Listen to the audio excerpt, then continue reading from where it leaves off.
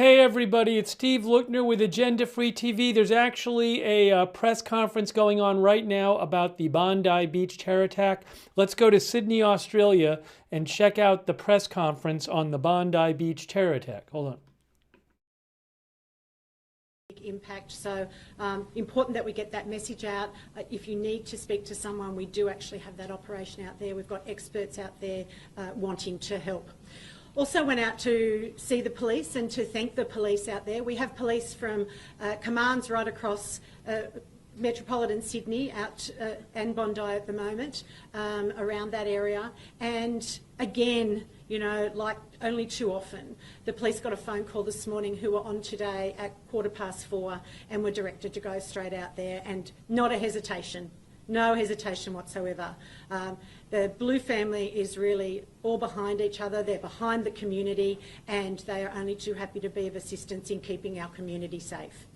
I spoke with some Jewish leaders out there. They were so thankful of the police and the work that they've been doing. As we well know, the relationship between the Jewish community and the New South Wales Police is strong, and they have been working hand in glove with CSG and our Jewish leaders for a couple of years now, given the circumstances that we have been in that community. I also just wanted to advise you that last night the Premier and I were over at Bondi. We went to the police station, and there were at least 50, 60 police officers there. Most of them weren't on duty. They just heard the event, put their uniform on, got in their car and drove to Bondi Police Station because they knew they'd be needed. We had them not just from their pack, their locals, as far as Newcastle, Sutherland, Western Sydney, you name it. The police here in New South Wales do a great job, and they are here to support each other, they are here to support our community, and we're very thankful for that. We're all happy to take questions. Commissioner, the ABC has reported that the younger shooter was under investigation by ASIO 6 years ago for connections to a Sydney-based Islamic State terror group. Were any red flags raised within the police about his father's gun licence with 6 registered serious firearms, given they have known connections to Islamic State? I certainly can't talk about what information the Commonwealth may have had, but certainly in terms of a firearms licence, the Firearms Registry conduct a thorough examination of all applications to ensure a person is fit and proper to hold a firearms licence. Does that include associations with their family members? It absolutely can, depending on the nature of the association, depending on the nature of the intelligence that's there. They have to weigh up all of those things in accordance with the Firearms Act. Premier, how can the gun law be changed? Premier, how can we change the gun law so a man in suburbia doesn't have 6 licensed firearms?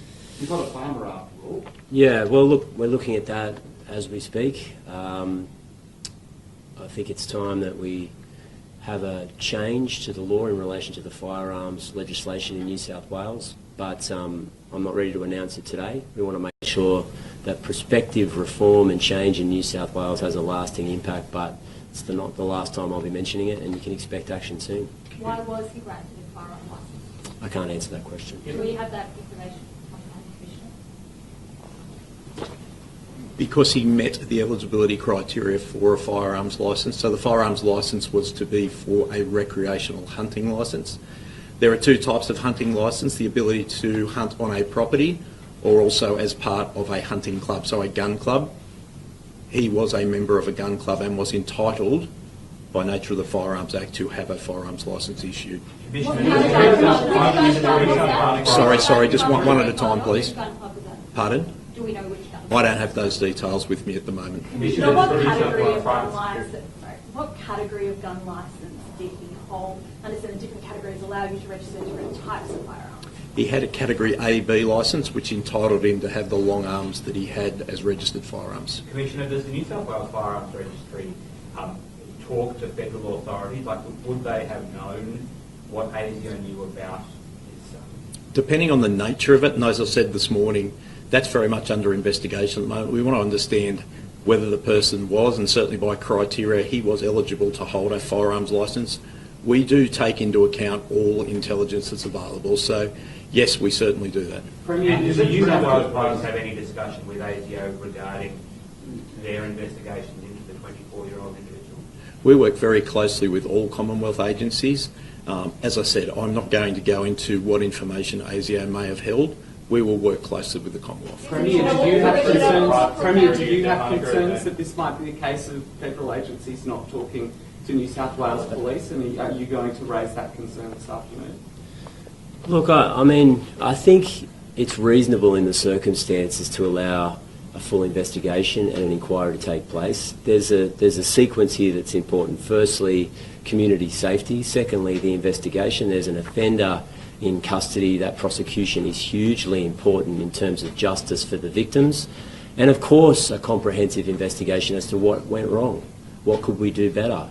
Is there better lines of communication? I'm not in a position now to criticise it, and I think it wouldn't be the right thing to do within 24 hours of this shocking, violent attack to be pronouncing failures here without the aid of an independent investigation. What I can promise is that's exactly what we will provide here in New South Wales. It's important that we get all the information on the table, and I want to make it clear we will act on those recommendations. You were the Hanukkah event last night. Is it true that private security there weren't allowed to hold firearms? And if so, can you explain why? I don't know if that is the case. Happy to take that away and come back to you. They would have to be appropriately licensed to have those firearms.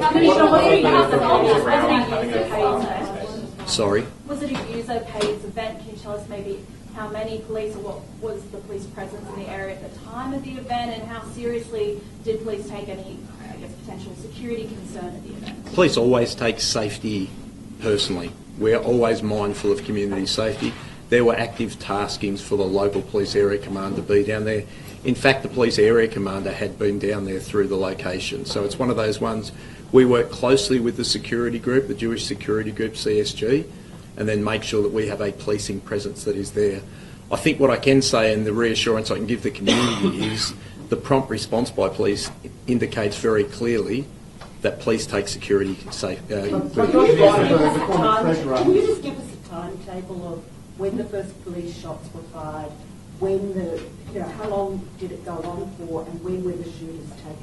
No, I can't give you that right at the moment. That's obviously part of the investigation. What I have said is that there were police at the scene at the time.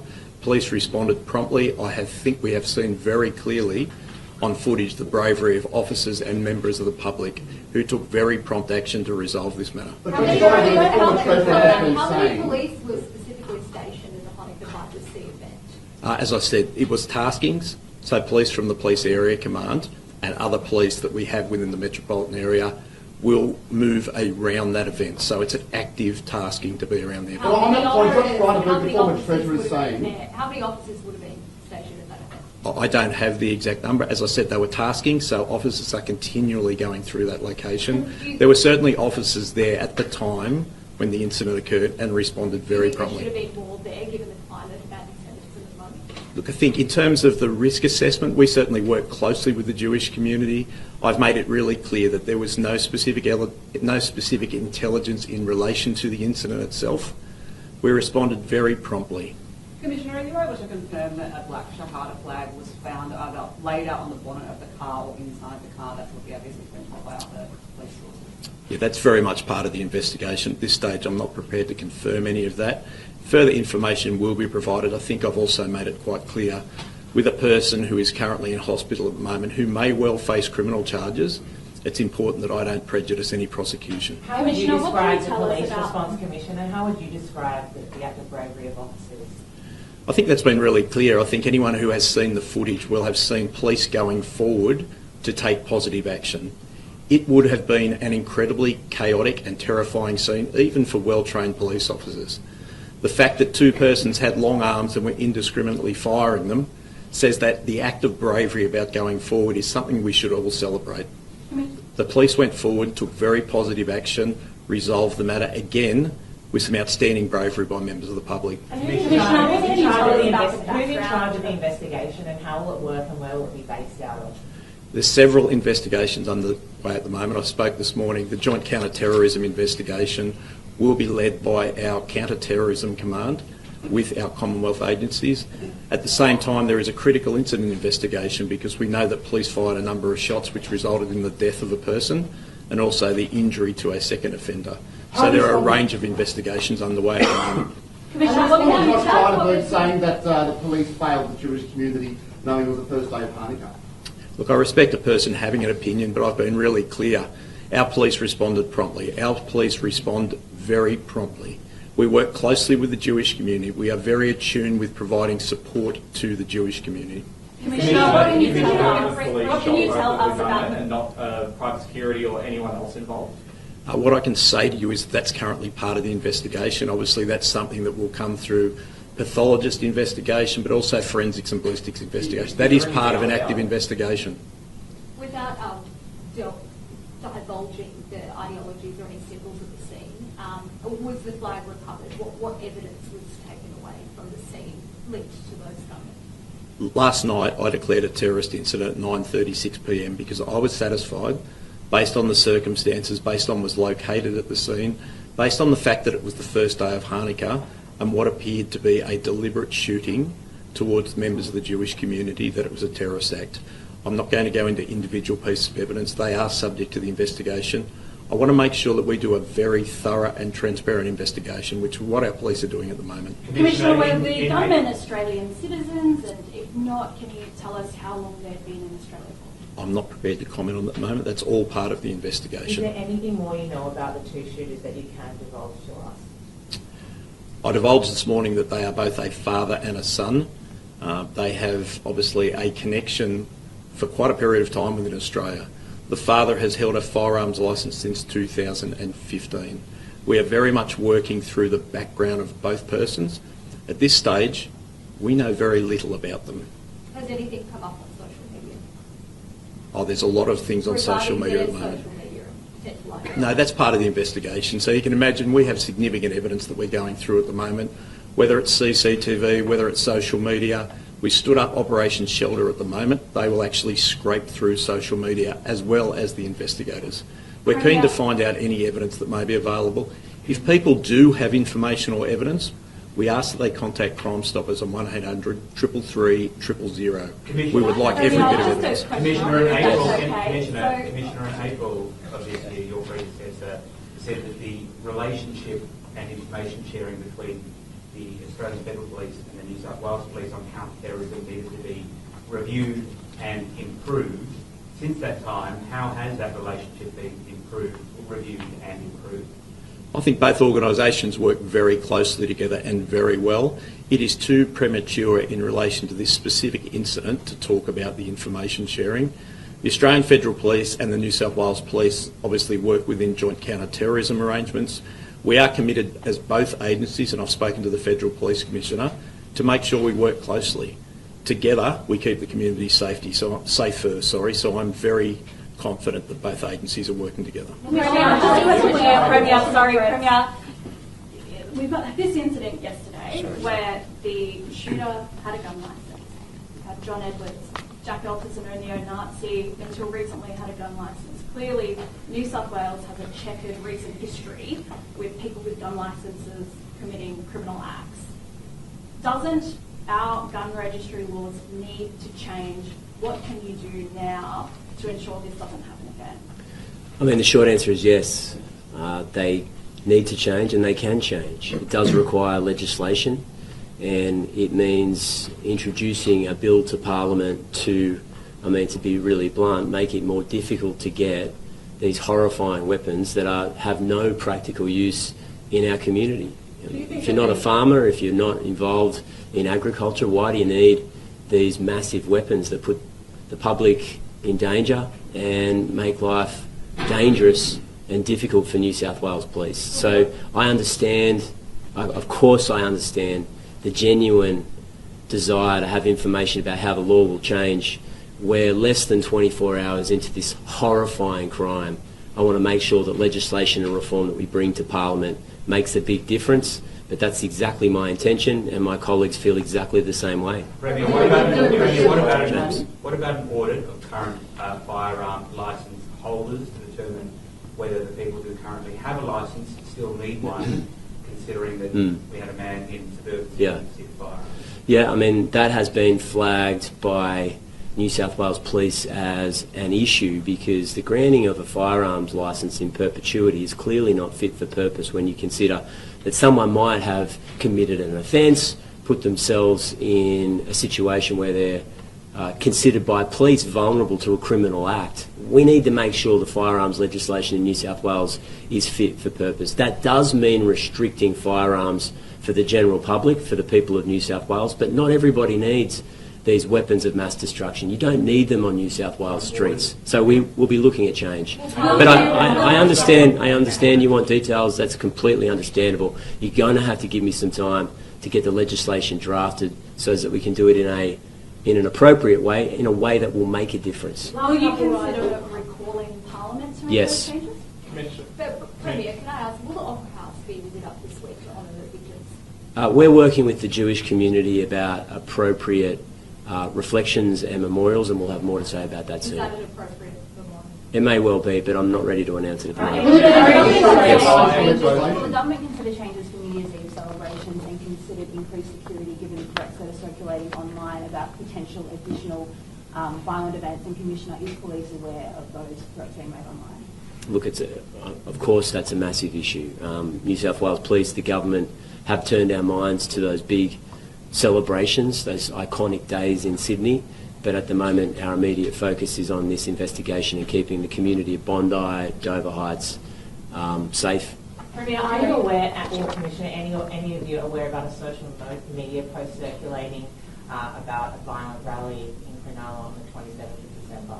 Well, I'll answer and then throw to Mal. I mean, I'll just say that will be met with the full force of the law. There will be no tolerance for any kind of retribution or some kind of vindictive counter assault on anyone in our community. We are not going to allow ever a situation where we descend into some kind of lawlessness, and if you are considering participating in something like that, you can expect a massive, overwhelming police response. It will not be tolerated. We need to appeal for calm. We need to be in a situation where we're saying to the people of New South Wales, this is a horrible event. You have to allow the communities in New South Wales to heal, to have some moment of reflection where they can mourn the loss of their loved ones. The last thing we need is a descent into vindictive violence, and we won't tolerate it in New South Wales. Mel? Yeah, thanks, Premier. I'm actually aware of that social media post. One of the key roles of Operation Shelter is to make sure that we scrape intelligence, to make sure that we plan appropriate responses. So this will be an ongoing process. We will be looking for matters that we need to plan a police response about. Our focus is clear: to keep the community safe. If people think that they're going to engage in violence, they're wrong.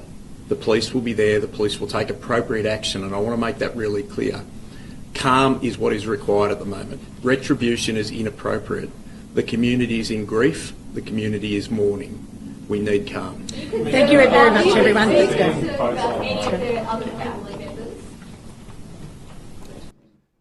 Okay, so that was the live press briefing update from authorities in New South Wales, and it had just started when we came on the air. So what I'd like to do real quick is I just want to play the start of that because we missed like the first 2 minutes or something.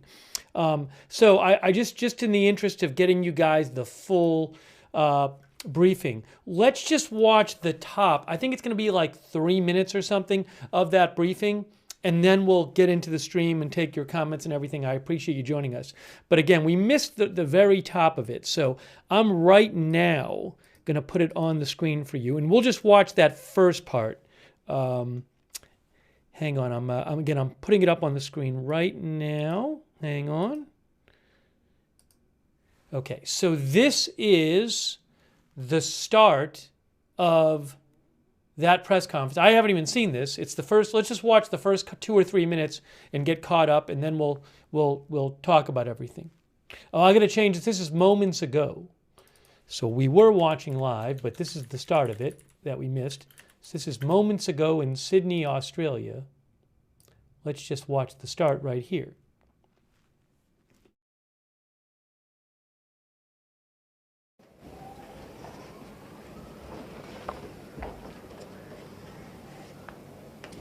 good afternoon, ladies and gentlemen. This morning I spoke about the recommencement of our operation to make sure that we support the Jewish community, make sure that we have confidence in the Jewish community.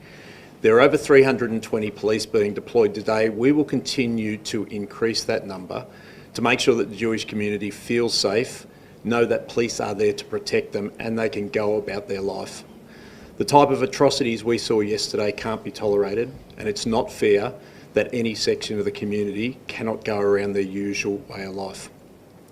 I understand, and the New South Wales Police understand, the fear that is currently within that community, and I think it's really important that we show the resolute support for the community so that they can go around their way of life. This morning I've had the opportunity to visit the families and the officers who were injured yesterday. Both sets of families are incredibly supportive of the support they are getting from the police family. One of the important things about this is the way that the New South Wales Police Force has come together to make sure that we support each other and support those brave officers who went forward yesterday. There are many, many stories of bravery from members of the community as well, and I really want to acknowledge the work that was done yesterday. We know that a number of people are alive now because of the actions of innocent bystanders, and I thank them for the work that they're doing. Our investigation under Operation ARCS is continuing. I'll only provide limited updates on that. What's really important is to say that we do have a 24-year-old male in hospital at the moment. Based on his medical condition, it is likely that that person may face criminal charges. I'm very mindful of not prejudicing any prosecution of that person if they're put before the court.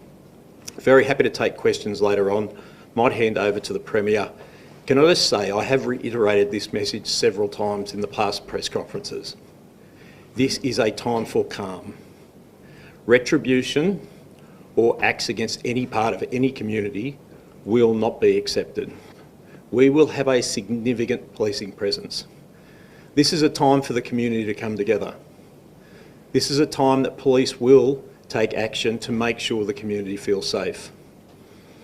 This is not what we expect in New South Wales, these types of actions. What we saw yesterday is abhorrent. We have taken firm action. We are keen to make sure the community now heals. Very happy to take questions later. Thank you. Thanks Commissioner. Thanks all for being here this afternoon. Obviously a very trying day in Sydney. This morning with the Treasurer and the Minister for Multiculturalism, I met with Jewish community leaders, spoke with several of them on the phone and reiterated the public's unswerving support of that community during this incredibly dark hour, and to let them know that the people of Australia are behind them and are with them and are grieving with them today. This is a shocking act of violence, as we've said, and it needs to be met with an overwhelming government, community and police response. Operation Shelter will be overwhelming, and it may be inconvenient for people in the coming days, but we need to send a clear message to the people of this state and those in the affected community that have seen so much violence and damage, that New South Wales Police are there to protect them, to keep them safe, and that they've got every right to celebrate their faith and enjoy this festive period free from the profound worry and sadness associated with this horrible violence. A few things I'll just get to before I hand over to the Police Minister. A memorial site's been established at the rear of the Bondi Pavilion. I've noticed that people are already laying flowers at that site. We'd encourage members of the community to do that. It's encouraging to see record inquiries and massive lines at blood donation services across New South Wales. Please be patient if you'd like to make that act of civic duty, but it is warmly welcomed and it will go to a good cause. It's something practical that you can do in response to this terrible act. The New South Wales Crisis Cabinet committee, I should say, met last night. It'll meet again this afternoon and daily after that. National Cabinet's Crisis Committee meeting will meet as well this afternoon, and myself and the Police Commissioner will be on that with national security officials. We'll meet the National Security Committee this afternoon. We're urging people, if they have information or they'd like information, to contact the Public Information and Inquiry Centre. It's open and is operating 24/7 on 1800 227 228. The Public Information and Inquiry Centre will answer general queries and also register for people who are forced to leave personal possessions in the immediate vicinity that may be still under police protection or a police block. We know that there's cars, wallets and phones that are in that area. That's the best number to call to retrieve your personal belongings. Operation Shelter, as the Police Commissioner has said, is up and operational, but that will be beefed up in the coming days. Bondi Beach, public school remains closed because of its proximity to the scene. School counselling services have been arranged at nearby public schools, and I understand that Premier's department counsellors are on site with a vest if people need immediate emergency mental health support or counselling. They're working on setting up a static operation on site in Bondi if you need that help and support, as no doubt the community will. Having spoken to Jewish community leaders today, they're reeling and in crisis, and obviously many of them are incredibly distressed at what they've seen. The latest information is 15 innocent people are dead. One of the perpetrators is dead. 16 in total. 38 people remain in New South Wales hospitals being treated. And that's all I'll say right now. I'll hand over to the Police Minister. Thanks so much, Premier. As the Premier just said, the Premier's counsellors are out on site, and I've just come back from Bondi, and I can honestly say how valuable their contribution is, stopping not only officers but just generally people who are out there, and they really are having a big impact. So important that we get that message out. If you need to speak to someone, we do actually have that operation out there. We've got experts out there wanting to help. Also went out to see the police and to thank the police out there. We have police from commands right across metropolitan Sydney out and Bondi at the moment, around that area. And again, you know, like only too often, the police got a phone call this morning who were on today at 4:15 and were directed to go straight out there, and not a hesitation. No hesitation whatsoever. The Blue family is really all behind each other. They're behind the community, and they are only too happy to be of assistance in keeping our community safe. I spoke with some Jewish leaders out there. They were so thankful of the police and the work that they've been doing. As we well know, the relationship between the Jewish community and the New South Wales Police is strong, and they have been working hand in glove with CSG and our Jewish leaders for a couple of years now, given the circumstances that we have been in that community. I also just wanted to advise you that last night the Premier and I were over at Bondi. We went to the police station, and there were at least 50, 60 police officers there. Most of them weren't on duty. They just heard the event, put their uniform on, got in their car and drove to Bondi Police Station because they knew they'd be needed. We had them not just from their pack, their locals, as far as Newcastle, Sutherland, Western Sydney, you name it. The police here in New South Wales do a great job, and they are here to support each other, they're here to support our community, and we're very thankful for that. We're all happy to take questions. Commissioner, the ABC's report. Okay, so we already showed you the whole rest of the press conference. Basically, we came on the air right as they started to take questions. So I was just replaying that first part just so we could see it, because we hadn't seen that before. So here to get you caught up on the Bondi Beach terror attack in Sydney, Australia, which we covered earlier today, and also the terrible shooting also at Brown University, where a person of interest is in custody. We covered that a little bit live early this morning, but we wanted to give you some more updates. I want to give you some more updates on that, take your comments on the air, and just kind of get you updated with everything here. So let's get into it. First of all, I want to thank our moderators for being here. We have Leslie Ladyhawk moderating, and thank you over there on YouTube, and Ruth is moderating on YouTube. Thank you to Ruth. Also, we have, hang on a moment here, Linda Belk, Larry, Misha on X, thank you. LB Prairie Dawn, Matthew Kohai 3, and Sarah over there on Facebook moderating. And we have, give me one moment. Hang on a moment here.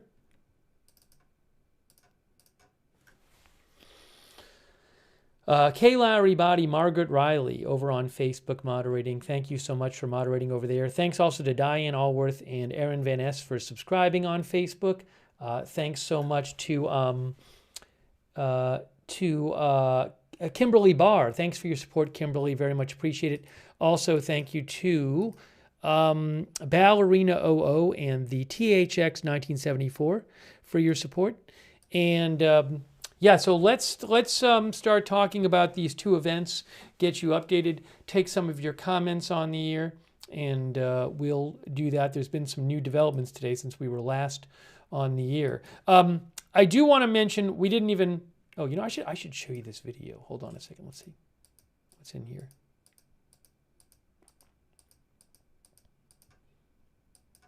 Something else I can show you here too. But I do want to, we were just talking about Bondi Beach, and so just to get you caught up, in case you had not heard, authorities say that the shooters, so this attack, in case you weren't familiar, Bondi Beach is a very popular beach, one of the most popular tourist spots in all of Australia. Not just a tourist spot, but popular local spot as well. I don't want to say it's just for tourists. Plenty of locals go there. I think it's one of the most, well, let me just see if I can give you a, it's a very popular beach, and it is also one of the most visited tourist sites in Australia, according to Wikipedia. But hold on a second here. And it is in Sydney, Australia.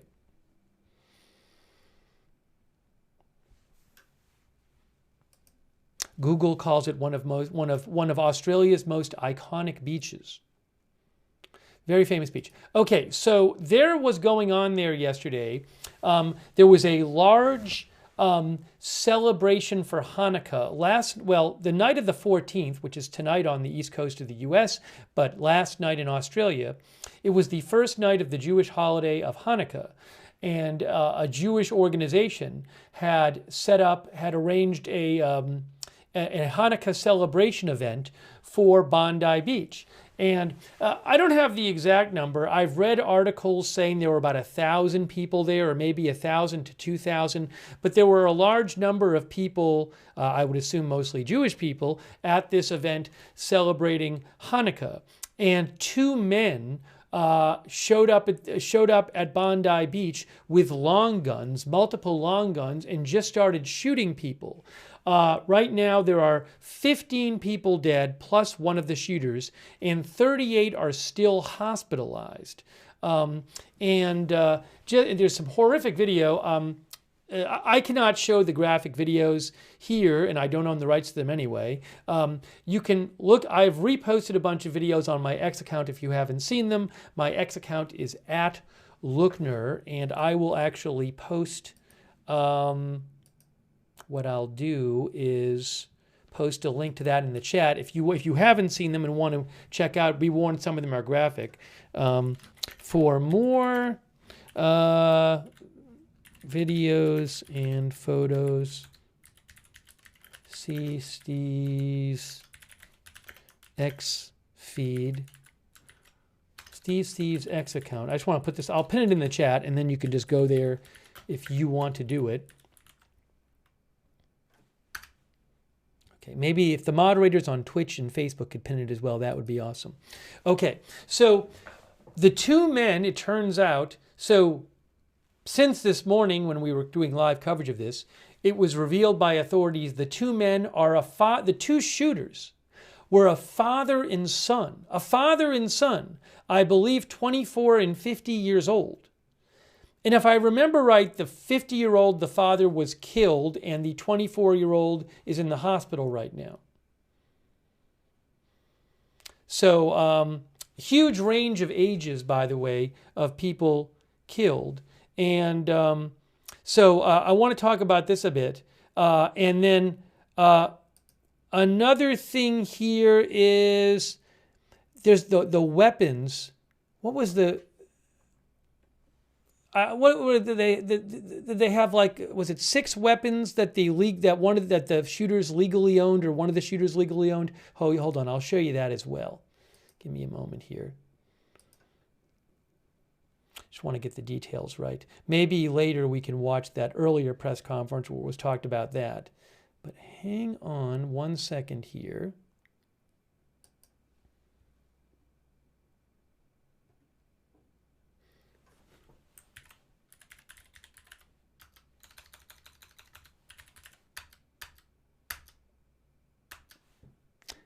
The authorities said, AP says the authorities said they had recovered 6 guns that were legally owned by one of the shooters.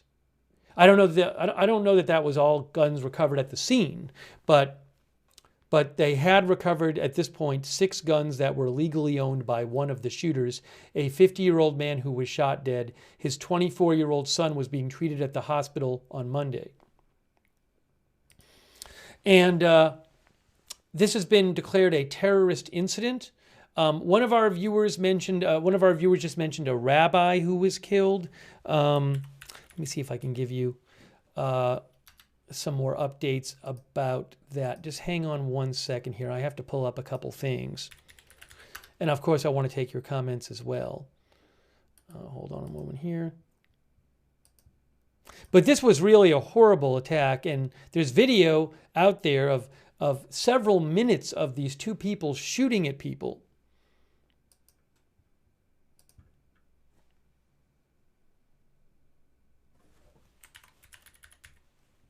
Yeah, so this is from AP.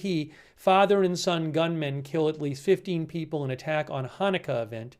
It's a Jewish holiday event at Sydney's Bondi Beach. Those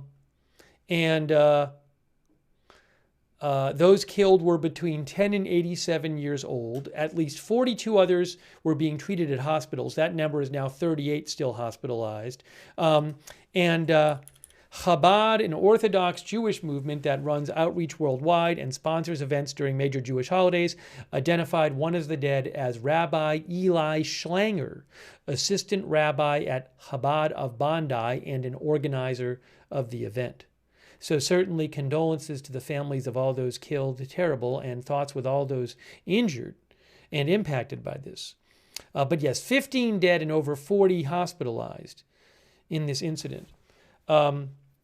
So let me take some of your comments, and I have another video I want to show you about this, and also give you some more details.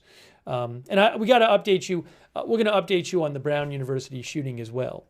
But we're starting with this because there was a live news conference on this that was going on right as we started the stream. Oh, I'm sorry, and I want to mention this Rob Reiner story real quick, because some people in the chat are talking about it. Bodies of death investigation is being at the 2 found dead at Brentwood mansion owned by director Rob Reiner. Oh, so all right. So this is just, I'm just seeing this right now. 2 found dead at Rob Reiner's house. Him and his wife live in the home, and the people found dead at the house were 78 and 68 years old. Hold on a second. So a man and woman, a man 78 and woman, this is from NBC News LA, 68,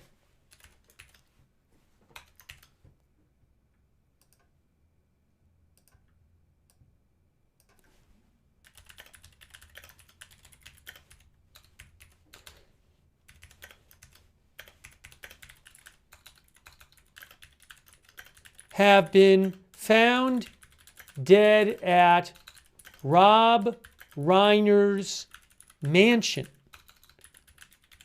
And Rob Reiner is 78.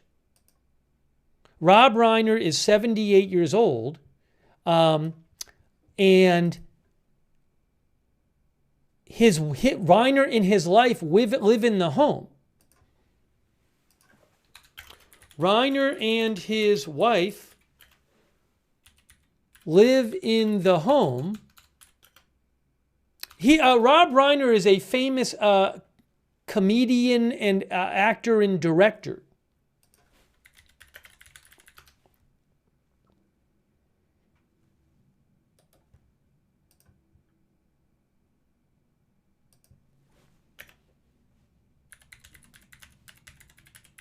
He's an actor, writer, director.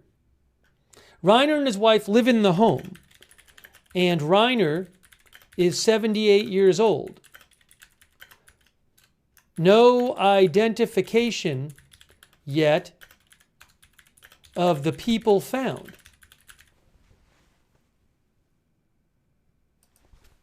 So that's very concerning.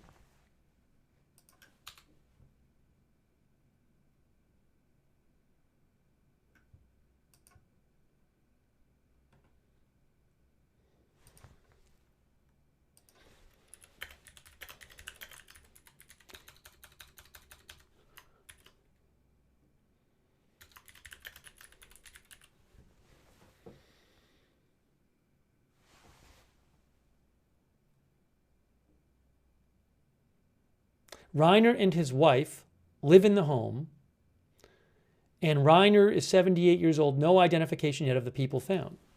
Okay, so that again, I'm passing this along because this is breaking news.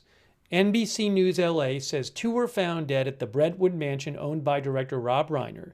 They said the people found inside were approximately 78 and 68 years old.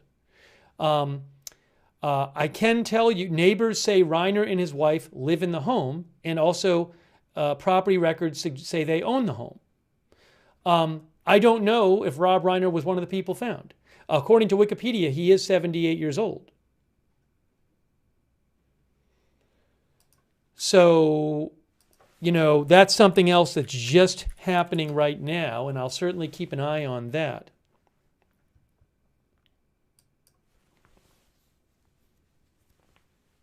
Yeah, I mean, the thought you have is, did somehow Rob Reiner and his wife die in their home? Obviously. We don't know that.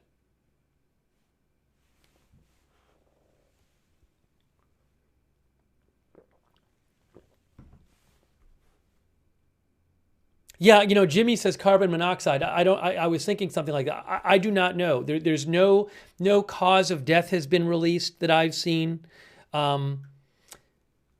The story says LAPD robbery homicide division detectives were assigned to the case. There's an investigation going on. And this afternoon, the bodies were found, this afternoon.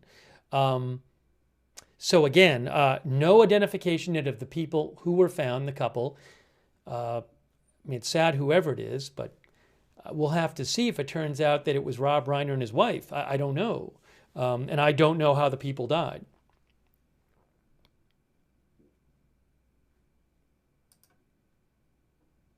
It doesn't say that there was a fire. It just says they were found dead. It says that the circumstances of the death and their identities have not been confirmed. That's according to NBC Los Angeles.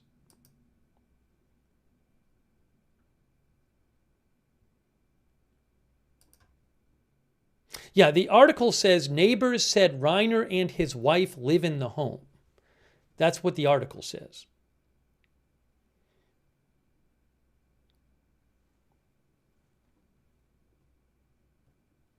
Anyways, so I will keep an eye on that. That's certainly very, very concerning news that just popped up while we were on the air.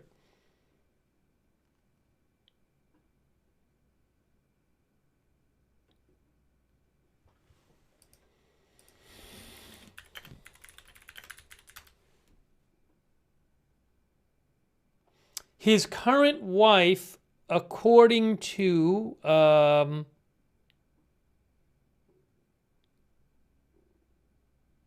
I don't have an age of his current wife. Let's see.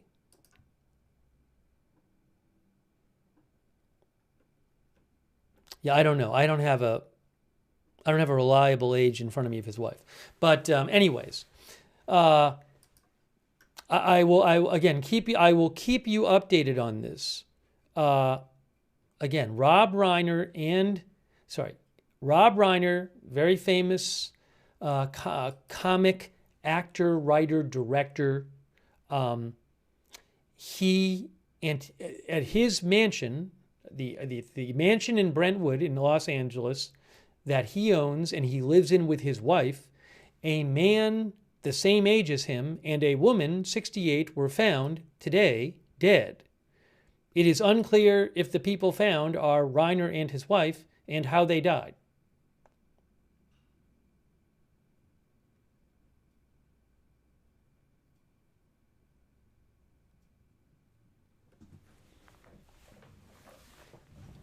Okay, so keeping an eye on that.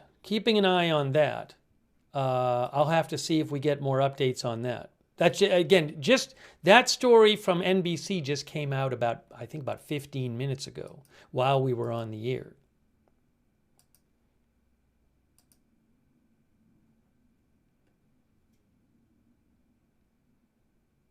Fox LA says the same thing. Gigi Graciette of Fox LA says LAPD is investigating at Rob Reiner's mansion, at Rob Reiner's home. 2 people were found dead today. Identities not released yet of the deceased.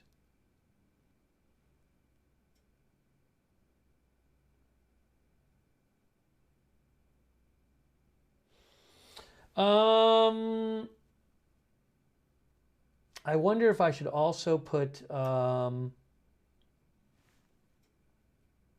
At the moment, let's focus on these 2 things for right now. Well, what I might do is... I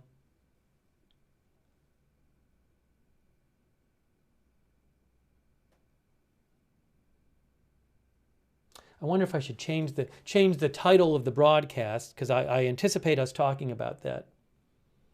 Yeah, let me take a second here. I think what I want to do is just change the title of the broadcast. So it's clear that we're covering all 3 things, maybe.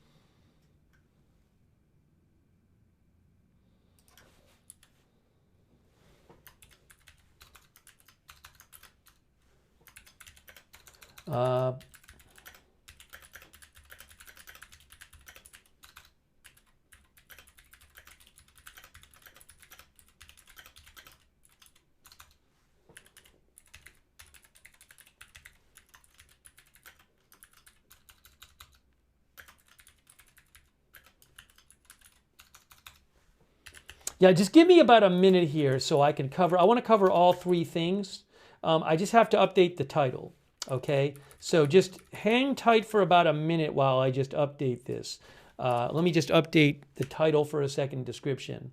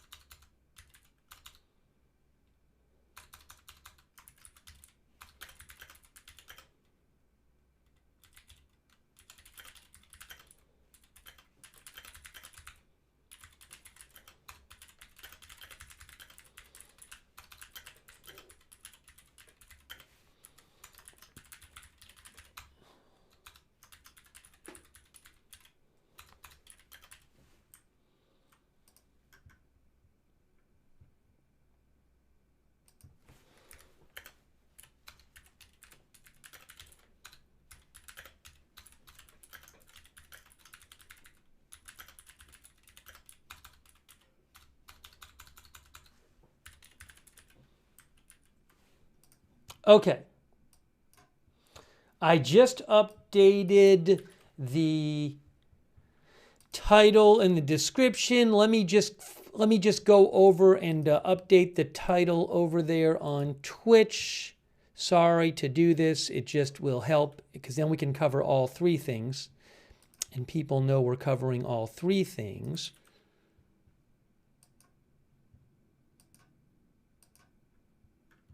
Why does that not do that?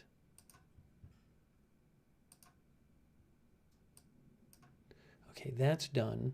And let's also, I just have to replace it over on, I got to post it on our social media.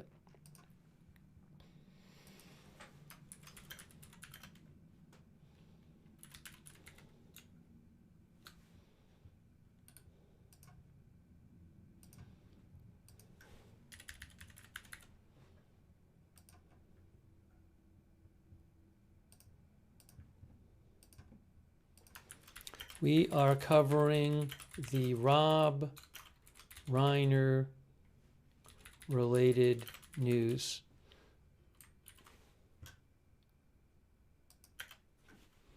In addition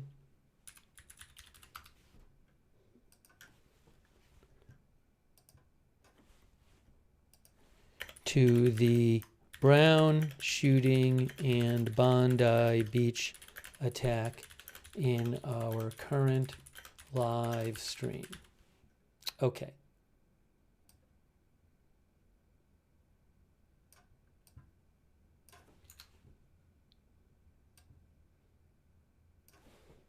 We are covering the breaking news about the bodies found in Rob Reiner's home, in addition to the Brown University shooting and the Bondi Beach attack in our current live stream. Okay. Thanks, guys, for bearing with me as I update everything here so we can cover everything for you.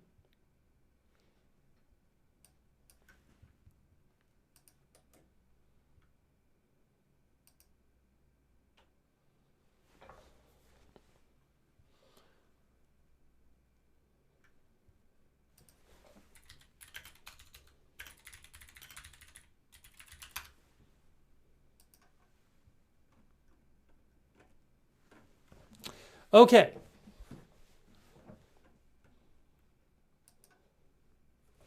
Let me do one thing here. Let me do one other thing. Thanks for your patience, guys. Sorry.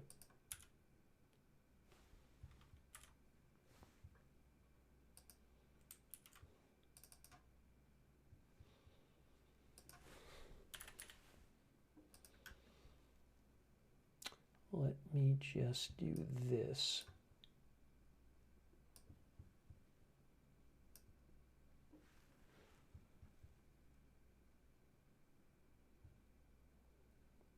I was just going to maybe adjust the thumbnail real quick because we are covering that third story now. 3 stories we're covering.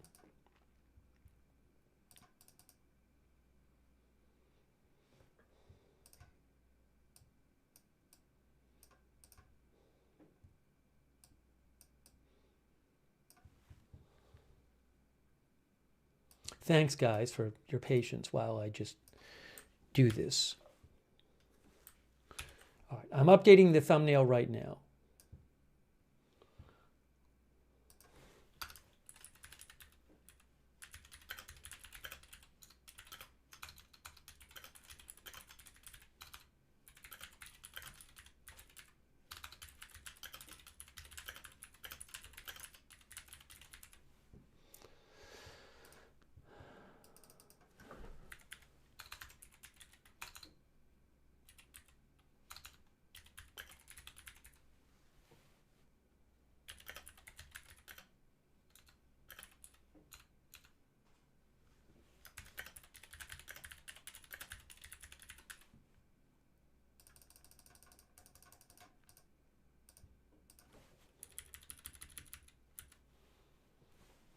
Okay, I got that updated. I fixed the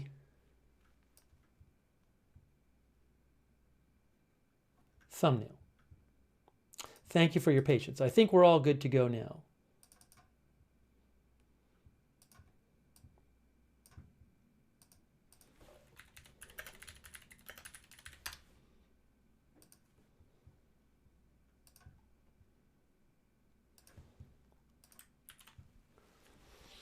Okay, so we're now going to be covering three stories on this stream, not just two.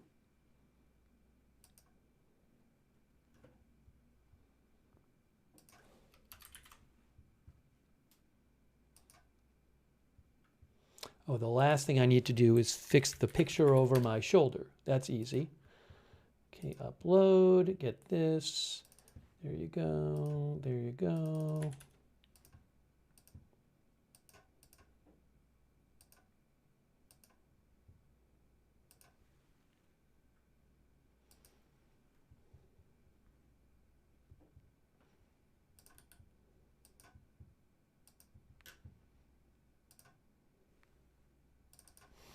Okay, there we go. Graphic is updated.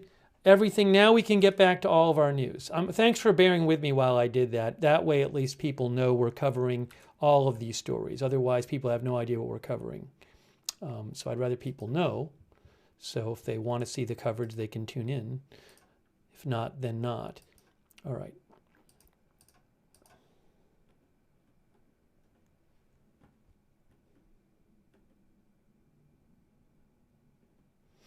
Okay, so the three things we're covering are the Australia Bondi Beach terror attack, Bondi Beach terror attack, which we've been talking about.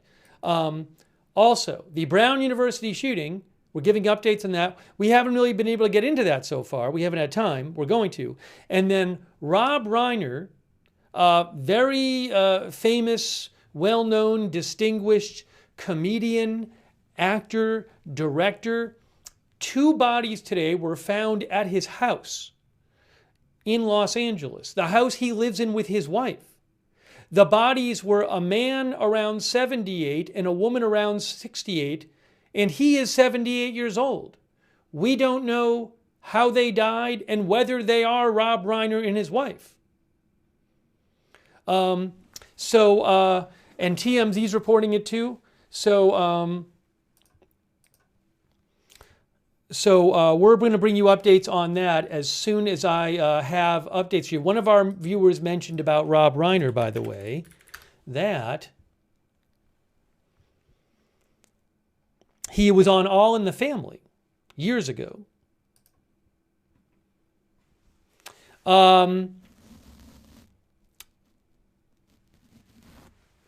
He directed Stand By Me. He directed The Princess Bride. He directed When Harry Met Sally.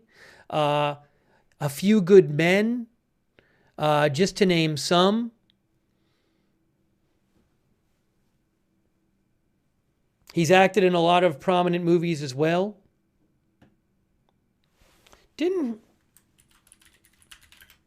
Yeah, he directed Spinal Tap. This is Spinal Tap. He directed. I was thinking that.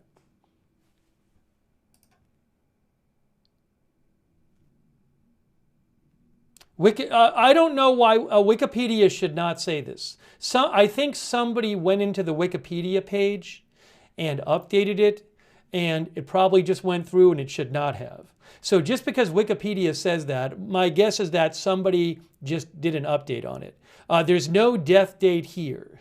And again, my guess is that somebody did that, and I bet Wikipedia will undo it.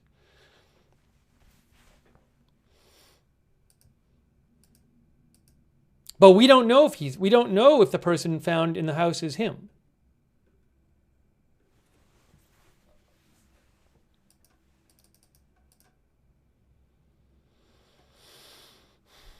Okay.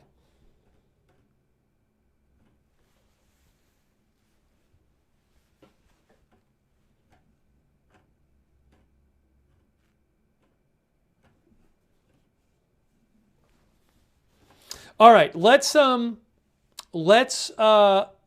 we'll keep an eye on that. Let's summarize. Sorry, there's just a bunch going on right now, so I want to talk about all three of these stories. Real quick, we hadn't finished just kind of summarizing what happened at, all right, so we've been talking a bunch about the Bondi Beach thing. We'll come back to Bondi Beach, all right? We talked about it. We showed you some the press conference that was going on right when we started. We talked about that. You know what? Maybe what I'll do real quick, just to summarize Bondi Beach, okay? You can see this article from Reuters, father and son behind Bondi Hanukkah festival shooting that killed 15, Australian police say. There's a video, a short video that goes along with this from Reuters. So let me show you that just as like a summary of, to summarize what happened here. Oh, that's not it. That's an old video. Let me get you the video from today. I know that's not going to be it either. I have two older videos. President Donald Trump said on Wednesday the U.S. has... We don't need that one. Let's get the actual current one about Bondi Beach. I see it right now. Thanks for your patience.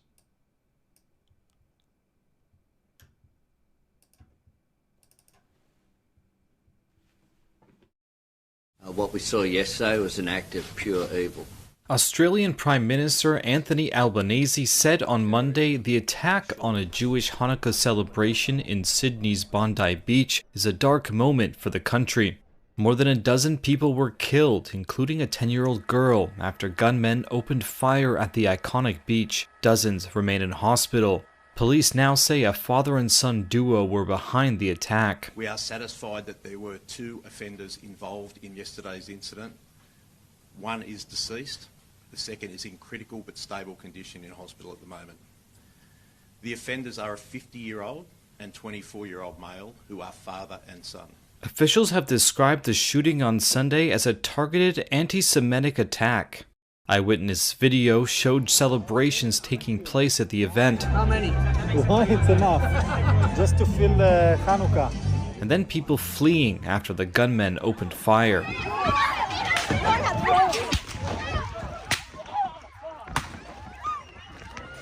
Witnesses said the attack lasted about 10 minutes. Police said around 1,000 people had attended. Drone video verified by Reuters appears to show at least one of the suspects on a bridge overlooking the scene, firing his weapon repeatedly before falling to the ground. Sunday's shootings were the most serious of a string of anti-Semitic attacks on synagogues, buildings, and cars in Australia since the beginning of Israel's war in Gaza in October 2023. It's just grief, utter grief. Alex Rivchin is from the Executive Council of Australian Jewry. Look, I remember speaking to the media outside my former home on January 17th after the firebombing attack there. And I said at the time that this will end in someone getting killed. And at that time, things were escalating from, aggressive protests and vandalism to firebombings. And who could have thought that we would take that enormous leap from firebombing, which is serious enough, to actual murder, massacre of this sort, body bags on Bondi Beach at a Hanukkah event. As Australia mourned the victims of its worst gun violence in almost 30 years, Prime Minister Albanese said he would take action. And the Jewish community are hurting today. Today, all Australians wrap our arms around them and say, we stand with you. We will do whatever is necessary to stamp out anti-Semitism. It is a scourge and we will eradicate it together. What we saw yesterday was an act of pure evil. We'll come back to that. We're going to talk about that more. We haven't even had a chance on this stream to talk about the updates with the Brown University story. So I want to talk about that too. But again, a father and son are the ones who believed to have carried out the shooting. All right, hang on a moment here.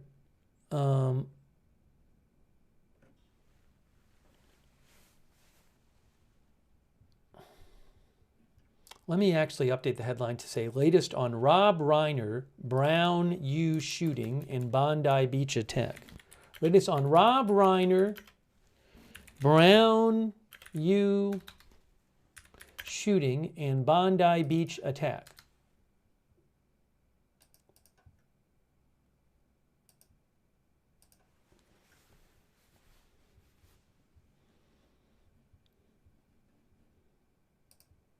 There's a lot going on right now. Sorry. By the way, thank you to KWNY Upstate, Flyerch, D. Hayworth, David Ela. Yeah, David, we talked about that yesterday. There's a video, which many of you know about, and we can talk about this more later, of a civilian who actually went up to one of the shooters and de-armed the shooter. That video is posted on my, I can't show it here, I don't own the rights to it, but that video is posted on my X account. My X account is linked in the chat. So we can, maybe when we come back to the story, we'll talk about that in more detail later. That's an incredible video. But you can see it on my X account. My X is @Lookner on X. So thank you, David Dila. Also, my Miracle Mama, who says, all the violence, it's hard to believe. Nikos Castellanos, thanks for being a member. Ballerina 00, thanks for being a member. Okay, so hang on a second here. Also, Oxytropus on Twitch, Daddy Coda on Twitch, and GFM164 on Twitch. Thank you. All right. I want to talk, we got to talk more about all the stories, but we haven't talked about Brown yet, but I got to just see if we have any updates on the Rob Reiner thing. That's really new breaking news. Rob Reiner, his house. Haven't seen much more detail yet. Again, Rob Reiner, the distinguished comedian, actor, writer, director, who has directed and acted in a number of very famous movies and successful movies. He, at his house in LA today, a man and a woman's bodies were found. The man's age matches his age, and the woman's age was 68. Him and his wife live in the house. We do not know if he was one of the people, if he was the man found. We just don't know right now. Why Wikipedia says died, I don't know, because that has not been confirmed. See, there it is. As I told you would happen, as I suggested would happen, what I said is somebody probably did the update on Wikipedia, and Wikipedia didn't catch it, and Wikipedia has now, as I suggested would happen, reverted back to not showing him dead, because that has not, there's no confirmation he is dead.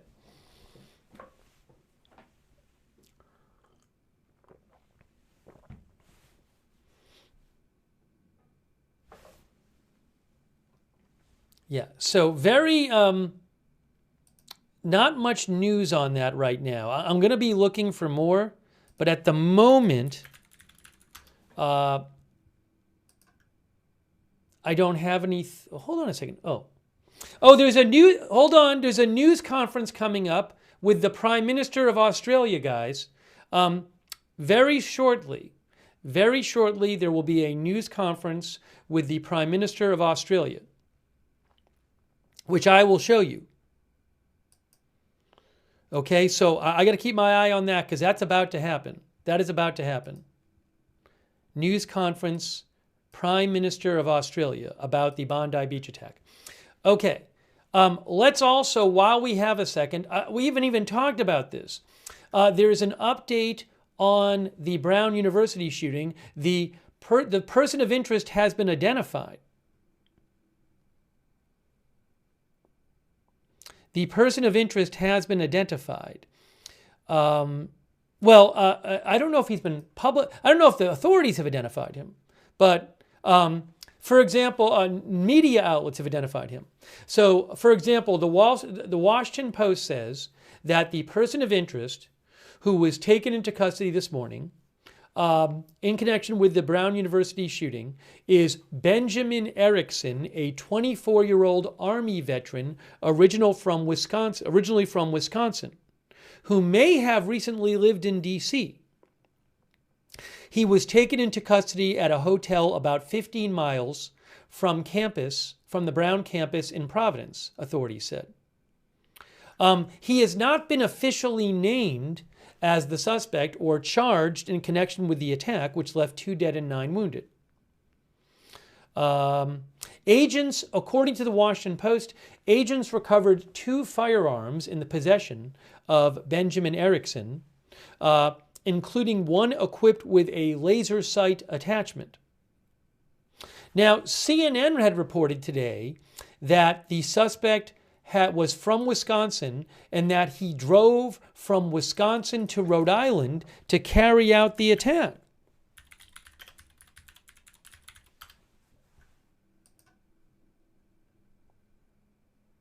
CNN also reports the exact same name. They say that the person of interest is Benjamin Erickson, 24-year-old Wisconsin native. The LinkedIn page. There is a LinkedIn page. I just saw this. CNN says a LinkedIn page said he planned to continue his college education at Brown University in the fall of 2025. But did he ever go to Brown University? Hang on a moment here.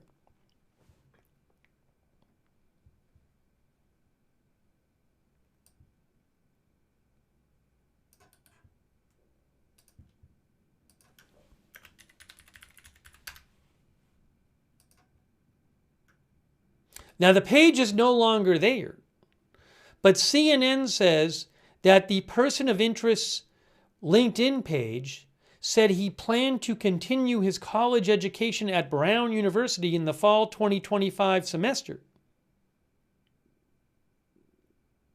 Brown did not immediately respond to questions about Erickson's record. He is not a current student at Brown, but law enforcement sources told CNN he may have recently enrolled there. All right, hold on a moment. Oh, we're waiting for the Prime Minister to give us...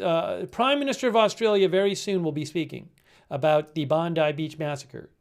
So we need to keep an eye out for that as well.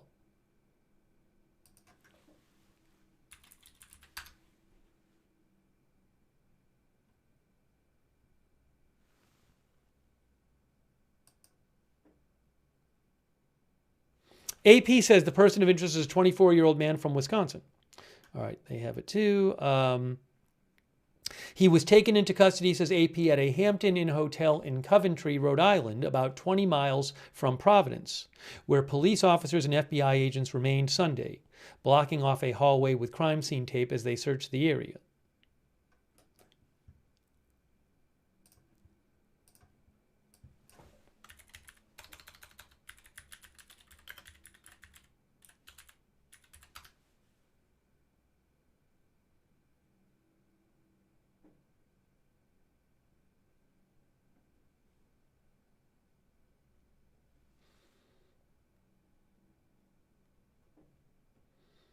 So again, the CNN report says that the LinkedIn profile of the Brown University shooting suspect says that he planned to continue his college education at Brown University in the fall 2025 semester.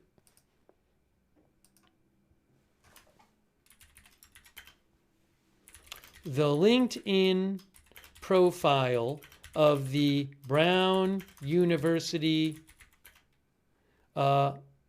suspected shooter says that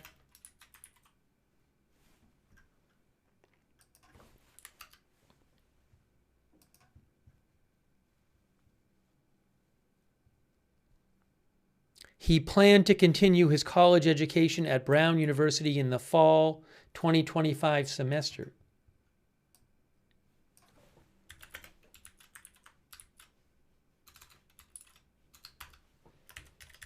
LinkedIn page has possibly been removed.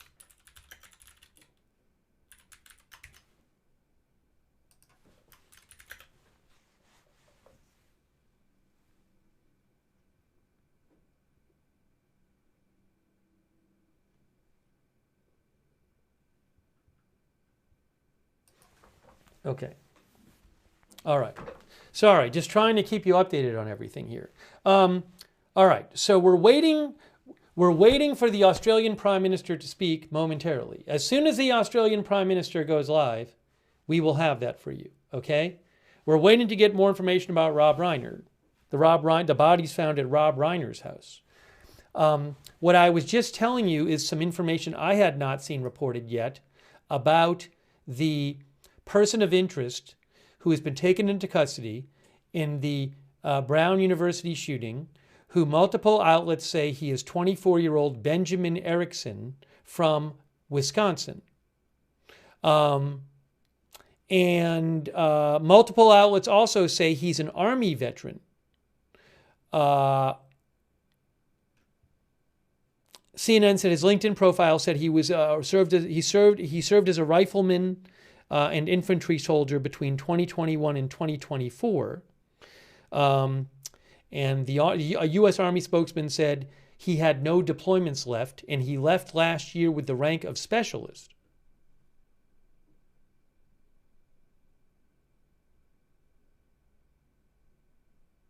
And his LinkedIn profile claimed that he had transferred to Brown for the fall semester.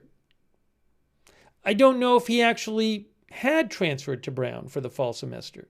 So that's kind of confusing. That's kind of confusing.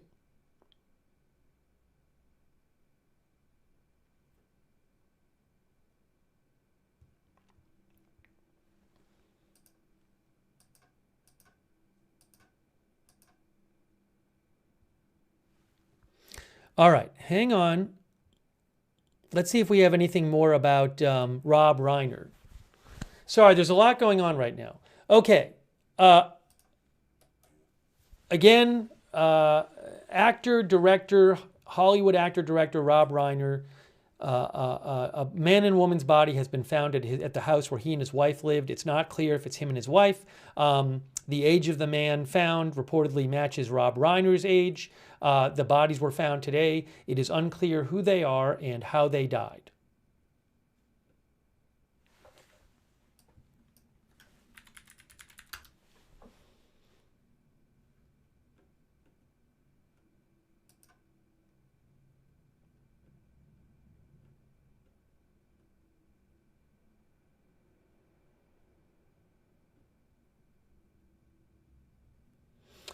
He directed movies like When Harry Met Sally, Spinal Tap, The Princess Bride, and A Few Good Men. He was on the show All in the Family. Anyways, one of our viewers asked about something similar happening before. So there was this incident, was it earlier this year, when Gene Hackman and his wife were found dead in Gene Hackman's house.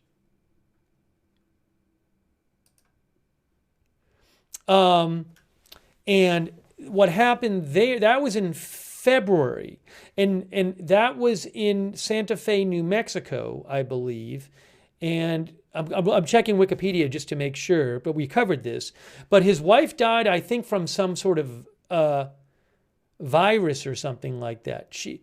From hantavirus pulmonary syndrome. And Hackman, who had Alzheimer's, I think he might have had late-stage Alzheimer's, but he had Alzheimer's disease. Authorities believe that Hackman was unable to comprehend her death, and he never got help, and he died about 6 days after she died. He died from severe heart disease complicated by advanced Alzheimer's disease and kidney disease. So that was this incident in which Gene Hackman, famous actor, and his wife died, were found dead in the home. She had died first, and he had Alzheimer's, and he didn't, basically from what the authorities said, apparently, didn't really understand what was going on.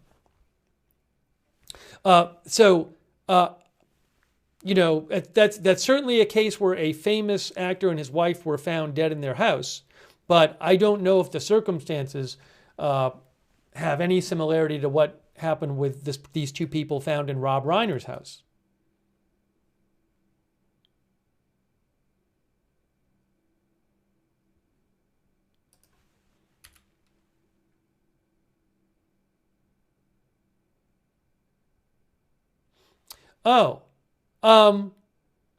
So NBC News Los Angeles reports that paramedics were called to the home around 3:30 p.m. today, and Within a few minutes, LAPD officers were dispatched to the home for an ambulance death investigation, which is terminology when officers are called by firefighters to the discovery of the death. So, LAFD paramedics were called to the home. They found a couple people dead, and then they called police to come to the home. I don't know why they were originally called to the home. I don't have that information for you.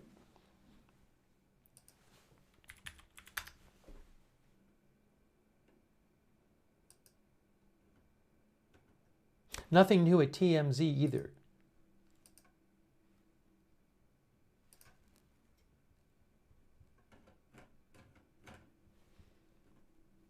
Hammer Hyena says, wellness check. Yeah, I don't know if like they hadn't been seen and somebody called to check on them or something else was going on there. Some of our viewers think it's a well-being check.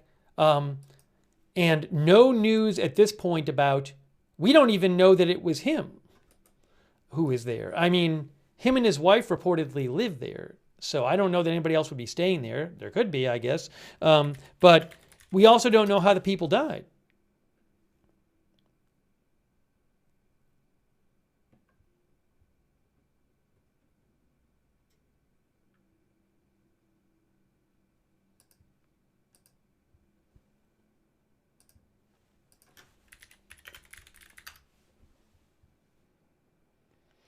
And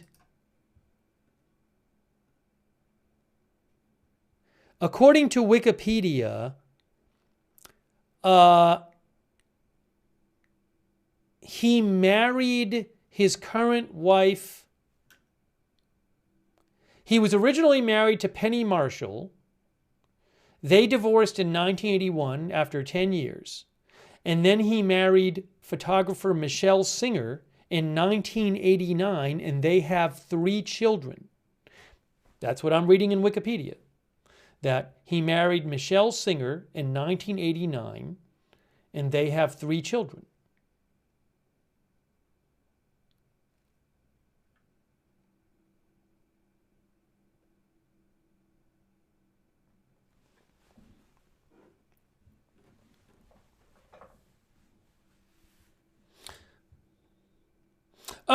Regarding the CNN Wisconsin report. So earlier today, CNN had a report saying that the Brown person of interest is from Wisconsin. They also reported earlier today that sources told them that he traveled from Wisconsin to Brown to do the attack. Now that hasn't been confirmed by law enforcement. They had said that today in a previous update.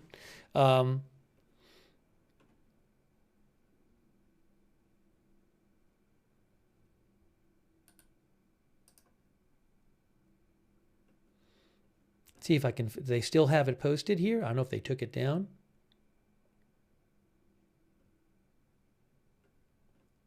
But it was definitely there earlier.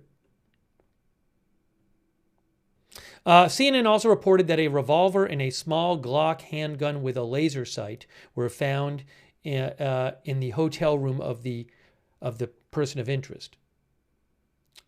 Yeah, literally, CNN still has the story posted. It says that authorities believe the person of interest traveled from Wisconsin to Rhode Island to carry out the shooting. Now, maybe it's not true, but they're still reporting that.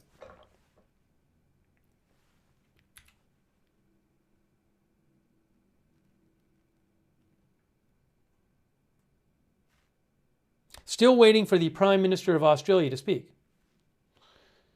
Supposed to speak at any moment.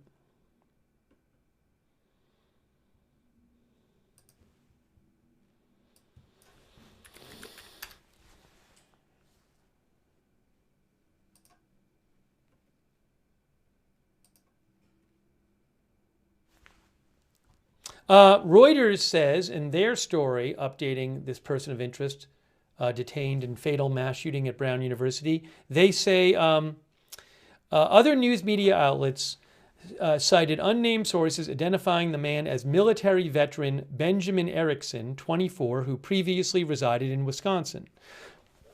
A person by the name of Benjamin W. Erickson served as a U.S. Army infantryman from May 2021 to November 2024, leaving the service with the rank of specialist without ever being deployed, military officials told Reuters, but they could not confirm whether he was the man detained over the Brown University shooting. FBI Director Kash Patel said earlier Sunday on a post on X that the person of interest had been detained in a hotel room in the Rhode Island town of Coventry, a 30-minute drive from the Brown campus. An FBI team specializing in cellular phone data analysis used geolocation information to track the suspect, Kash Patel said.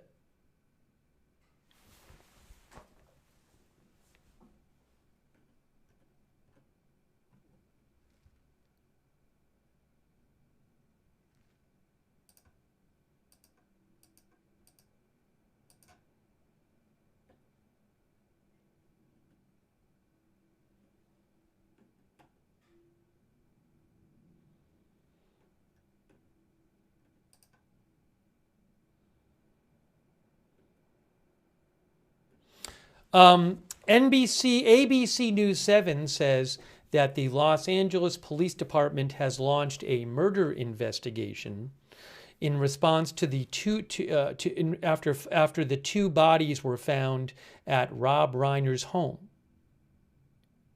Yes, so ABC News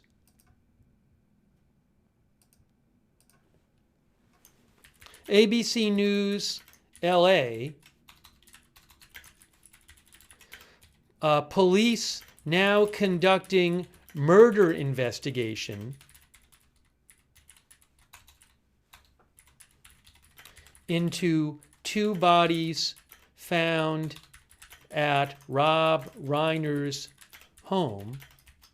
Unclear if the bodies are Reiner and his wife, who lived at the home.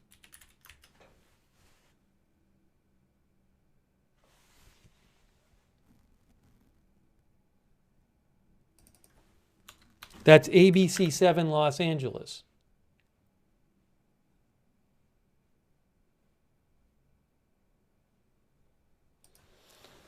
So again, they say, ABC 7 says, that police initially began a death investigation that developed into a murder case.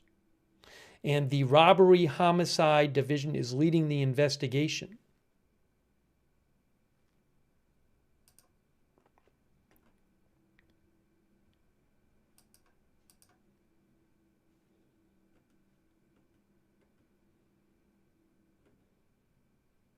Yeah, you know, a number of our viewers are saying stuff about Rob Reiner's son, and there's some people in the chat just declaring that his son has been taken into custody.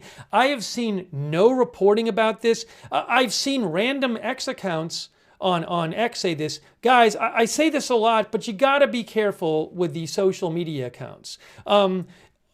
I mean, every day, maybe it's like every story, but there's all these social media accounts out there that just will post whatever, and they turn out to be wrong so much of the time, and you don't want to just because some random social media account says it doesn't mean that it's true. And so I would especially just try to restrain yourselves from coming into our chat and posting this thing and just declaring it's true when you're not getting it from any kind of, I don't think it's a source, these sources you should consider reliable. You should be checking, if you see something like that that's coming from some random social media account, then you should ask yourself, well, why isn't anybody else reporting on this? Why would this social media account, which is not a news outlet or someone who has an account that covers news that has a really great track record of being right on these things, why would they be the only one with this information? Where are they getting the information from? Did they say where they got it from? So it upsets me when I see people coming to the chat and they're just declaring this stuff, and then it misleads everybody else who's reading the chat. Now, I have not seen a single report of this. The one post I saw was some random social media account. If I see any kind of report from any source that I'm familiar with that I consider somewhat reliable, I'll certainly let you know. But Please just be careful with this stuff. And this happens very, very often. But, you know, I hate people having to read this in the chat and they're like, why is this person saying this?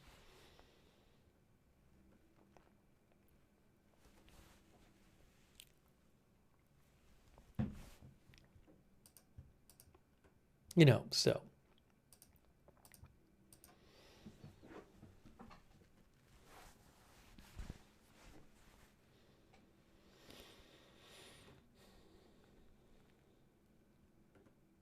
I don't know what happened. Maybe it turns out that it ends up being true, but I haven't seen it anywhere reported that I would consider remotely reliable at this point.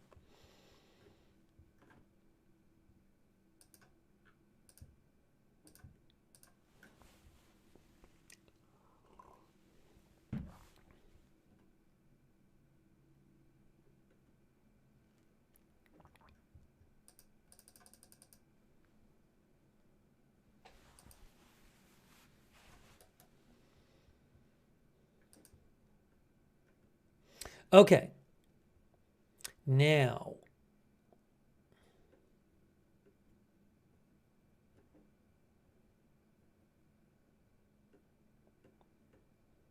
also, I have never once, in all the years I've been covering news, I literally have, I don't think I've ever one time gotten an apology from someone who said, "Dear Steve, I know I berated you in your chat because I was yelling at you in the chat about how this thing was true and you're an idiot and you don't report on it even though it's true. Why won't you report on this? You're the last to know. You're a terrible reporter. I know I was berating you on this thing and it turned out that I was wrong." I never a single time have gotten an apology message from anyone ever. And believe me, that is the case where people have said things like that in the chat to me and then turned out wrong there's just an enormous list of them. It happens on many, many big stories we covered. But I've never once have I received an apology message from somebody who berated me in the chat. Anyways, let's move on. Let's move on from that.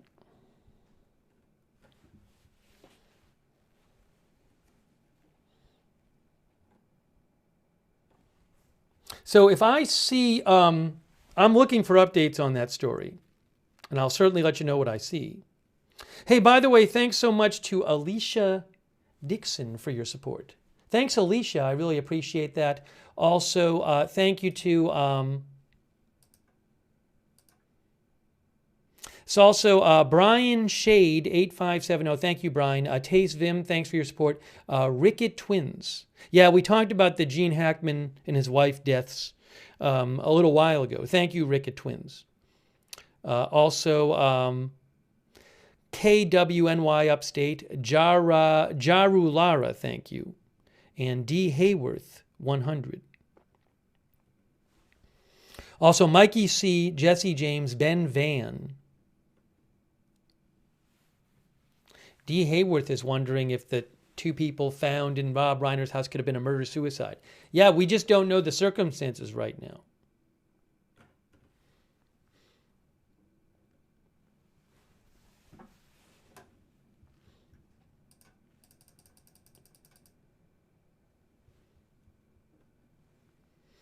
Okay. Oh, hold on. There's a press conference. Australia press conference. Australia, the Prime Minister is supposed to speak. Hold on. Hold on. Let's go to Australia. Wait. 1 2 1 2 1 2 1 2. On the splitter. 1 2 3. Prime Minister Albanese is supposed to speak. Sure, the mic on or off? This is live. Hold on. This is live. 1 2 1 2 1 2 1 2 1 2 1 2 3 4 1 2 1 2 1 2 1 2 3 4 5 1 2 1 2 1. Good. Away. That's right. We're going to leave it there. Off.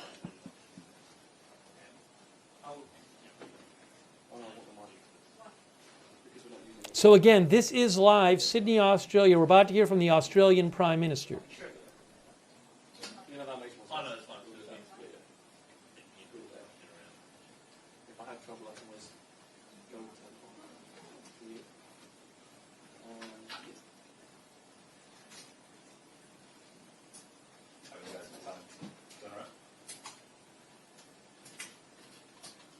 I assume any moment now.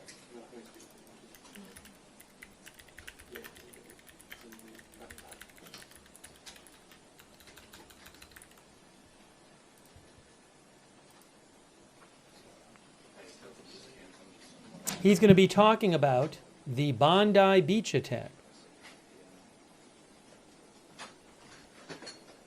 All good to go. Hey mate, how do I change the transmitter to line level? Alright guys, it's on its way. Is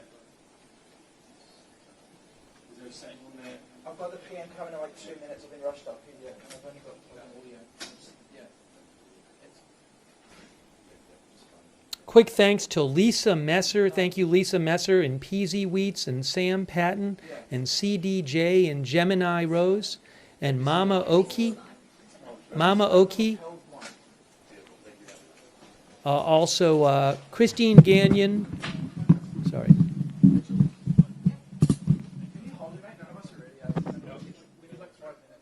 Christine Gagnon, thank you. Dave from Lil Rhodey, Hurricane Ben, Zishi28, Mama Oki, Gemini Rose, CDJ, Lisa Messer, Peasy Wheats, RDS BLX, and Leslie Ladyhawk, thank you.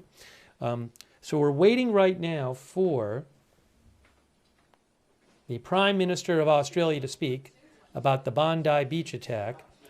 Thanks so much to our moderators for being here.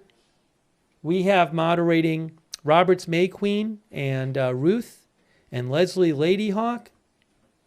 Thank you. And Kay Lowry Body, Margaret Riley, moderating on Facebook. Big thanks. Linda Belk, Larry, Misha on X, Big Ball of Yarn, Good Luck Duck, Idaho Star, I Got That Fire, Matthew, Kohai 3, and Sarah on Twitch, all moderating over there. Thanks to our moderators. I want to give you a check, mate. 1, 2, 1, 2, check, check, check. How's the audio sounding? 1, 2, 1, 2. Testing, testing, testing. Yep. Check, check, check. Yep. Testing, testing, testing. Check, check, check. 1, 2, 1, 2. Yep.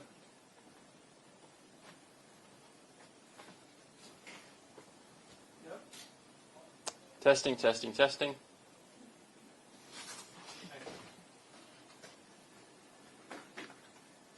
It'll only go to 0.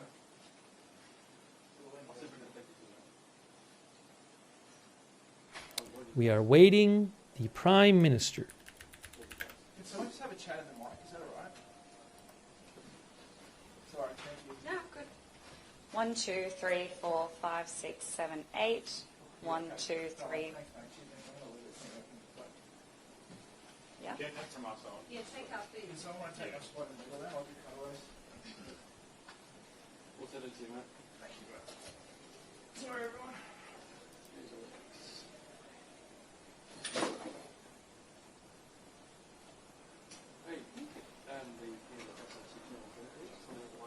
Intel Point Alert, which is an account I follow, which I find reliable, they say there is unconfirmed chatter that a family member of Rob Reiner, possibly Rob Reiner's son Nick, was escorted off the scene at his house. That's what Intel Point Alert says. I'll let you know if I hear more.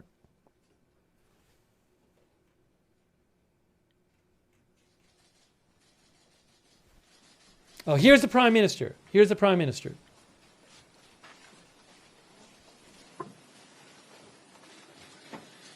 Thanks very much for joining us. I'm joined by Tony Burke, the Minister for Home Affairs, and Nigel Ryan, the AFP Acting Deputy Commissioner. This morning I convened a meeting of the Cabinet where we were briefed on the latest intelligence on yesterday's attack in Bondi. And I've just come from a meeting of the National Security Committee where I also invited Premier Chris Minns to join us, along with the New South Wales Police Commissioner. At 4 o'clock today, the New South Wales Police Commissioner and AFP Commissioner will be briefing the National advocating for an and I'm continually receiving updates from our national security agencies. We'll work hard over the days ahead to keep Australians updated on all of the developments. And on that note, I want to provide people with a few updates on work we have been doing. We are extending the funding for the National Council for Jewish Community Security and its state-based community security groups to provide overall security cover to the Jewish community as part of that. That is included in my EFO, but we're preempting that announcement today. That's also for capital works and can be utilised for guarding costs incurred by individual Jewish organisations across Australia. We're also working with Jewish community organisations to see how we can best support charity efforts, including through tax-deductible status for donations, and we're doing work on that. The government will also quickly work through the process of a declaration under the Terrorism and Cyclone Insurance Act that would ensure that insurance companies are able to pay out to local businesses for eligible losses. We're also working on support for funerals that will be held, but also visitor visas for people who are relatives wishing to visit Australia for the funerals, and I'll ask the Minister to comment on that. I do want to make a couple of more points as well. This morning I met with police who were on the scene last night, some of whom had been up all night. These are brave people, many people who were off-duty police, headed towards Bondi last night from as far away as Newcastle and the Central Coast. They did so because of their commitment to their fellow Australians and the diligence that they show. And I think we need to recognise their incredible work at a time as well when 2 police officers have been seriously injured as a result of the efforts and bravery that they have shown. What we saw yesterday was an act of pure evil, an act of terror, an act of anti-Semitism, an attack on the first day of Hanukkah targeted at the Jewish community. A dark day in Australia's history on what should have been a day of light. And visiting the scene there at Bondi this morning, it was a very physical reminder of the iconic status of Bondi Beach and the Bondi Pavilion. I opened that pavilion after the refurbishment just a couple of years ago. It is a historic place, and the fact that this was a venue for this act of evil that was clearly calculated by these perpetrators is just an outrage and has shocked the community. One of the things that is coming through, though, is that the community want to be able to express their support and solidarity. And I would urge and join with others who have urged Australians across the country to light a candle, put it in their front window tonight at 6:47 p.m. to show that light will indeed defeat darkness, part of what Hanukkah celebrates, of course. We are stronger than the cowards who did this. And I want to conclude finally by saying that the government is prepared to take whatever action is necessary. Included in that is the need for tougher gun laws. And this afternoon at 4 o'clock I will put on the agenda of the National Cabinet tougher gun laws, including limits on the number of guns that can be used or licensed by individuals. A review of licences over a period of time. People's circumstances change. People can be radicalised over a period of time. Licences should not be in perpetuity. And checks, of course, making sure that those checks and balances are in place as well. We will I'll take to National Cabinet this afternoon a proposal to empower agencies to examine what can be done in this area. Quite clearly, the Howard government's gun laws have made an enormous difference in Australia and are a proud moment of reform, quite rightly, achieved across the Parliament with bipartisan support. If we need to toughen these up, if there's anything we can do, I'm certainly up for it, and I hope to get National Cabinet on board for that this afternoon as well. I'll ask the Minister to make some comments, and then the Acting Deputy Commissioner, Nigel Ryan, to make some comments as well. Thanks, Prime Minister.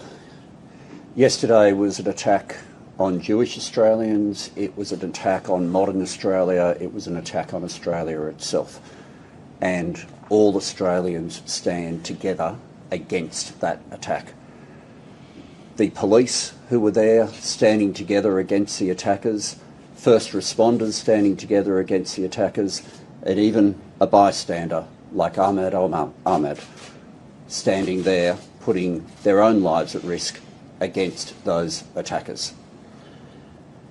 The Joint Counter-Terrorism Team involving ASIO and the Australian Federal Police, with the investigation being led by New South Wales Police, needs to be allowed to do its work. While that work is happening, though, there are needs for the community right now. One of the additional things that the community have raised directly with me is because of the number of people who will have family members overseas, not only in Israel but in other parts of the world, who will want to be able to get them here rapidly for funerals. We have set up a specific section of the department rapidly dealing with visa processing at a pace that would not ordinarily be there, to make sure that, given the often speedy nature of funerals in terms of the timeline in the Jewish tradition, to make sure that we maximise the chance for family members to be able to be reunited here at the worst of times. The Department of Home Affairs is also doing other work, as the Prime Minister referred to, with respect to working through a way to assist with the cost of those funerals. And finally, my department will stand ready for any of the outcomes that come out of the meeting of National Cabinet today with respect to the work that needs to be done on gun laws. Thank you, Minister. Thank you, Prime Minister. Again, our thoughts are with all of those that have been affected by this senseless act of terrorism. The AFP continues to work seamlessly with our partners in the Joint Counter-Terrorism Team, being New South Wales Police and ASIO, in relation to Operation ARCS. There has been significant police operational activity in the past 12 hours, and this will continue into the days and weeks ahead. I must stress that this is an active and ongoing investigation, and I'm very limited in what I can say. But we do commit to providing timely updates to the community when appropriate. The AFP will use all of its specialist capabilities and resources to thoroughly investigate this matter in conjunction with New South Wales Police. The AFP will also continue to engage with affected communities that have been affected by this tragic event. The AFP stands firm in condemning any form of violence in our communities or any form of extremist behaviour, and we will work tirelessly to stamp it out. Thank you. Questions? Here, and we'll just go along and that way. In February that anti-Semitism, I should say, was the #1 threat to life. Is that still the case, and have you taken these threats seriously enough? And Acting Deputy Commissioner, if I may, it's my understanding that Sajid Akram moved to Australia in the late 90s, I believe, from Pakistan. Is that correct? I can do the immigration. On the latter, the Minister will respond. We take ASIO's advice very seriously. We work closely with them. We receive regular updates as well. The Director General of ASIO has warned about a range of threats, be it anti-Semitism, the rise of right-wing extremist groups as well. And we continue to work closely with our security agencies on the In terms of the father and the son is an Australian-born citizen. The father arrived in 1998 on a student visa, transferred in 2001 to a partner visa, and after each trip overseas since then has been on resident return visas, which has occurred 3 times. At this stage, given New South Wales Police are leading the investigation, I have cleared to be able to talk about the visa history, which I've done. When did the son first come onto the radar of ASIO-Y, and was he part of any terror group or linked to any terror group? The son first came to attention in October 2019. He was examined on the basis of being associated with others, and the assessment was made that there was no indication of any ongoing threat or threat of him engaging in violence. Do you believe that to be failing? I've reported factually on what ASIO have found. Your hand-picked anti-Semitism envoy has demanded you accelerate your anti-Semitism plan. You haven't acted on for 6 months. Do you plan to accelerate this in any way following this horrific event? Well, we have acted and will continue to act on the implementation of the plan. The plan was announced right here in this room with the envoy, and I thank her for the ongoing work. A range of the recommendations that she made have been acted on. She recommended that legislation be strengthened to appropriately address anti-Semitism and hateful conduct vilification. Action 3.2. We've done the following. We've criminalised hate speech, advocating violence. We've criminalised doxing under Privacy and Other Legislation Amendment Bill, and we have a landmark ban on the Nazi salute and hate symbols with penalties of imprisonment and or a fine of up to $16,500. She recommended the strengthening of institutional accountability and university reform. We created the National Student Ombudsman, was established this year, with strong investigative powers, same as those of a Royal Commission. We conducted the review of the Tertiary Education Quality and Standards Agency, has commenced, and that review consultation power was released by the Minister in September, with responses due in October.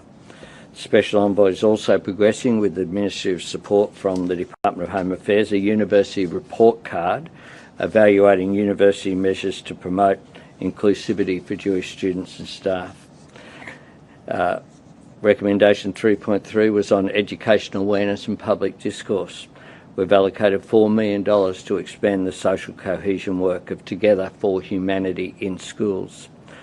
Recommendation 3.5 was the enhanced protection of Jewish communities through physical security measures, and I've commented on the further extension of that we are putting in place. Recommendation 3.9 was reviewing and strengthening migration and citizenship matters, and the Department of Home Affairs is undertaking a review of relevant training packages to strengthen modules on assessing whether an applicant's conduct involves inciting or promoting hatred and ensuring coverage of vilifying behaviour directed at any group. Recommendation 3.12 was support for Jewish communities' cultural, social and religious life while ensuring safety and security. We've committed grant funding, which we announced in January, including $8.5 million to upgrade the Sydney Jewish Museum, 4.4 for the National Holocaust Education Centre in Canberra, an additional $2 million to the Holocaust Institute of Western Australia, and we committed $18 million to the Jewish Arts Quarter in Melbourne. We'll continue to work at the levels with the envoy, including the number of the recommendations, of course, for state governments to implement as well. Paul? Why did ASIO's interest in Navi Akram not raise red flags that would prompt a re-evaluation of the father's licence to have 6 guns? And when you talk about introducing more checks and balances, clearly in that situation, would you say that the gun licence should be revoked? Well, what's important is that the authorities be enabled to do their work. That's what we have done. I've reported to you accurately ASIO's advice, including the timelines which were done in 2019. The assessment was made because of the son's associations that he had at that time, and the investigation went for a period of 6 months. They closed the file, they didn't tell anyone, they didn't ask about what are the guns. associations of concern? Who is the association? Well, that's a question with respect to for the ASIO Director General, but it was people he was associated with rather than things that he himself had done. ASIO closed the file, Hang didn't tell on. anyone else. Hang on, one at a time, please. Can we hear from Home Affairs Minister Sure. that you're able to expand on those associations?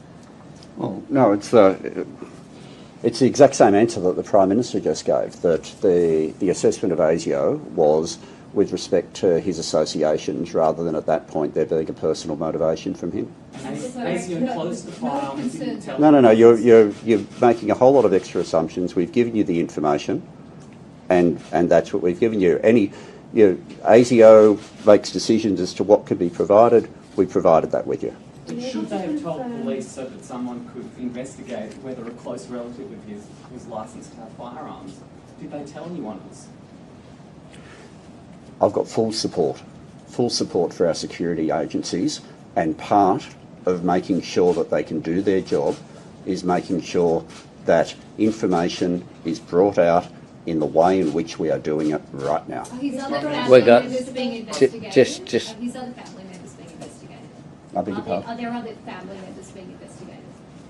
Do you have any concerns about the other family members? I have full support for our security agencies, and I'm authorised to give you the information which I have given you. And you would understand this is an ongoing investigation, and therefore we are not in a position to compromise that ongoing investigation. We have gone through the committees what we are able to tell you. We're providing as much information as possible. Prime Minister, has Australia gotten complacent on gun control since Port Arthur? And in terms of the gun control ideas that you'll be bringing to National Cabinet, what is within your power to do, and what do you need from the states? Well, some laws are Commonwealth and some are implemented by the states. What we want to do is to make sure that we're all completely on the same page. That is one of the reasons why I'm convening the National Cabinet today as a matter of urgency. We will then task work to be done. As Premier Minns has said, he will task work in New South Wales. We want to make sure, though, that there's greater uniformity in these issues. One of the things that we have done, for example, is to provide substantial amount of funding support so that the issues that arose out of the Queensland incident, where you had a terrorist incident that resulted in the death of Queensland police officers, that information wasn't transferred across state boundaries. Now that's something that we addressed at that time. We've provided funding for that, but we'll continue to work through those issues. Yeah. Can the National Firearms Register move faster, and does Australia need a new firearms by October? Well, that's precisely what we're doing. Before us, there wasn't a National Firearms Register. That's the point. That's one of the major reforms that we're doing, and we will do it as soon as we can. In some cases, some state jurisdictions still had paper identification. That was what we were dealing with. Now, we are responding in a really practical way. If there's more that can be done, we will do it. We will do whatever is necessary. Yep, that's fine. Detailed a bunch of progress there on anti-Semitism, but speaking to members of the community last night, today, there's a sense of extreme bitterness that this was inevitable and that they weren't listened to. I'd like you to respond to that, and this idea that it's been allowed to fester. What can we do now that this has happened to stamp that out and make sure that that community feels safe? Well, the community are going through a terrible time. This is an incident that is aimed at, by definition, terrorism is aimed at creating fear in the community. You have these two individuals who have engaged in a horrific act, one that is completely out of place with the way that Australia functions as a society. And it contrasts with the actions of police who rushed towards Bondi, the actions of Ahmed, who took the gun off that perpetrator at great risk to himself and suffered serious injury as a result of that, and is currently going through operation today in hospital. At the best of times, what we see is Australians coming together. And what I want is for Australians to come together, for this to be reinforcing the need for us to promote national unity. And that is critical. There is no place in Australia for anti-Semitism. There is no place for hatred, and people who were exercising their right to express their faith through Hanukkah had every right to expect that they could do that in peace and with a joyful celebration, which is what it's aimed at. Thank you very much. Okay, that was the Prime Minister of Australia and some Australian officials. Hey, it's now being reported by both TMZ and the New York Post. TMZ and the New York Post are both reporting that Rob Reiner and his wife have been found dead at their house, and they are. TMZ says Rob Reiner and his wife had stab wounds, and the New York Post reports they were stabbed to death. So, multiple outlets reporting that Rob Reiner and his wife were the two bodies found at Rob Reiner's house earlier today. TMZ said they were found with knife wounds, and New York Post says they were found dead of stabbed to death. Very disturbing news, and certainly condolences to the families if that turns out to be true. My guess is that it will. Condolences to the family of Rob Reiner and Rob Reiner's wife. And excuse me, I forgot her name. It is, we said it earlier. That's terrible. Michelle Singer. So, again, we're covering all three of these stories. Just saw that update from the Prime Minister there in Australia. Let's get you updated on the details about Rob Reiner. Again, Rob Reiner has a very distinguished career as a comedic actor, writer, director. He was on the show All in the Family years ago. He directed movies like The Sure Thing, this is Spinal Tap, Stand By Me, When Harry Met Sally, A Few Good Men. And he acted in movies like Throw Mama from the Train, Sleepless in Seattle, and Bullets Over Broadway, First Wives Club. He acted in a lot of other movies, and he is the son of Carl Reiner, very famous comedian Carl Reiner. But again, Rob Reiner and his wife found dead reportedly after being stabbed in their home in Los Angeles. So we are bringing you live coverage of this in addition to updating you on these other two stories.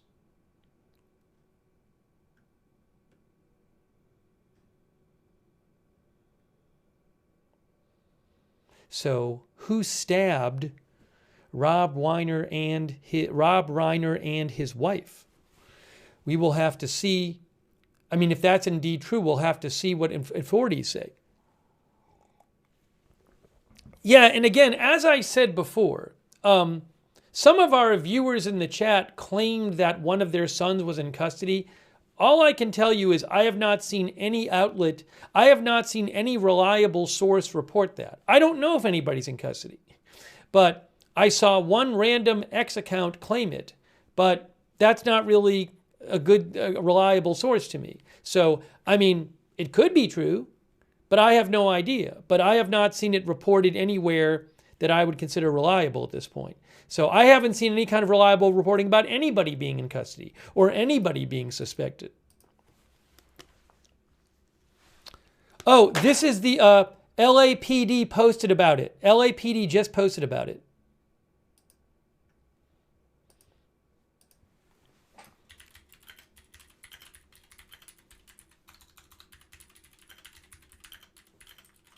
Here, but they haven't specifically said it's Rob Reiner's. It's Chadbourne Ave, right? Let me just make sure here. Yeah. Here's the LAPD post. So this is the LAPD just posted on their social media. And they said, on December 14th at 3:40 p.m. Today, LAPD officers responded to a death investigation in the 200 block of South Chadbourne Ave. Inside the residence, officers discovered 2 decedents, dead bodies. The identity of the decedents has not yet been confirmed. That's the first official statement I've seen about it. Again, TMZ New York Post saying it's Rob Reiner and his wife and they were dead with stab wounds. 200 block of South Chadbourne.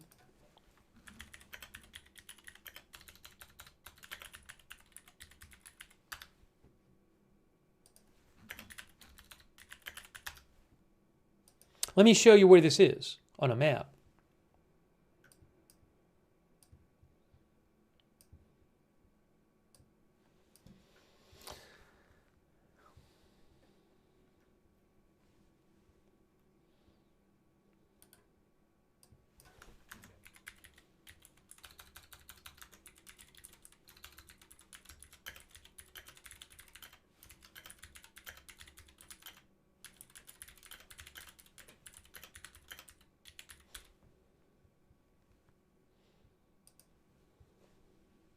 So 200 South Chadbourne, hold on.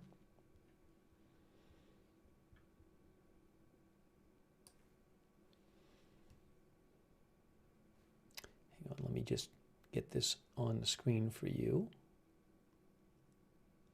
Why can't I get this aligned here? Okay.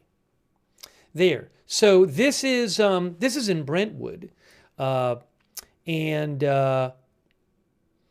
This is it's between San Vicente and Sunset.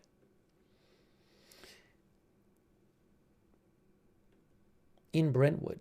Years ago, I lived in Brentwood for like 2 years. I lived in LA for a number of years. But it's, I mean, pretty centrally located here.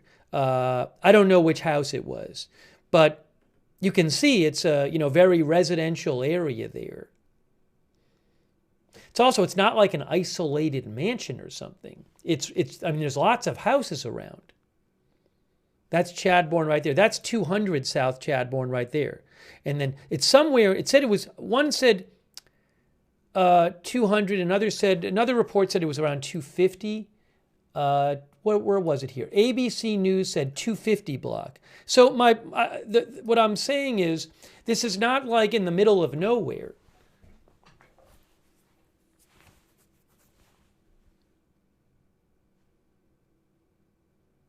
When I was living there, I lived in an apartment building, but in Brentwood.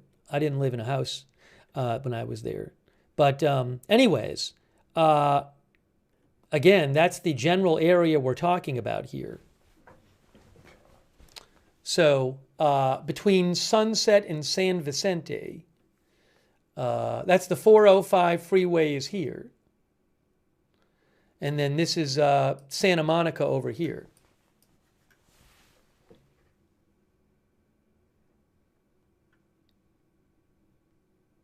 Yeah, Jonathan Manson says costs a fortune to live there. Right, the real estate is very expensive, but again, it's centrally located. It's right in LA and, very residential area. It's not like some mansion set off in the middle of nowhere with a giant gate around it or something. Now, they very well might have a gate around it, but you see what we're saying here is a lot of different people live in that area.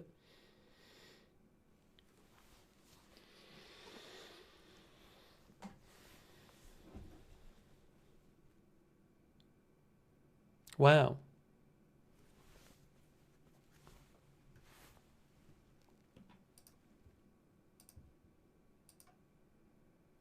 Oh. Here, one of our viewers mentioned, the LAPD mentioned this. Robbery Homicide Division responded to the residence, which has been identified as the home of Rob Reiner. At this time, no further details are available as this is an ongoing Robbery Homicide Division investigation into an apparent homicide. An apparent homicide! They're calling it an apparent homicide, guys.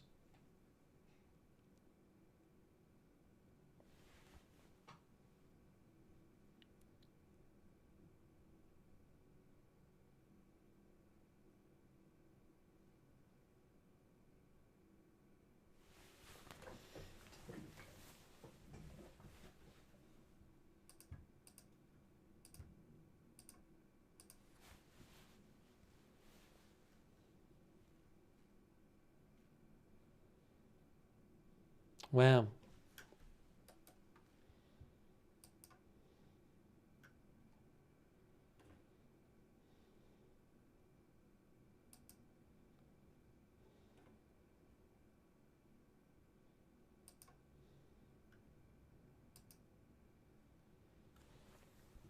Again, TMZ says they were found with knife wounds, and New York Post says they were found stabbed to death.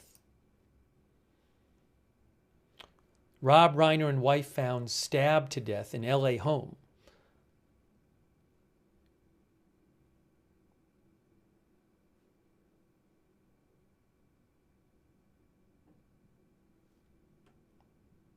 They were found at around 3:30 p.m. You know what? I saw something. Let me check and see if I can get the scanner archive for Los Angeles fire. For that time.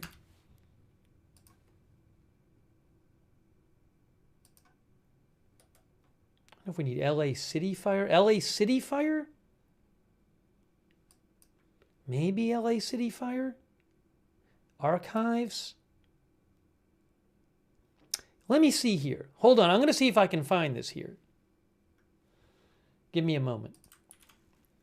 We might be able. Oops. Sorry. We might be able to find when the call went out. Somebody on the internet had posted that the call was out there, but I mean, if it's 3:30 or so.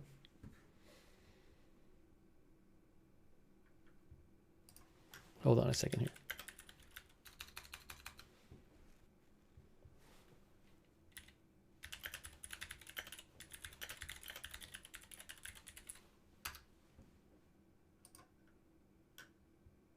Oops, got to sign in. Okay, let me just use advanced player.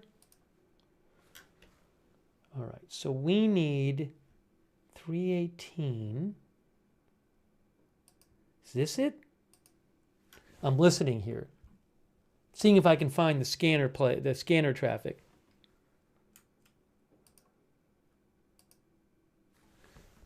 But, oh, I know why I can.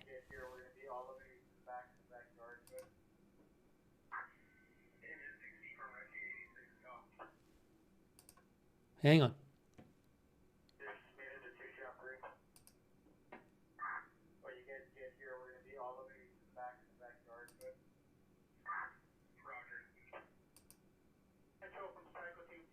We located the patient, just let us 251 know it's going to be behind the PD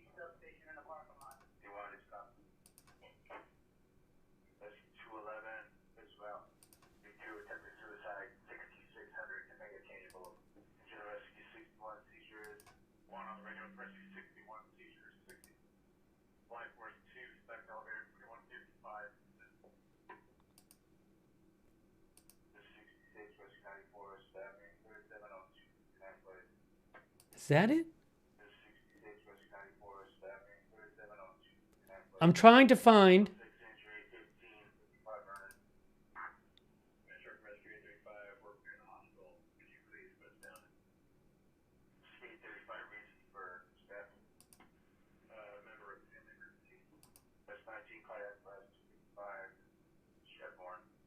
That was it. Okay, hold on. I'm listening to the scanner archive. Hold on, I just found it. All right, so this is the scanner archives, and I'm listening to when the call went out this afternoon for LA Fire. This is from broadcastify.com. And I'm going to show you in a second. We'll play it, but I just found it. Scanner replay from broadcastify.com. Okay. Hang on. Hang on. One moment.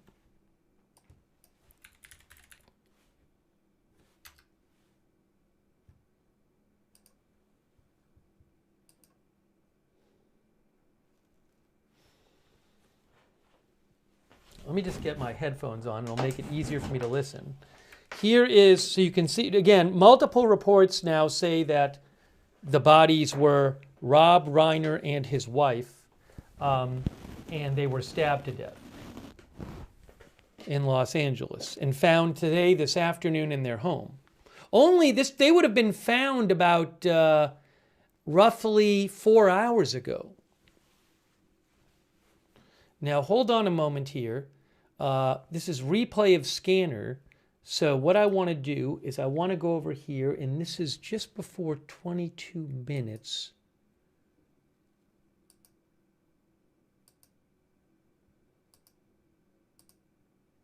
All right, I'm going to play this for you right now. It's right around here. Listen along with me, if we can hear it. Skate 35 reason for staffing. Hold on. Member of the family emergency. Raj. S19 cardiac arrest, 255, Shedborn. That's it. 66 traffic, 6226 Crenshaw Boulevard. So they just said cardiac arrest, 255, Shadbourne, is that it? S19 cardiac arrest, 255, Shedborn. Cardiac arrest, 255, Shedbourne. And that went out about 3:40 p.m. It's 2:55, they said, Shadbourne.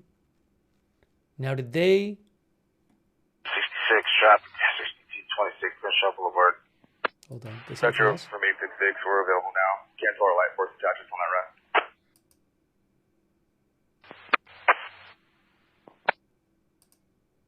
She can cancel.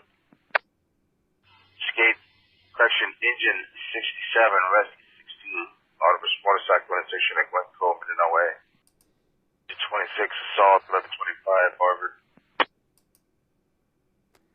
I don't know if there's anything else on the scanner about it. Rescue 903 on the radio responded to the abdominal pain 8753 to the fall 6405. Metro Rescue 19 can verify we have 2 cardiac arrests and 1 rescue. Was that it though or not? Stand by engine 61, rescue 61, you can both cancel. Then rescue 58 to restoration 1070 morning. 20. Rescue 211, cardiac arrest, 227 late. 243 chest pain, 3333. 211 en route to the cardiac arrest, 227 North Lake Street. All right. I don't know if I can find any more. Rescue 860 on the radio with engine 102 to the fall 5450 Vesper Avenue. All right, they definitely said cardiac arrest 255 Shadbourne around the time when this happened. Now, I don't want to just spend 15 minutes just having you listen to me go through the scanner. There might be more on the scanner, but we did hear that. We did hear that it was a cardiac arrest call for 255 Shadbourne. So I don't know why that was called in or who called it in, right? Yeah, John Q. Public said who made the call. So if that's the right call, I mean, it would be kind of a coincidence if it wasn't. It's the right time and it sounds like the right address. I can't confirm. It sounded to me like that was the right call. That's from today. It's from about 3:40 p.m. and they said 255 Shadbourne, and I've read articles saying that that's basically the address. For example, TMZ said that the LAF fire department was called around 3:30 p.m. NBC LA said fire department was called to the house around 3:30, 200 block of Shadbourne.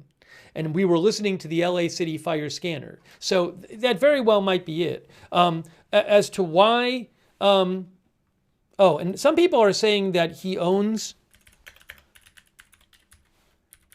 the house. I don't know if people looked this up. I mean, that some people sounded like in the chat like they had found out, like, no, he definitely owns that house. But that 255, I don't know. I don't have that number. But it's the right area. So, but it is interesting. It is interesting that if that is the call, it was for a cardiac arrest. So who called? Well, you know what could happen? Like, remember with the Gene Hackman, when Gene Hackman and his wife were found dead, people who went to do work at the house, I believe, noticed it. That's who originally called it in. So it's possible that somebody who happened to go over there, it could be a relative, it could be somebody working there, would look inside and see something, or see one person first and call the police. I don't know why. I know you call the fire department. I don't know. So maybe they just saw somebody on the ground and they were like, "What's going on?" and they made a call. So I don't know. It's a fair question.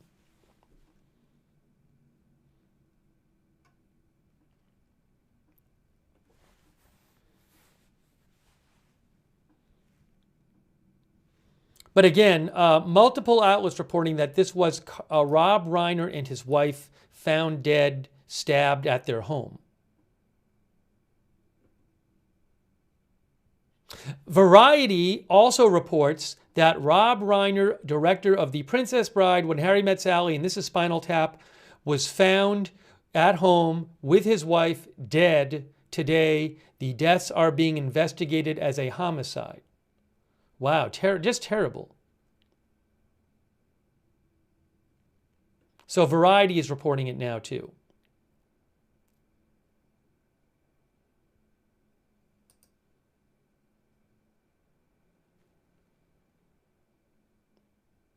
Wow. The other thing I wonder is, I don't know what, I mean, given that he's a celebrity, it's very possible the home had some sort of security. I don't know if it's the kind of home you could just walk up to. I just don't know.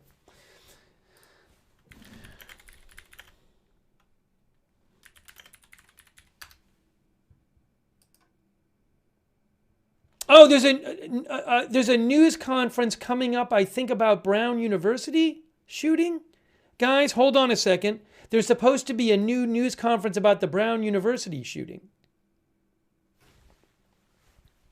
Give me a moment here. Give me a moment. Give me a moment. Hold on a second.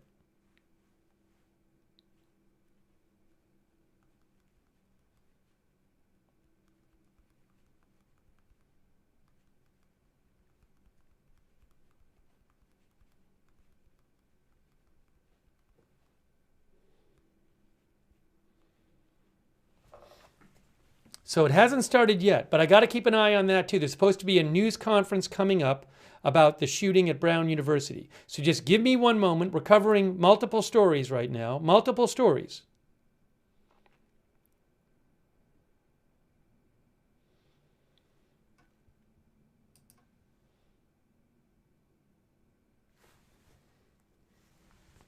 All right.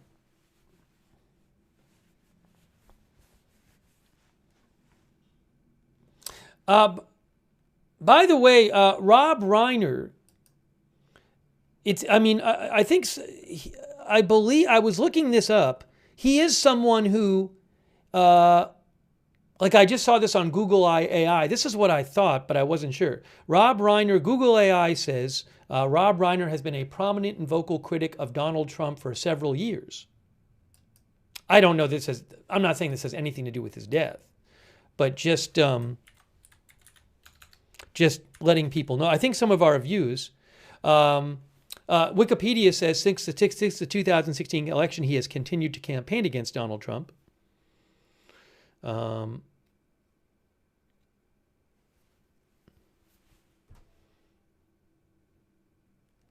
But I don't know what caused this.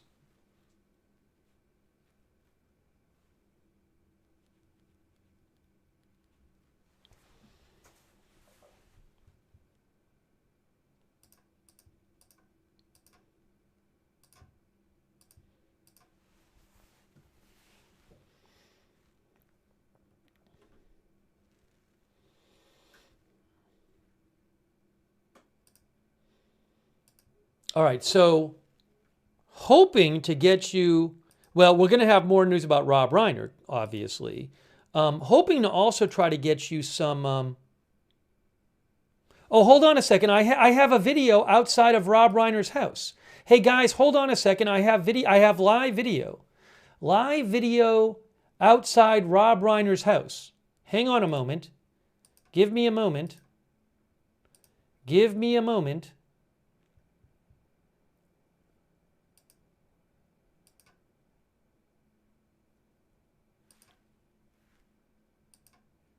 One moment, please.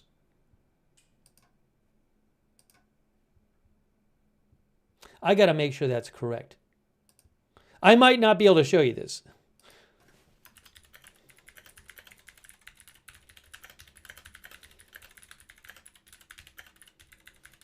I have a feeling I don't have the rights to that one. I'll see if I can get you one, though. These videos, some of them have restrictions on them. So I got to make sure. I can't show you stuff I don't have the rights to. Now, why is no one covering this? Why is no one? I'm trying to. There should be more coverage of the Brown University press conference.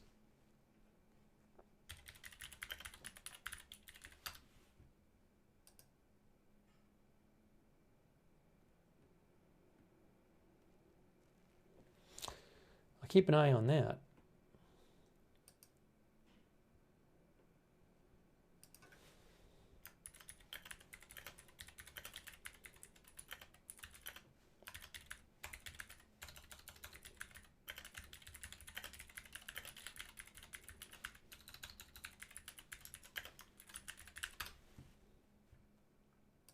Sorry for the confusion, folks. We're covering a couple different stories here, and it looks like there's supposed to be a news conference coming up about the Brown University shooting. I'm hoping to have some sort of footage of that. It's kind of weird with the coverage here. Again, I can only show you stuff I have the rights to.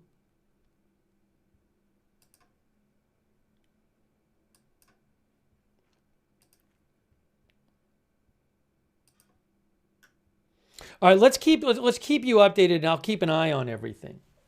We'll keep you updated, and I'll keep an eye on everything. Let me just try to get you the latest updates here about these stories. And Rob Reiner again and his wife reportedly found stabbed to death at his house in Los Angeles about 4 hours ago.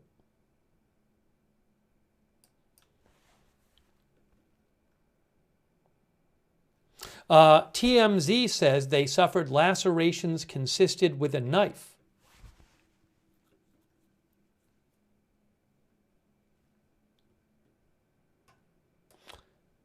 TMZ says Rob was 78, Michelle was 68. The couple has 3 kids together, Jake, Nick, and Romy, and Rob also has a daughter from his first marriage to Penny Marshall.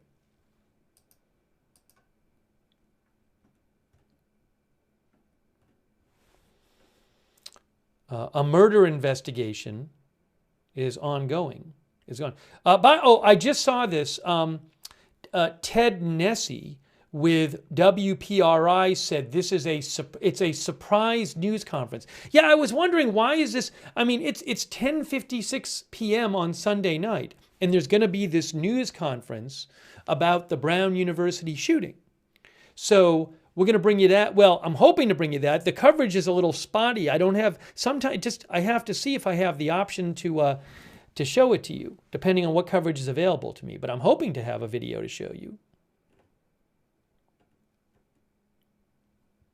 But I think it's a bit strange because it was like some of these news agencies weren't prepared to cover it because it was a surprise news conference.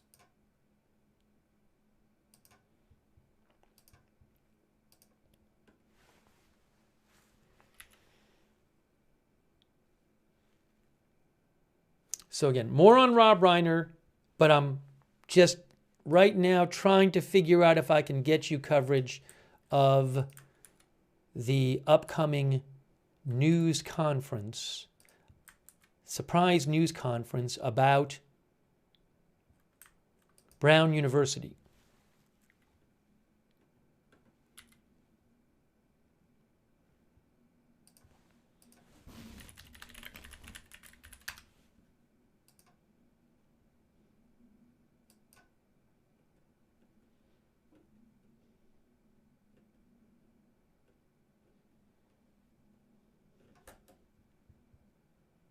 Okay, guys, one of our viewers just pointed out, People magazine says Rob Reiner and his wife Michelle were killed by their son. People magazine says Rob Reiner and his wife were killed by their son. That's from People magazine. Thanks to the viewer for letting me know that they were reporting that.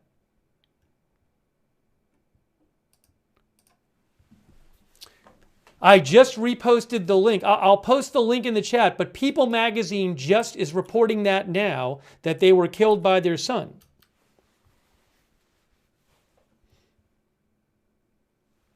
Here it is.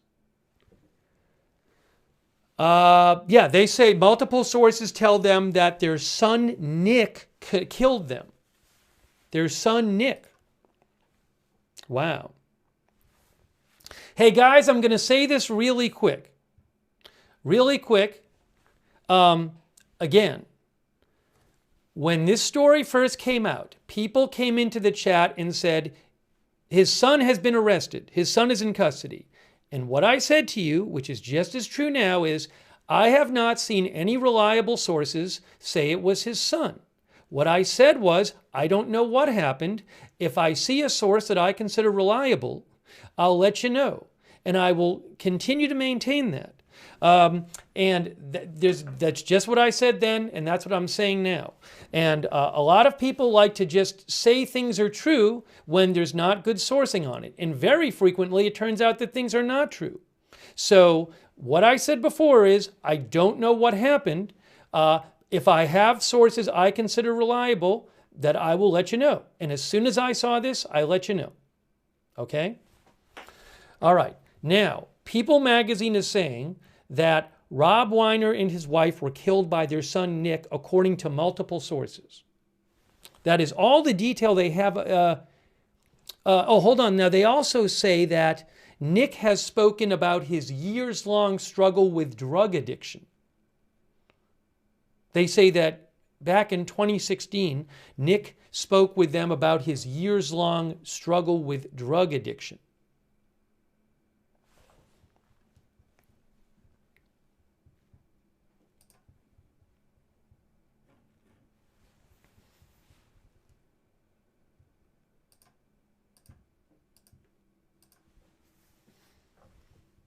Okay, now, let's see here. I don't know if he is the person who did this. If drugs played a role, I have no idea. All right, hold on a second. This press conference is about to start. Do I have any video of this I can show you? Hey, look, hold on. Press conference. I have this video. I'll try to boost the sound as much as I can. Press conference about the Brown shooting. Brown shooting press conference. Hold on, I got to turn the volume on. Oh no. Everyone good? Okay. Good evening.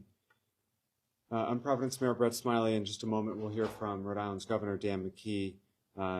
Then we'll ask for comments and an update from Attorney General Peter Nerona by Colonel Oscar Perez, Chief of the Providence Police Department.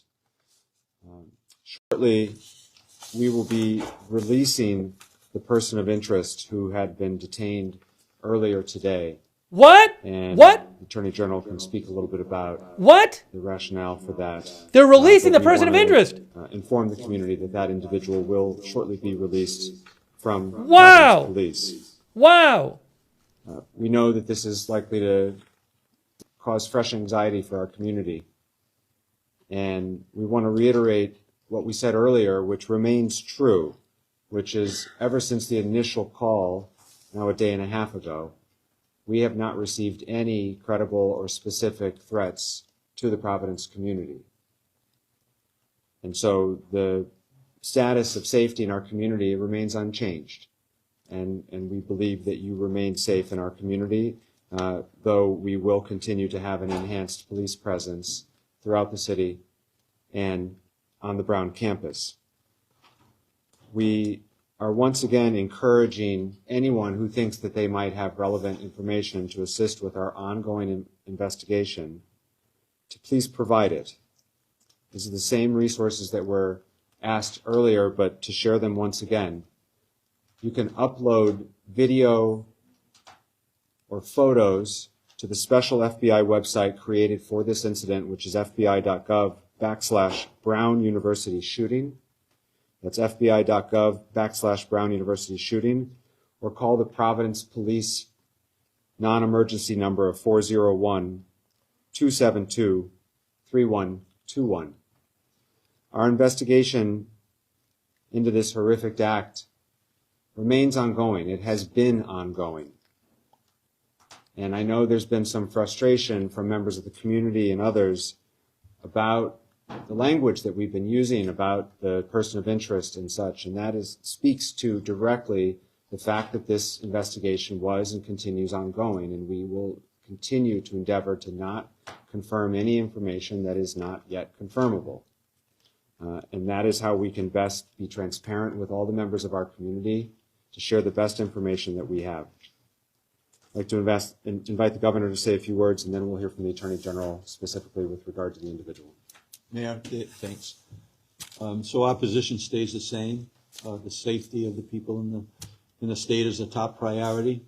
The response, an all-in response from the state relative to any of the issues that impact the Brown University or the people who are impacted by this this act of violence. And I will continue to tell you that our Colonel Weaver will be here shortly, and we will continue to have a full amount of effort from the state side and the state police. And in addition to that, I just got off the phone with the mayor, with Director Kash Patel, with the FBI, and he also, because I wanted to make sure that he was fully aware of this this press event, and he was, and he also committed to continue to bring out the resources of the federal government into this case. So right now, it's about the safety of the people that live in the state, that is in the Providence area. The state of Rhode Island will continue to provide all our resources to support the city, the mayor, as well as Brown University and the community at large in the area of Brown University. In addition to that, making sure that we keeping the people safe in the state of Rhode Island. Mayor. Thank you, Mayor, Governor. So, I want to share with the people of the state of Rhode Island what this investigation looks like, where we are today, where I anticipate it moving forward. So last night, I wish you could have been with me in the command post where there were literally dozens of Providence police officers working to develop leads in this very difficult case. Difficult, obviously, because of the tragedy that occurred on the campus, but also difficult in terms of developing evidence. That work continues, and it will continue tomorrow. Our prosecutors were there, 6 in total. Our victim services folks were at the hospital. But this is what these investigations look like. I've been around long enough to know that sometimes you head in one direction, and then you have to regroup and go in another. And that's exactly what has happened over the last 24 hours or so. Collectively, the team developed leads in a number of areas. One was chased to ground. It led to us detaining a person of interest. So those words and how we choose those words when we're talking about an investigation matter. And what it means here is that certainly there was some degree of evidence that pointed to this individual, but that evidence needed to be corroborated and confirmed. And over the last 24 hours, leading into just very, very recently, that evidence now points in a different direction. So what that means is that this person of interest needs to be and should be released. I think what is really unfortunate that this person's name was leaked to the public. It's hard to put that back in the bottle, okay? So we're going to proceed very carefully here. There is too much at stake for the victims of this horrific crime and their families to take chances with respect to this investigation. What I anticipate seeing going forward is that our team of prosecutors will be working with the Providence Police Department as the principal leads in this investigation. We will have our resources amplified by the state police, by the FBI, by the ATF, by the DEA, by the Marshal Service, and others as we develop leads and move towards justice in this case. But this could happen very quickly, but it could take some time. And so I'm going to ask the public to be patient with us as we continue to work through the facts in this case. And so with that, I'm going to turn it over to my friend Oscar Perez. I've known a long time, worked a lot of cases with Chief Perez. He's terrific. He's leading a great team here. Again, I wish you could have seen the work the other night. We have not yet solved this case, but I'm confident we're going to do that. And I'm confident we're going to do that in the very near future. So, Chief Perez? Thank you, General. Yeah, good evening. We're here again today, obviously, I'm going to reiterate what the General just stated, as well as the Mayor. This person of interest will be released. And I want to make sure that we all understand that this was a very complex investigation, and it still is. So in a sense, we followed on a lead, and we followed on this specific lead, but we were able to examine every single evidence that led us to this individual. And at that point, that's how investigations work. Investigations will tell us whether something is valid or not, whether something needs to be ruled out. It's not a mistake. It's just how investigations work. And our responsibility is to make sure that we conduct the proper investigations. When I saw you all earlier today, I'm very proud of the detective work that they do. Detectives that work throughout the night, as the General stated, we're here last night, making sure that we lift every rock, that we investigate everything we need to investigate, because we're not in the business of putting people in jail that don't deserve to be. And so at this point, we'll continue to follow on every lead that comes our way. Our federal partners are on board. We'll be meeting again tomorrow with them and continue to do the work that we need to do to bring this person who's responsible to justice.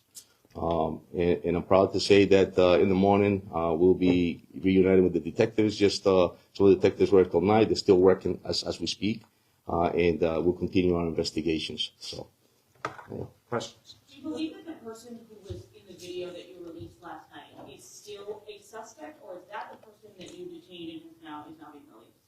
The person that we detained. The person from the video that you released last night, is that the person you detained this morning? At this point, we don't have enough evidence to corroborate that, so no. Do you still think that person from the video, surveillance video, is the suspect that you're looking for? Yes, Stephanie. What we saw in the video is the person we're looking for. Correct. I would describe that person as a person of interest. So there are a lot of unknowns in this case, and that's one unknown yet, Steph. That's what we're working towards. So is it safe to say that you all believe at this point is the suspect behind the shooting, are they still in this community? community? I know you said there's not danger to this community, but is that person, do you believe they're still here? Have they left the state? Honestly, we have no way of knowing. And the investigation is ongoing.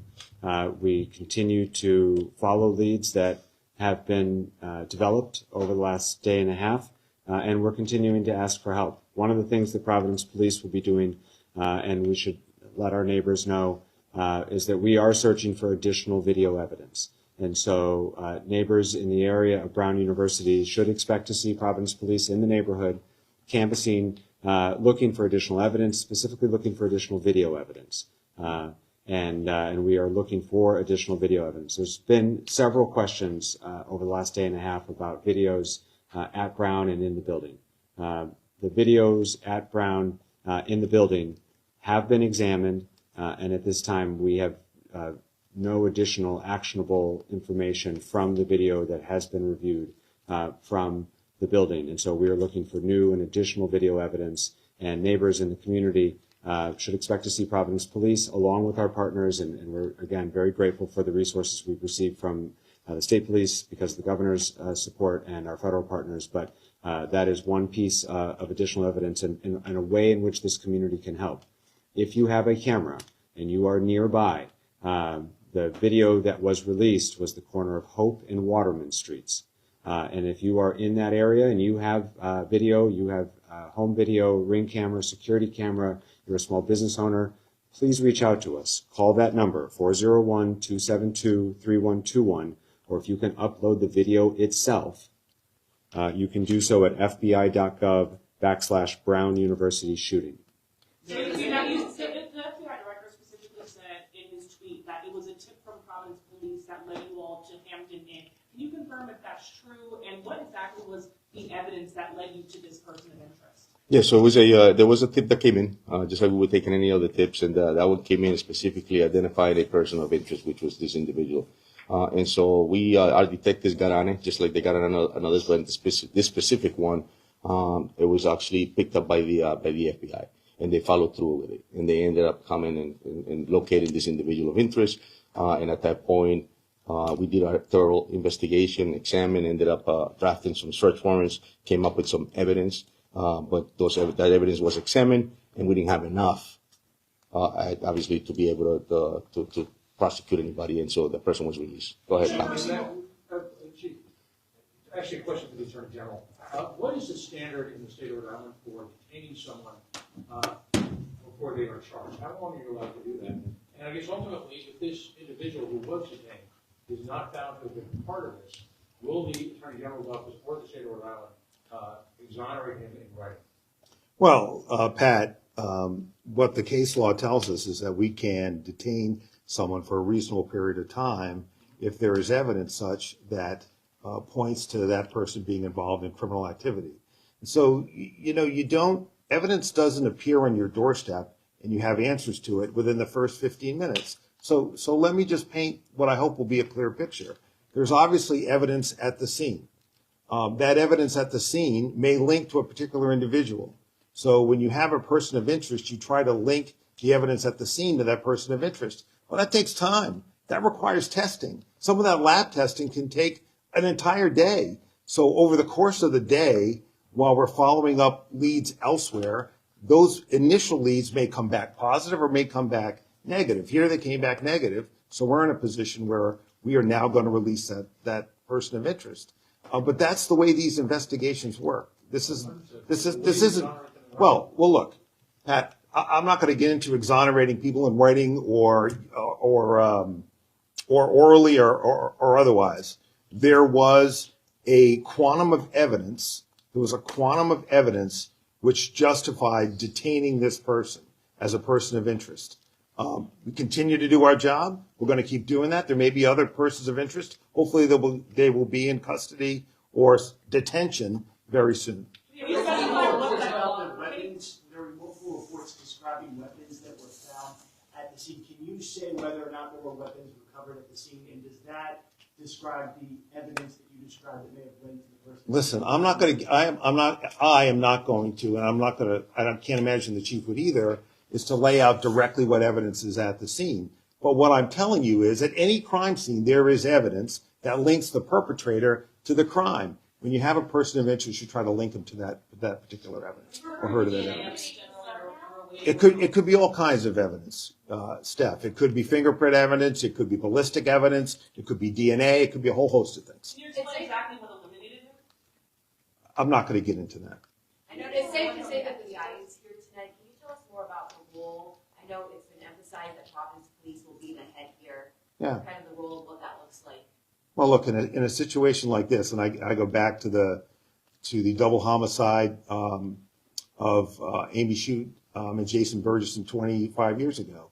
It's all hands on deck to try to canvass locations, look at electronic evidence, identify witnesses, track those witnesses down. So every agency brings something else to the table. State police certainly bring something to the table. But ultimately, this is Providence's case, and they are the lead here, and they have the most boots on the ground to do most of the work that needs to get done. I know this person was detained for hours on end today. Can you talk about what happened during those hours-long detention? Were they questioned that entire time?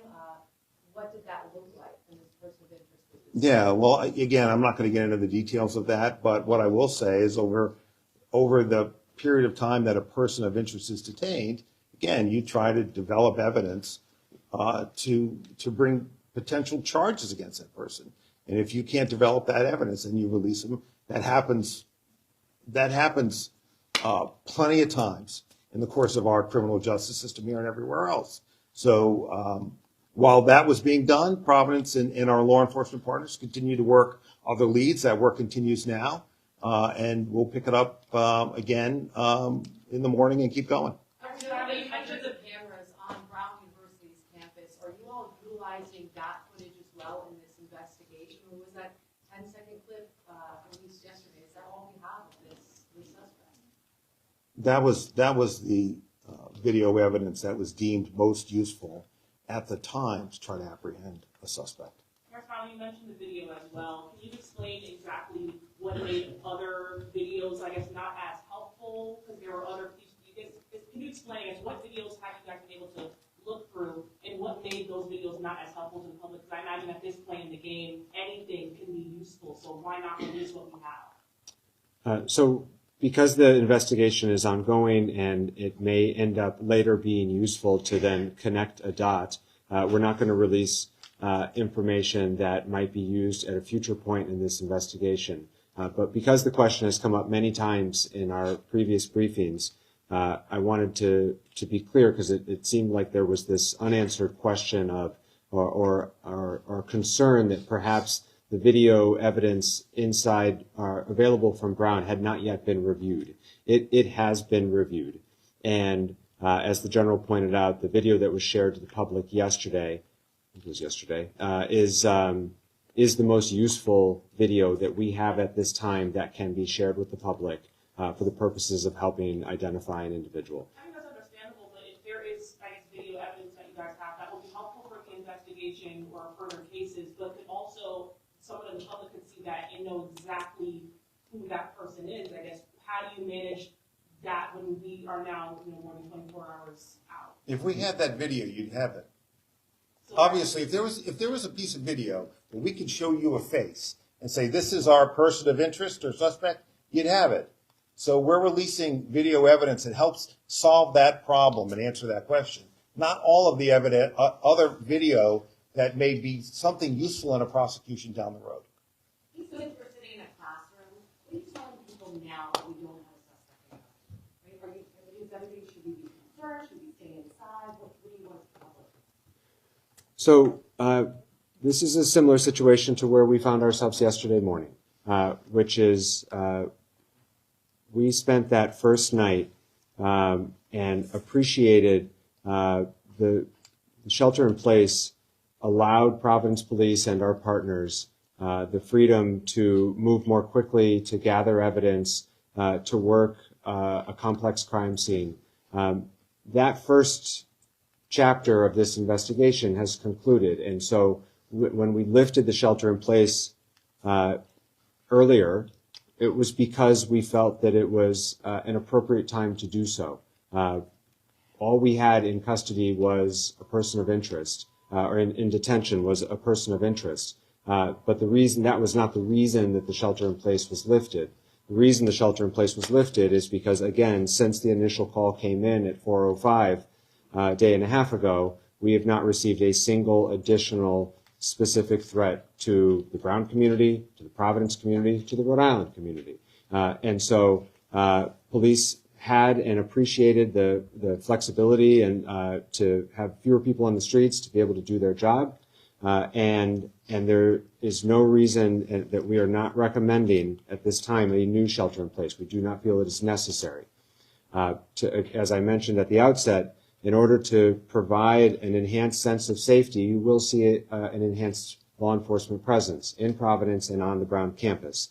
But that is so that people can have the confidence and comfort to still take their kids to school tomorrow, to if Brown's canceled classes for the rest of the semester, but we know some kids are still making travel arrangements to head home, to do so calmly, safely, and we want to provide that extra comfort with an enhanced law enforcement presence. Colonel Perez, we're seeing there's some reports coming in right now about shots potentially fired near the Main Green police currently in Rockefeller Library. Is there any validity to that, or are those false reports on social media? So the call just came in just now? That's what we're seeing. Yeah, so at this point, obviously, we'll be responding, but it's too early to tell if that's actually inaccurate. A lot of times those calls come in and they're not confirmable, but we'll check on that. Yeah. Do you see daily updates moving forward on this? What can we expect? Yeah, we can expect, obviously, our police presence. You can expect the police department continuing to follow leads. You can expect what the general and the mayor has stated, working with different of our federal partners. And you can expect that we're going to work extremely hard to bring that person that's responsible for these acts to justice. And yes, we will expect to brief regularly going forward. It's hard for me to say what that frequency will be, but the community deserves to know the progress that we're making in this investigation, and we will share that progress. And from time to time, if there is no update, we will come up and say there is no update. I'm sure that I was asked many times this morning if the Providence community should breathe a sigh of relief, and I said they should. I imagine that the Providence community feels a little bit more anxious right now than they did an hour ago, and I understand that. And so we will provide regular updates going forward so that we can be as honest and transparent as we can be through this process, because that is the best way for our community to trust the officials and law enforcement officers who are working really hard on their behalf right now. Attorney General, I'd ask you respectfully, well, first of all, let me claim that most of the people in this room are familiar with at least the basics of the rules of evidence. We understand the complexity of police investigation and the need to maintain the integrity of those. But the question that we continually receive from Rhode Islanders is that in a state where somehow, if you have a speeding ticket and a flock camera or some other speeding camera can capture you, how you can have a position where there's hundreds of cameras in that immediate area, maybe thousands. In fact, I'd love to know how many. How is it possible not to have any other evidence surrounding this? And this is ordinary Rhode Islanders reaching out to law enforcement, and they're confused by that. And quite frankly, some of them are terrified. Well, look, there just weren't a lot of cameras in that Brown building. Is the reality? It's both of my kids were engineering students and were in that library a lot, class of 19 and class of 22. The reality is it's an old building attached to a new one.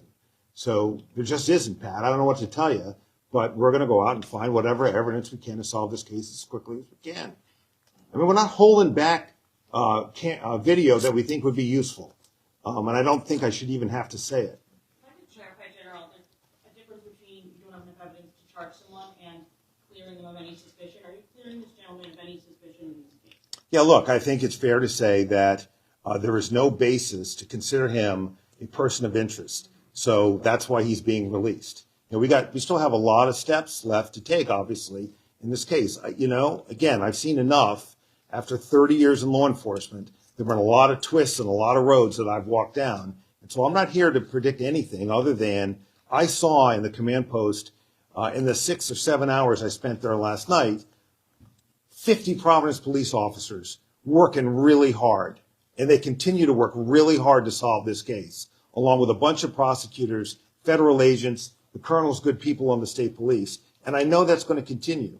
And that our prosecutors are embedded with these detectives and agents, and we're going to solve this case. I can't tell you what direction it's going to take right now, but we're going to solve it. What happens next as far as the investigation not to find the person responsible? There's a ton of things that happen next. And so I don't want to get into all those things because obviously we have a murderer out there, frankly. And so we're not going to give away the game plan. But the fact of the matter is that law enforcement has the tools necessary to solve this case. But we're 36 hours out. So, it can never be too fast, particularly for the victims and their families and parents. But sometimes investigations take a little bit of time. Sometimes it's not as easy as having a photograph of the person that we can just give to you to help us find that person. But I know the team's going to work hard and we're going to solve it. You mentioned all the tips that have come in. How difficult does it become, given the amount of time since this happened, in terms of the scope of the investigation? Obviously, this person could be anywhere now, right? Yeah, we follow on every single tips, and that's why it's important to be able to collaborate with different agencies, municipalities, different federal partners, and it's important to have their, it's all hands on deck, and we follow on every single one, and that's what occurred in this specific incident. We follow up on a lead. There's nothing, we got to lift every rock, and the reason for that is to make sure that to realize if it's valid or not, to rule things out, and to make sure that we verify whatever's coming our way. To your call earlier, it was unfounded. There was actually several cars responded, and there was nothing located. So, That'll be it for questions tonight. Those are all the updates that we have to share this evening. We will stay in touch for the next briefing, and be sure to keep you posted. Future briefings will be at this location, so you can plan accordingly. Thank you. Wow. So they're releasing the person who was in custody. Hey guys, what did they say about the library? What was that question? Somebody said something. One of the reporters toward the end said some sort of call came in about the library. What was that? I'm going to try to figure out what that was. Does anyone remember what that? I couldn't hear it. So we're going to talk all about this. What a stunning turn of events. Stunning. Let me see if I can find the library thing. Where was that at? Sure.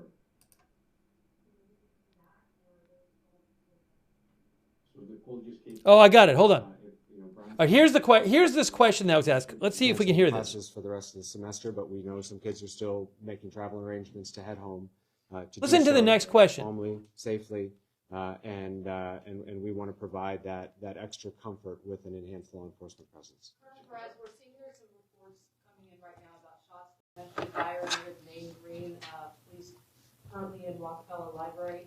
Is there any validity to that, or are those false reports on social media? So the call just came. We're seeing there's some reports coming in right now about travel arrangements to head home, to do so calmly, safely. And we want to provide that extra comfort. I'm playing the question one more time. Hold on. Perez, we're seeing there's some reports coming in right now about shots potentially fired near the main green police currently in Rockefeller Library. Is there any validity to that? Or okay. About 5 minutes ago, they said there's a report they heard about some shots possibly fired at Rockefeller Library or something. So that we have to keep an eye on.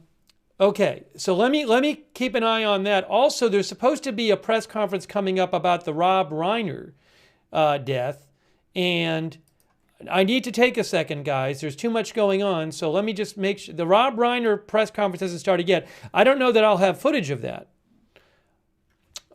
Give me one moment. Give me one moment here. So...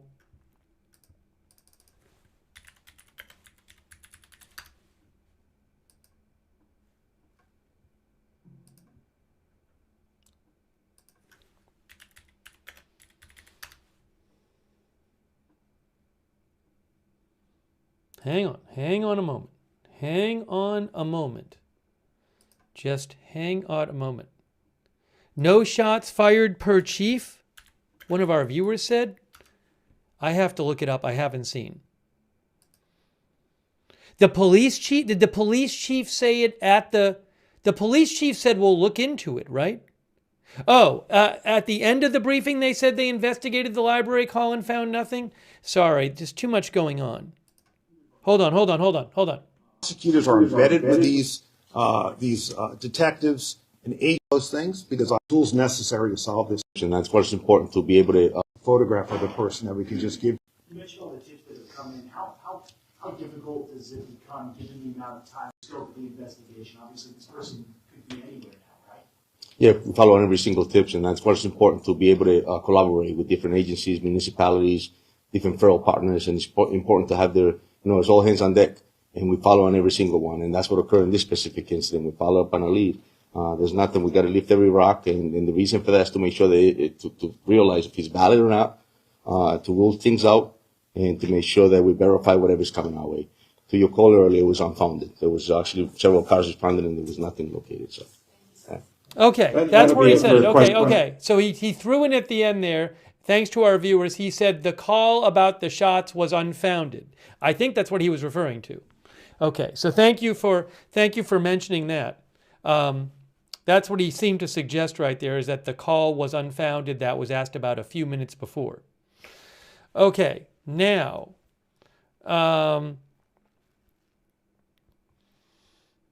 hold on a moment here. Just hold on a moment.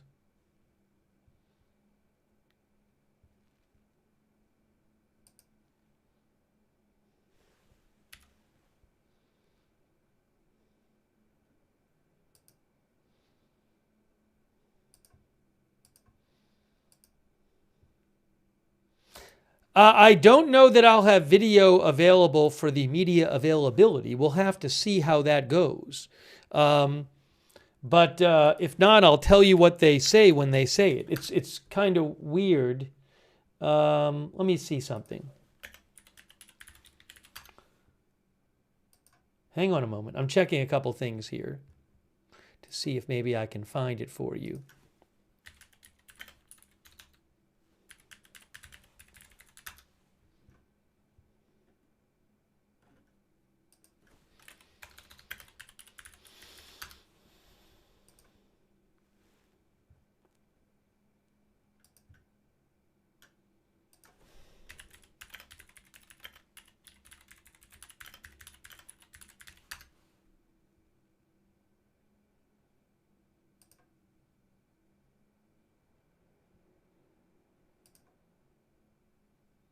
I don't know if the LAPD is going to broadcast their own press conference.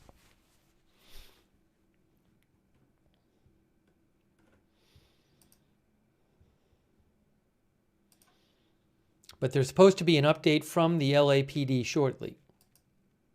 Rob Reiner and his wife were reportedly found dead at their home, and People magazine is reporting that their son killed them. That's what People magazine is reporting, that, again, their son killed them.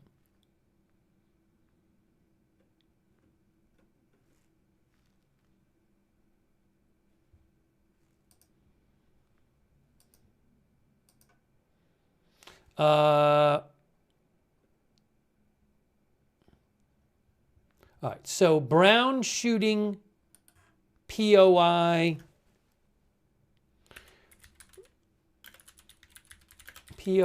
released. Rob Reiner and wife found dead.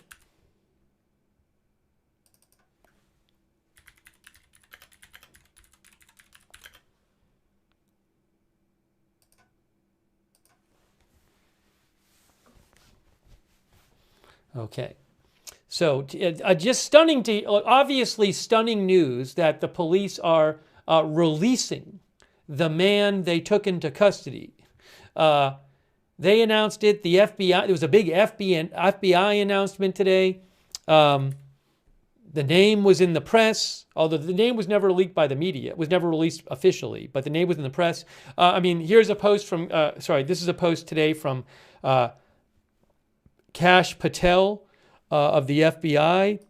And he said FBI Boston established a command post to intake, develop, and analyze leads and run them to the ground. We activated the FBI's cellular analysis survey team to provide critical geolocation capabilities. As a result, early this morning, FBI's Boston Safe Streets Task Force, with assistance from the U.S. Marshals and Coventry RIPD, detained a person of interest in a hotel room in Coventry, Rhode Island, based off a lead by the Providence, Rhode Island Police Department.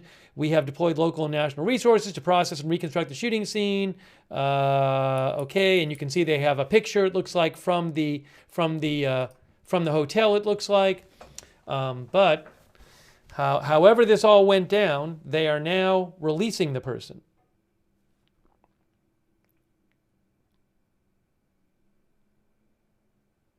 So lots of different law enforcement agencies were involved in that. And I don't have all the details of what went on, but wow. Now there's nobody in custody. There's nobody in custody, and as far as we know, no person of interest even for the Brown shooting. Wow.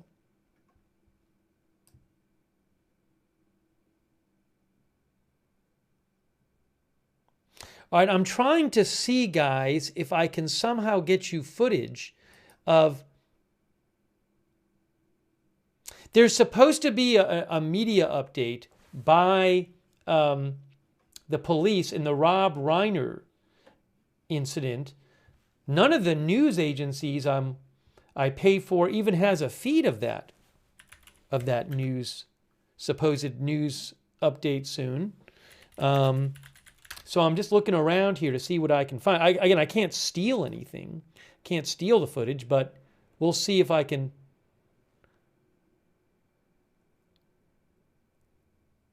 I'll see if I can at least listen to it.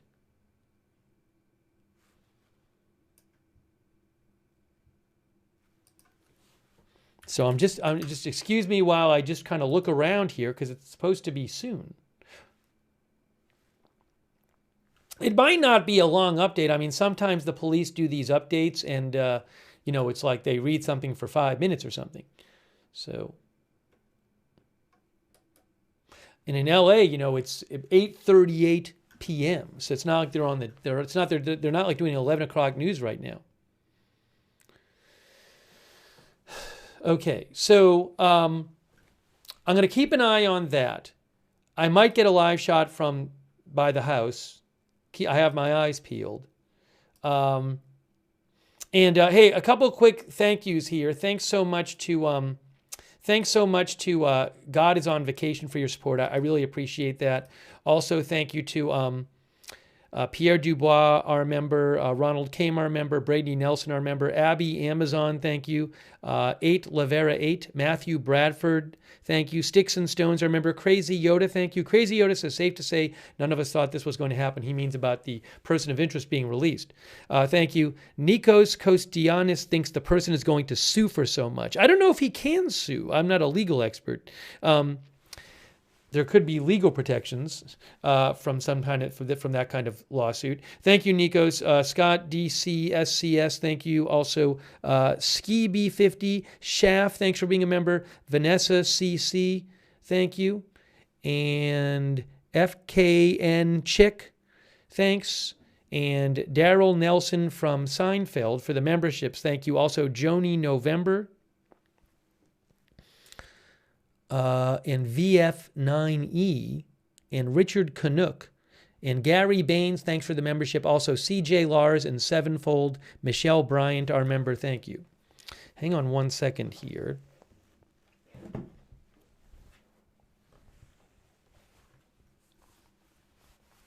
Somebody asked about the keyboard. It's a Keychron mechanical keyboard. My keyboard. Let's see here.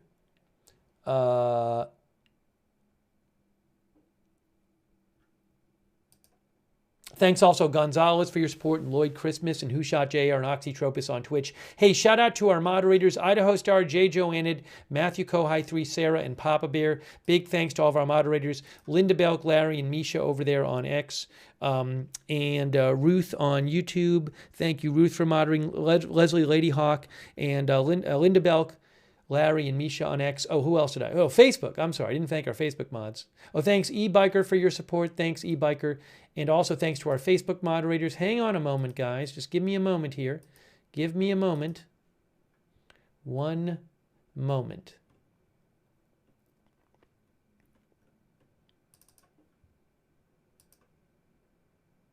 There's nobody in custody right now for the Brown shooting. Unbelievable. Unbelievable. Kay Larry Body, Margaret Riley, moderating over there on Facebook. Thank you.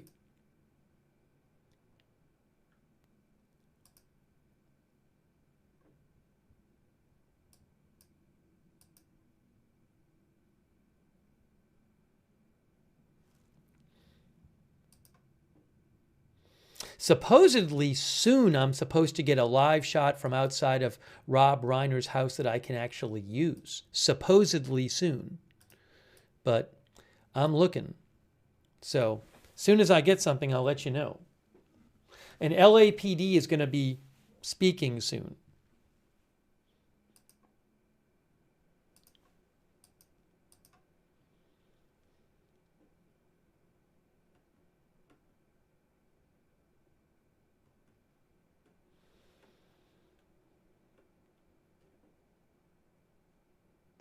BNO News says Rob Reiner's family confirmed the death of Reiner and his wife in a statement.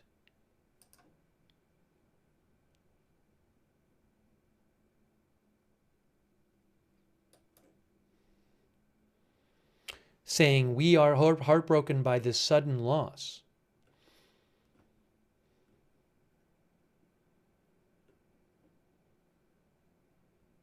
Yes, Alex Michelson of CNN reports that the Reiner family says, it is with profound sorrow we announce the tragic passing of Michelle and Rob Reiner. We are heartbroken by the sudden loss, and we ask for privacy during this unbelievably difficult time. Again, People magazine is reporting that their son killed them. Multiple outlets had reported that they were found with stab wounds. People magazine is reporting their son Nick killed them.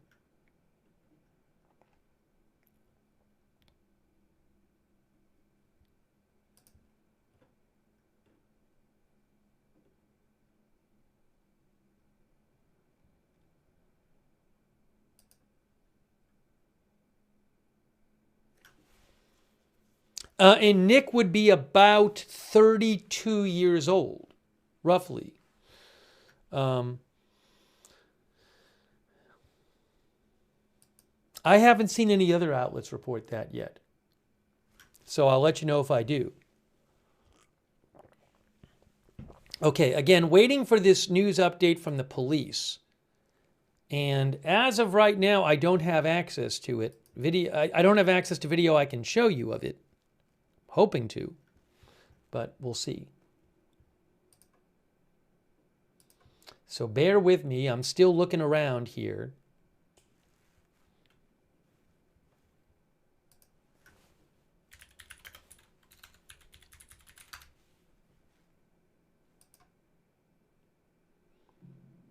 Sylvia thinks the son is 31. Wikipedia said I think he was born in 1993.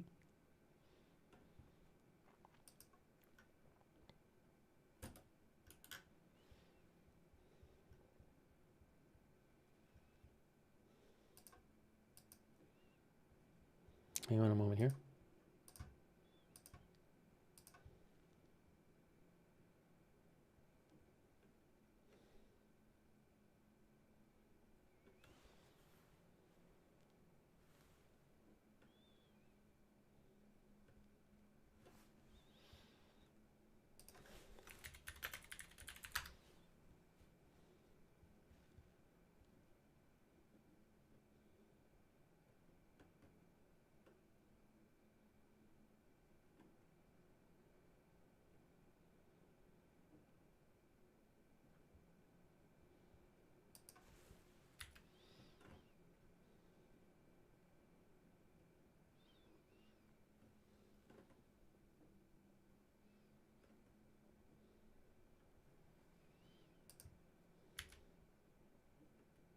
The New York Post says his son is being eyed as a person of interest. That's according to the New York Post. They say their 32-year-old son and screenwriter Nick Reiner is a person of interest. And like People, they say Nick has been open about battling drug addiction. New York Post says he's been open about battling drug addiction and homelessness in the past. Oh, he told People that in 2016, that he used to be homeless. And he has battled drug addiction.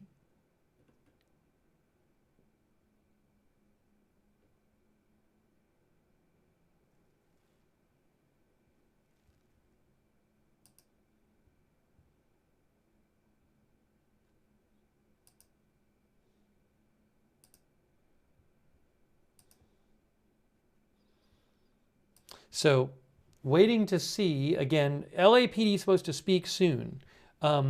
It's a little, I don't know, normally the news agencies, some of them will have their own feeds. Sometimes I have to buy them separately, but like no one has their own one right now. They're supposed to have them, but they don't. I don't know if maybe they're not letting news agencies get close to the scene or something. I mean, some of the LA news outlets are there, but I can't steal the LA news footage.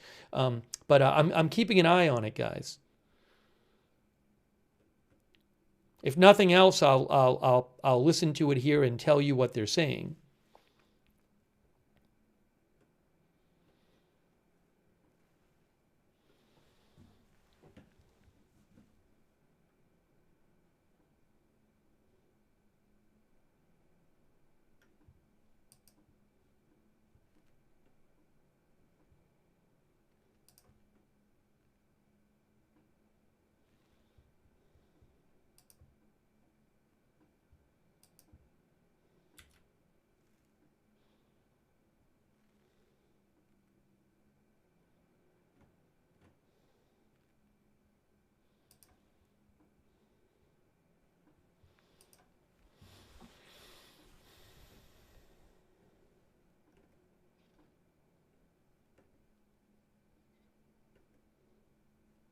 I don't know how much the police are going to say about it tonight. We'll have to see.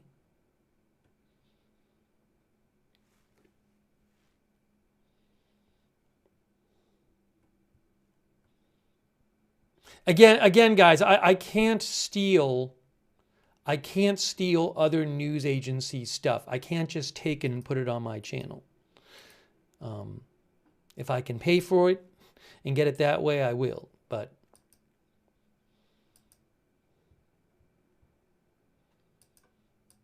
sometimes you have these stories where it's kind of hard to get something you have the rights to show. But I'm keeping my eye out. Again, if nothing else, I'll tell you what they say when they say it. All right, hang on a moment here. What I'm going to do, I'm going to have to listen and just tell you. Can I hear it? All right, hold on. I'm going to tell you, I'm going to listen to it right now. I'm going to listen to it and tell you what they're saying. All right, hold on. I'm going to listen to it and tell you what they're saying. All right, I'm listening right now. Hold on.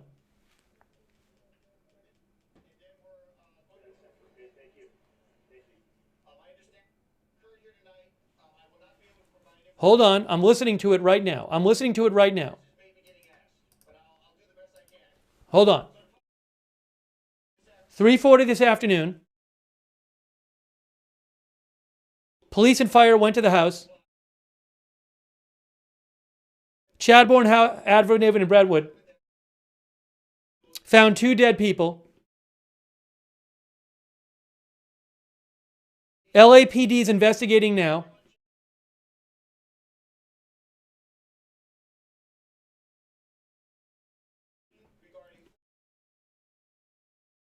They're not even announcing who was found dead. They are not announcing who was found dead in this press briefing.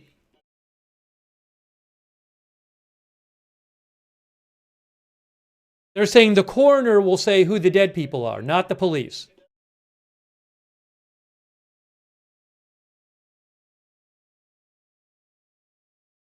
Robbery Homicide Division is handling the investigation.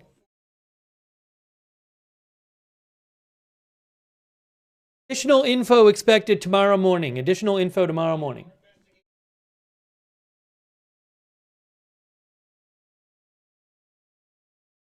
No more info about the investigation is being released right now.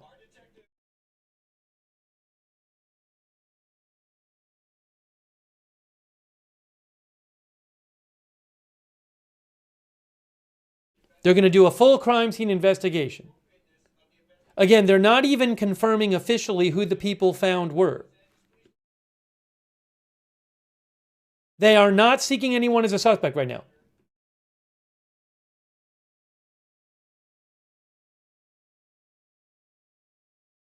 They're not going to announce a suspect or person interest until they do more investigating.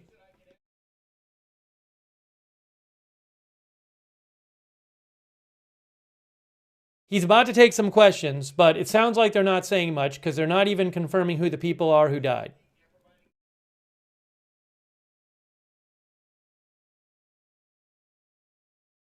Asking who made the call in to police.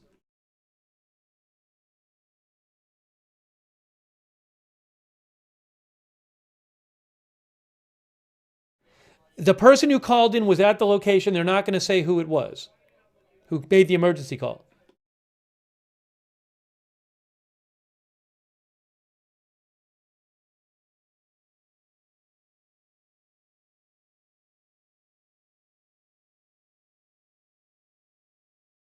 They're going to interview many family members. They're not going to confirm if somebody's being interviewed right now.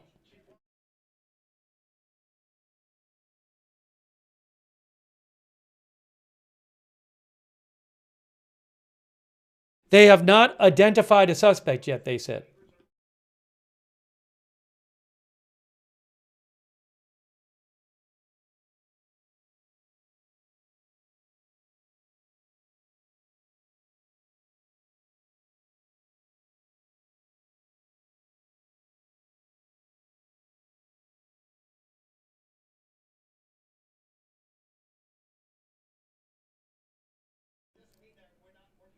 One moment.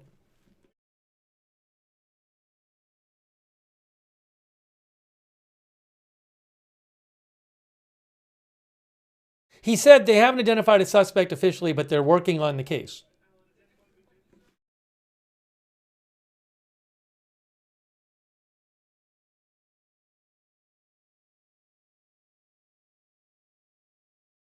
Are they questioning people now? No one has been detained.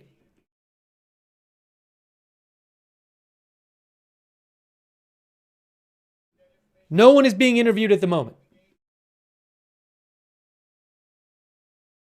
They're not even going to comment on what the injuries were to the bodies right now.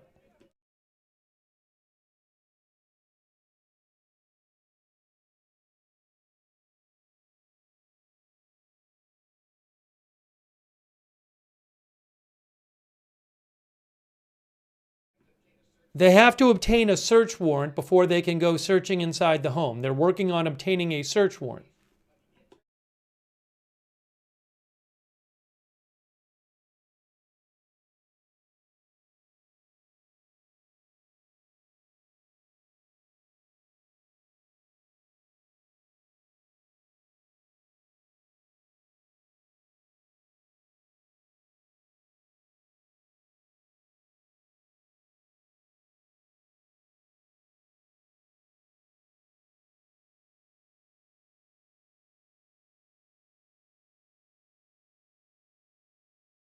Again, he says the coroner's office will be the ones to release the names of the people found. LAPD is not identifying the the two bodies who were found in Rob Reiner's home.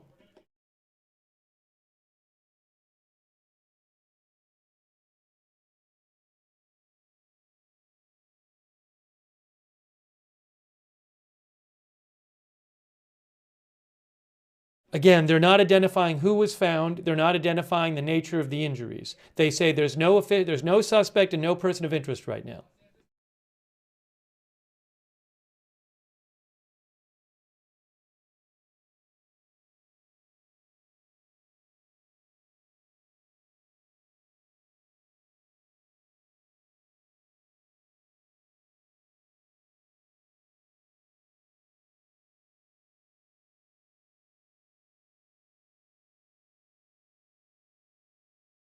I'm just listening right now, but you get the basic nature of what's being said here. They're not really saying much. Again, not even officially identifying who was found at Rob Reiner's home. So hang on, I'm just listening to it again.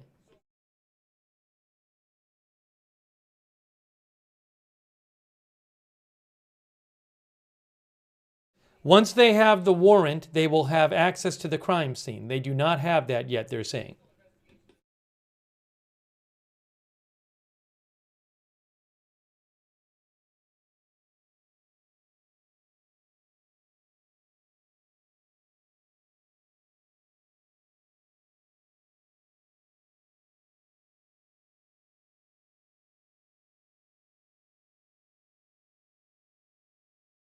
They said wherever they can be transparent and provide info to the public, they will release it as soon as they can. So again, they've been giving this last few minutes, LAPD is giving this press conference, but really not saying much. Again, not even identifying the two bodies that were found in Rob Reiner's home or what the injuries were to the bodies.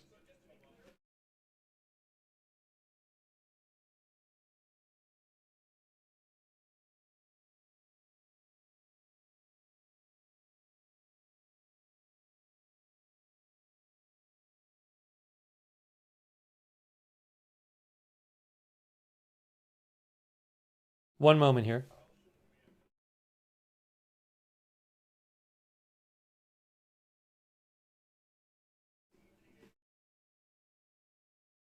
Being asked like how long it will take to get a warrant and when the coroner will arrive and how long will all this take.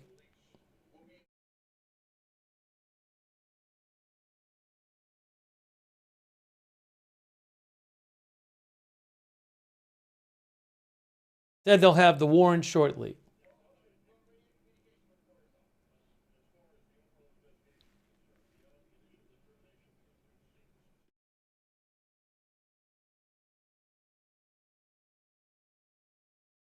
They haven't really done forensics on the death scene itself because once the initial officers went in and saw what was going on, they back out and then they have to get a search warrant and then process it as a crime scene.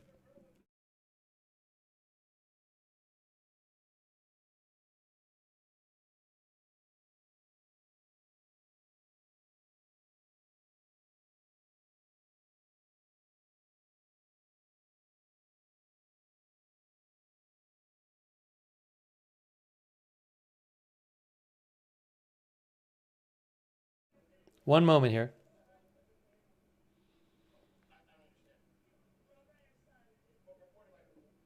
Asking about Rob Reiner's son. He says he doesn't know anything about the People magazine report that the son killed Rob Reiner and Rob Reiner's wife. The LAPD deputy chief said he knows nothing about that report.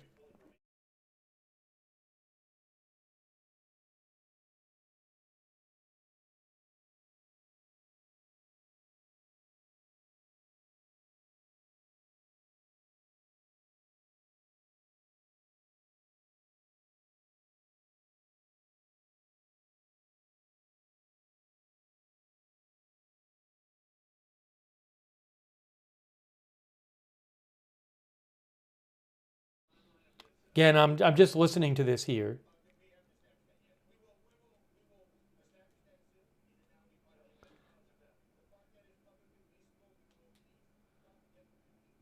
They're not releasing a timeline right now. They got to establish it.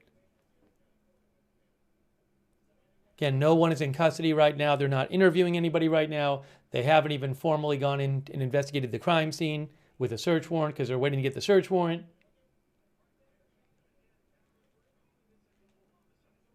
Hold on.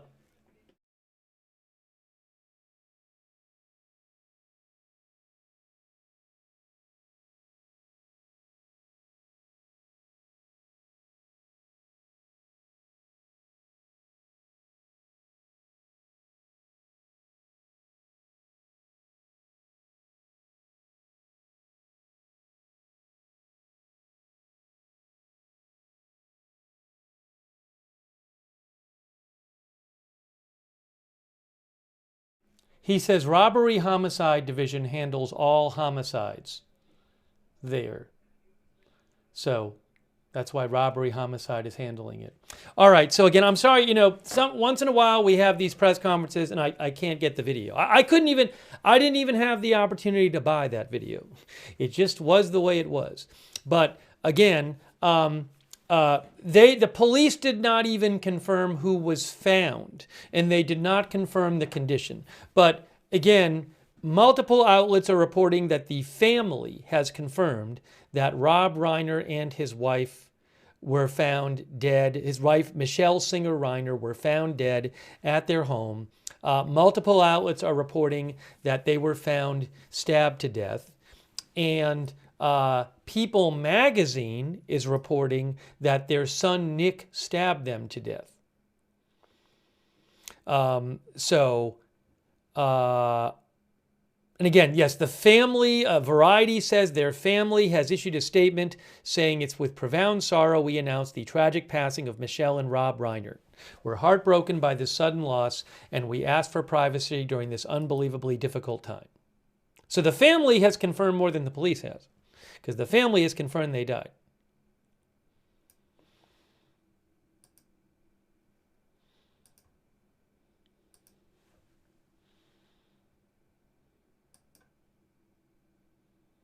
You can see here, police probed 2 deaths at actor-director Rob Reiner's home as apparent homicide. That's from Reuters. There's a picture of Rob Reiner. I don't even know if this article has that it was them, though. Hold on a second. Let me see. AP probably updated theirs. Let's see. Now, it is true. One of our viewers said the report that Ernie says the report that the son was detained was false. Yeah, we had a number of viewers claiming the son was detained. The police said nobody was detained. That is true. That's what the police just said. Nobody was detained.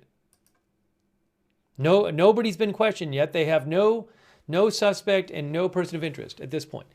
Now, they may have thoughts on the matter. You can see Rob Reiner and his wife were found dead at LA home.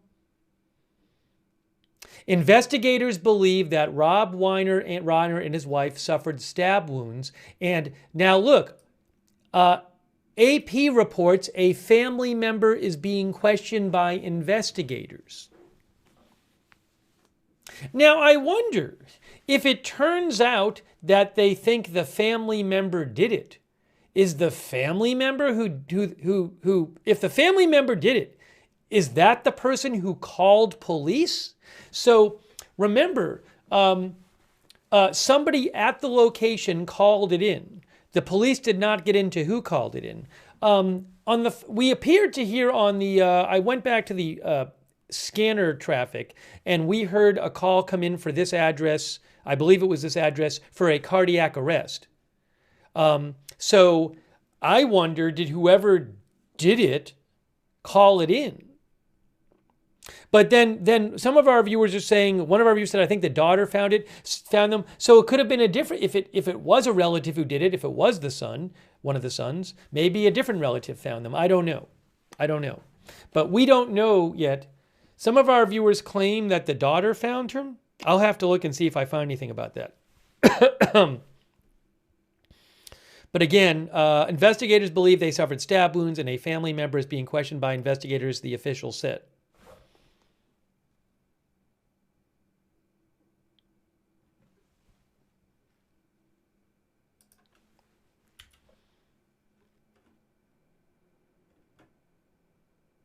Again, the New York Post says the son is a person of interest. That's what the New York Post says, the son, Nick.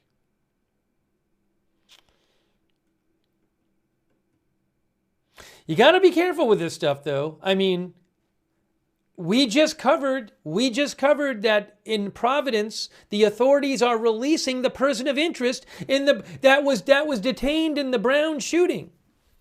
If you missed it, they're releasing the person, guys. There's nobody in custody for the Brown shooting. There are no suspects right now for the Brown shooting. There's no person of interest in the Brown shooting. Police are asking, they're saying they want, please, the public, give them more evidence if they have it. They're looking for more video. They said in the press conference they didn't really get useful video or any real I don't know what the actual language was, I can't remember, but they said something to the effect that there were not a lot of cameras in the building where the shooting happened at Brown, and they didn't get much useful video from the building. So, you know, just keep that in mind, that again, as I said, People magazine is saying that the Sun did it. New York Post said the Sun is a person of interest. Does that mean he did it? No.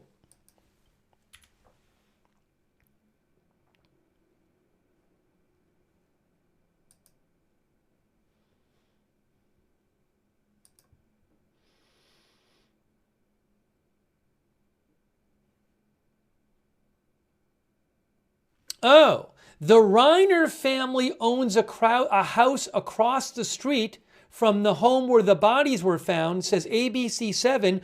His wife and him live in one, and his daughter with children lives in the other. Oh, but not the son. Oh, okay. So according to ABC7, across the street, they own another house. The Reiners owned another house where his daughter and the daughter's children, I guess. His daughter with children lives across the street. That's according to ABC7. I thought maybe it was saying the son lived across the street.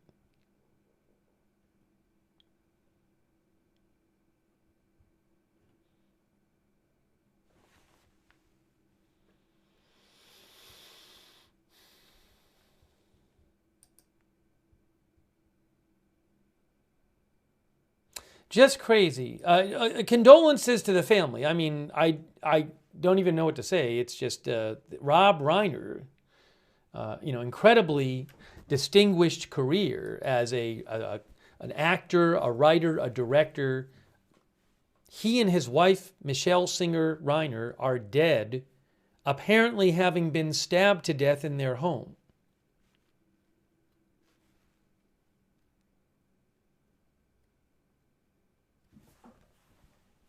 Steelers think their son lived with parents. You know, the police were asked if family members were living there, if anybody else was living there. I think they were asked, and they didn't really answer that question in their short press conference. Again, the police gave an update, but the police didn't even confirm who was found, and they didn't even confirm the nature of the injuries.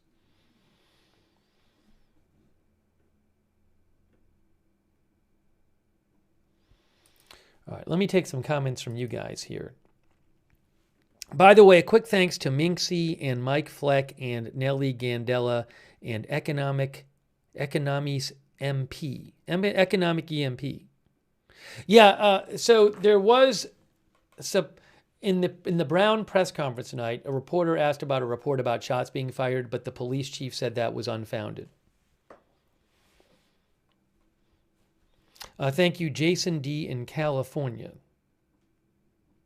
Thank you, Jason D., and congratulations, Jason D.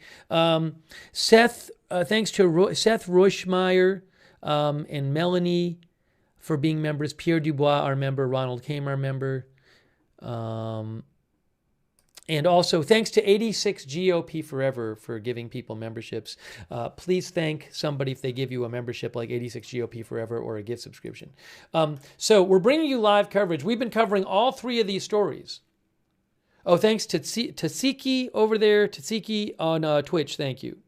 And Marketing Bully on Twitch, and Spork Wrangler, and Who Shot JR on Twitch. Thank you. So we've been covering all three stories. We've actually, we showed you two different press conferences on the Bondi Beach terror attack, in which a father and son,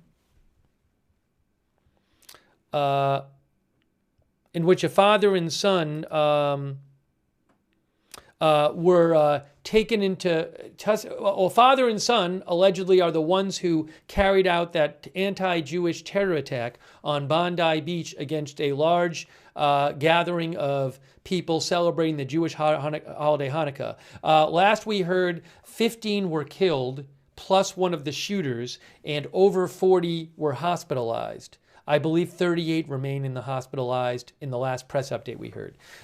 So just really terrible. And one of the two shooters was killed, and the other one, I believe the son, is seriously injured and is hospitalized.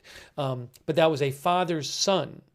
Also, the son was born in Australia, and the father immigrated to Australia. Sounds like he was in Australia legally on a visa. We heard that earlier. So, yes, and the shooter had, I think, if I remember right, there were 6 guns found that the I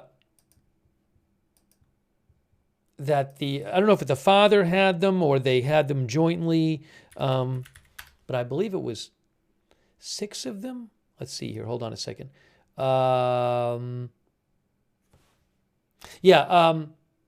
The father, according to AP, the father had 6 guns legally owned. There are very strict gun laws in Australia.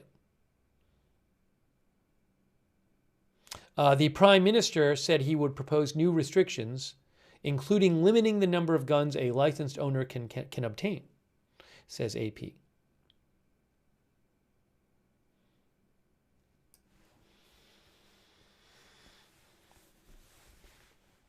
So we've been updating you on that. And then the Brown situation, all that changed because we were giving you some updates about what was being reported about. There was a name reported widely of the person of interest. Lots of details were coming out about this person. But the person, then we found out a short while ago that the Brown University person of interest is being released. Being released, guys.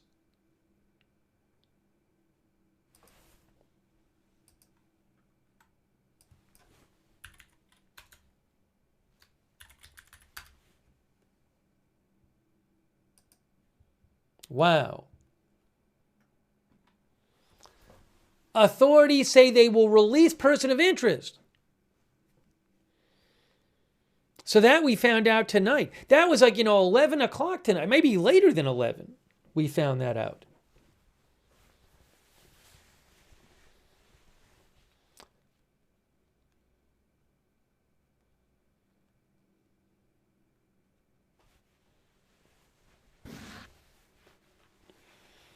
So, that's a whole other thing, is that there's no one in custody for that and no current person of interest.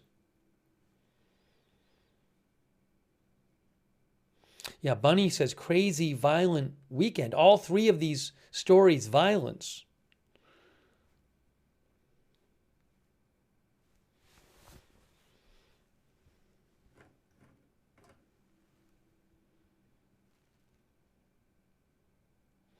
Law enforcement officials determined there was no basis to keep him in custody. The disclosure made at a hastily convened late-night news conference. By the way, maybe somebody leaked it a couple minutes before, but I didn't know what the news conference was. This was not widely reported. I was just shocked when I heard it at the news conference. I couldn't believe it. The disclosure made at a hastily convened late-night news conference represents a dramatic setback in an investigation into killings that set off hours of chaos on the Ivy League campus and unravels progress the authorities thought they had made earlier in the day when they detained a man at a Rhode Island hotel in connection with the attack.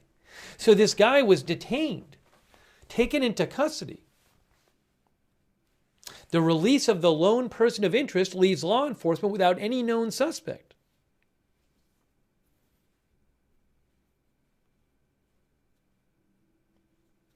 By the way, in case you missed it, Brown University announced that they basically are not having the regularly scheduled exams and assignments and stuff are no longer regularly scheduled. They're not sticking to that schedule, basically. So if you look here, it says, this is from the, where is it here?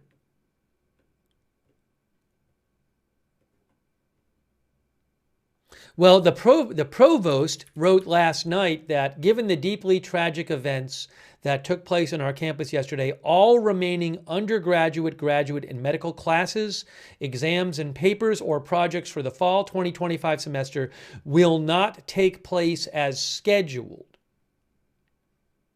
Now, I think they may have clarified later. Here. Additional information regarding classes, exams, and other academic activities for the remainder of the fall semester. We must balance the importance of providing clear guidance on educational assessment with our responsibility to ensure the thriving of every member of our community. We have decided to cancel all remaining in-person exams for fall 2005 courses at all schools. They have canceled all remaining in-person exams for fall 2025 in all schools with the exception of the medical school and the MBA program, this particular MBA program. They'll get other guidance at those schools. Students in courses with work still outstanding will have three options. Students may elect to conclude the course and accept a final grade based on their work. So you can conclude the course without doing more work, with no penalty for work originally due after December 13th that is not submitted. Students may elect to retroactively change their grade option for the course to satisfactory no credit, and you get an S or an NC, and you'll get a notation on your transcript indicating the change was made due to extenuating circumstances. In courses with a previously assigned final paper, project or take-home exam, students may elect to complete and submit the work for a grade, whether that be originally selected grade option or the revised SNC option. So they're not having any more in-person exams, but if you want to do more work, you can.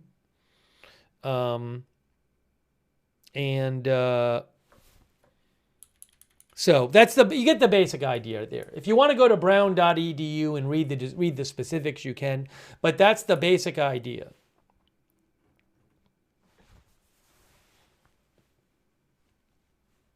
Now, I'm wondering in a course like say a math course where you normally would just take an exam, if somebody was like, well, I was really counting on that final exam to boost my grade, will they let them have some other option? I don't know. Who knows? And then you can see this was just posted about a half hour ago. Dear Brown community, Providence police announced late Sunday night they have released the individual they had detained in connection with the investigation into the shooting on the Brown campus, which claimed the lives of 2 Brown students and injured 9 others. The Rhode Island Attorney General stated definitively in a news media event that there is no basis to consider the released individual a person of interest.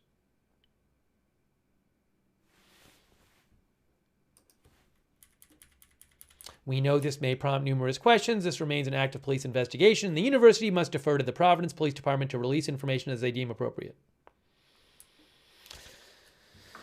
Wow. So much going on. Thanks, by the way, to Cece and over there on Twitch. No, it is not confirmed that Rob Reiner was killed by his son. People magazine reported that Rob Reiner was killed by, and his wife were killed by his son. That's not what the police haven't even confirmed that Rob Reiner died, but the Rob Reiner family confirmed that Rob Reiner and his wife are dead, and multiple outlets say they were found stabbed to death in their home. Aquatic Nomad says, I'm just in shock about the Reiners. ABC 7 News is also reporting that the Reiners were stabbed to death. So ABC 7 News Los Angeles is also reporting now that they were stabbed to death.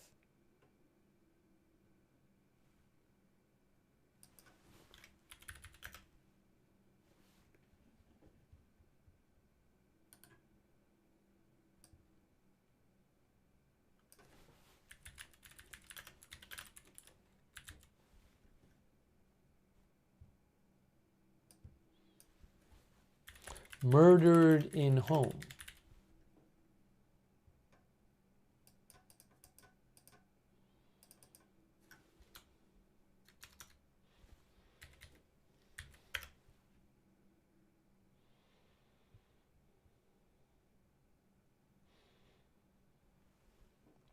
I'm going to assume people know what POI means. They probably don't.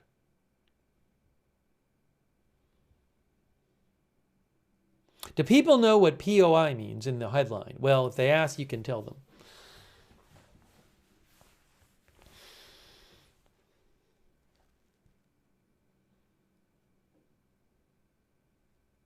Actually, yeah, one of our viewers said not confirmed murder. I guess strictly speaking, it, you know, you could have a case where it was a murder-suicide. So I'm going to say stabbed to death because, I mean, that we do know that they that's what's being reported. So I mean, by far most likely, I would say, well, I'm guessing most likely would be that somebody else did it, not them, but you don't know. We don't know for sure.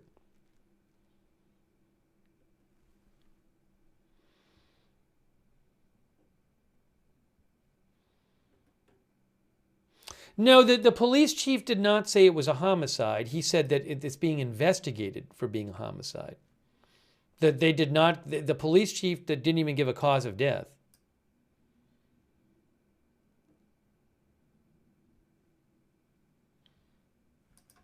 All right, hang on a moment here.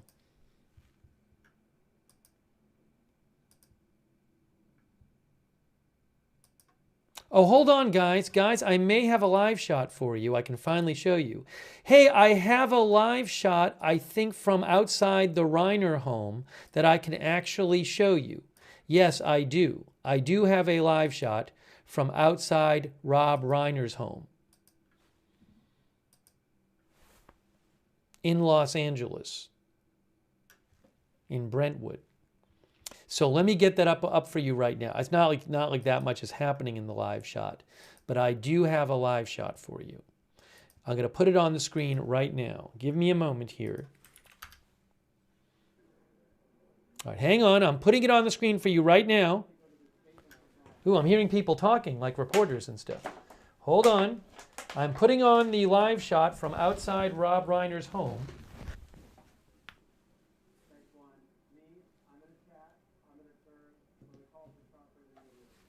When I call for chopper, then we have a break. There it is. Hold on.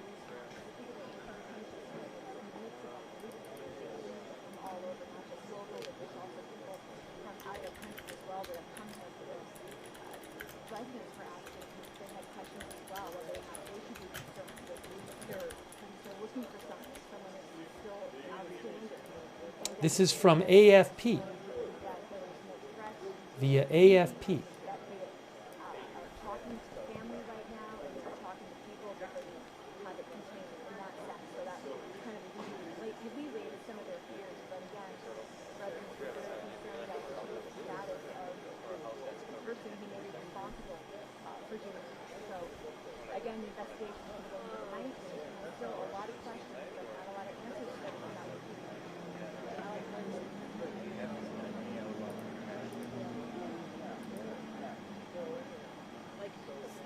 Jonathan and Kathy, this has been a devastating day, and the reverberations of the death of Rob Reiner and his wife stretching far beyond Hollywood. Just minutes ago, Governor Newsom releasing a statement that he and his wife are heartbroken, calling Rob Reiner, quoting here, a big-hearted genius.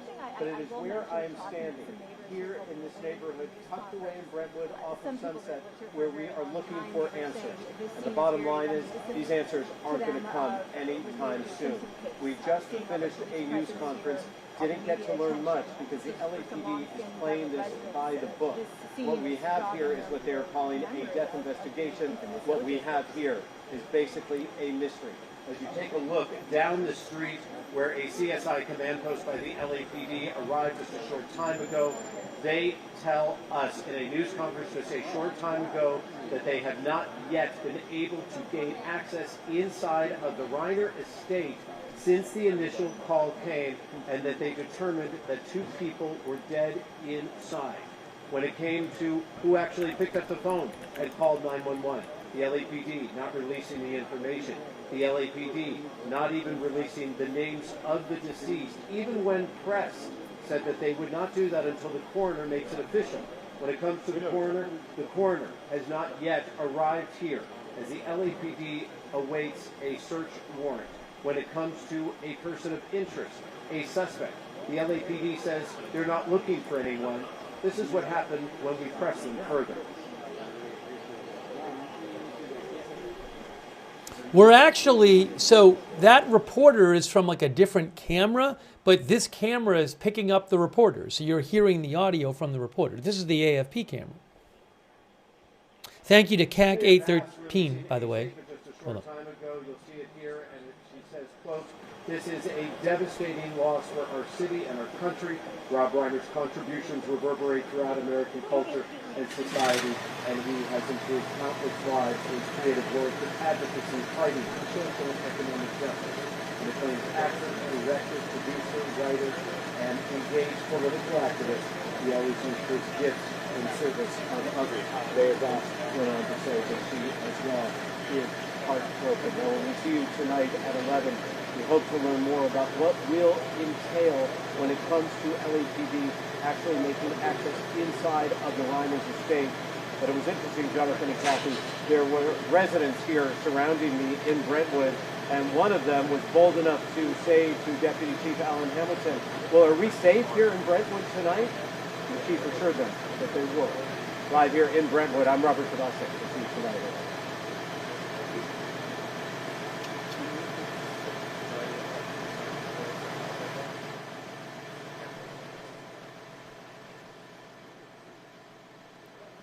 So you can see that live shot right there.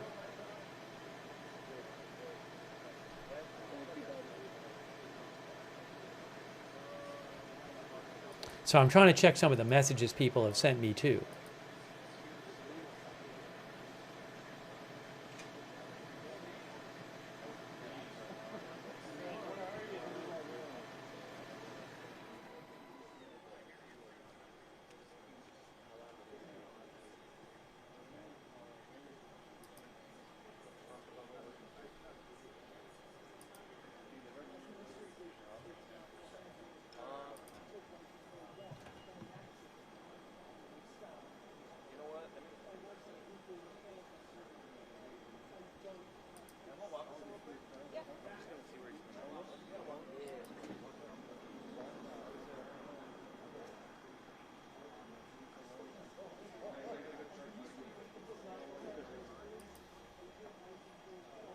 Oh, I'm sorry.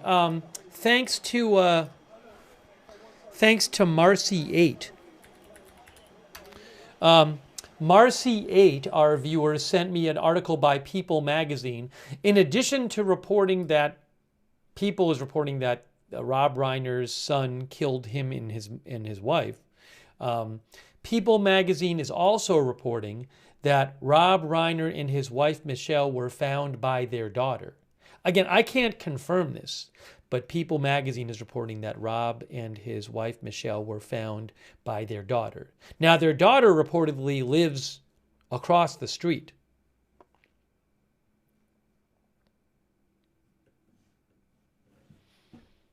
Okay.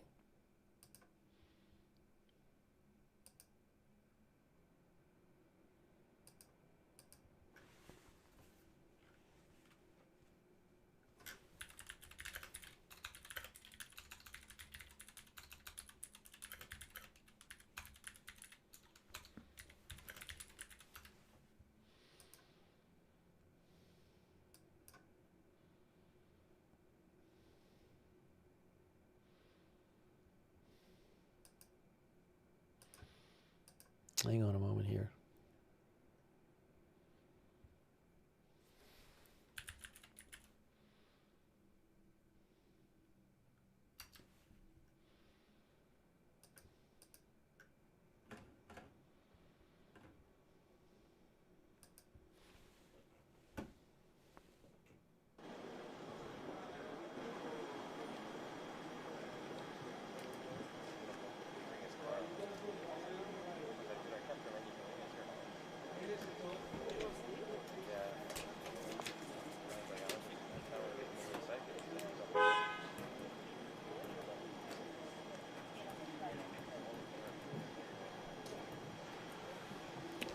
Hang on, I'm just trying to check some of the things people have been sent me.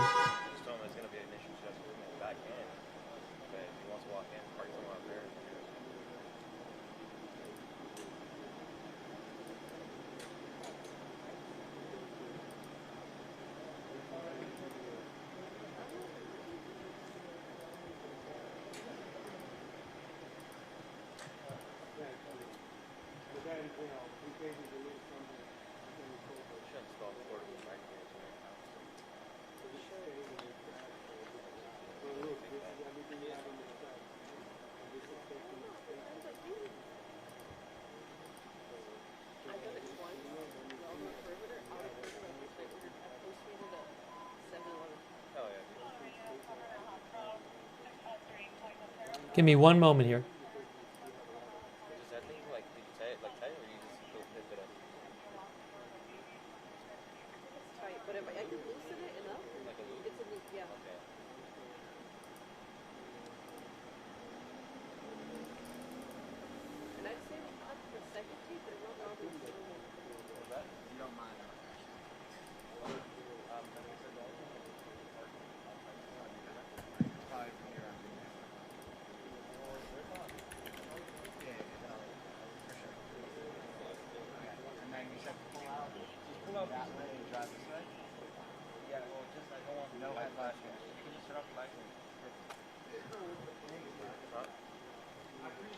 Yeah. Hey everyone, All right, so we're gonna have a homeowner drive out right here.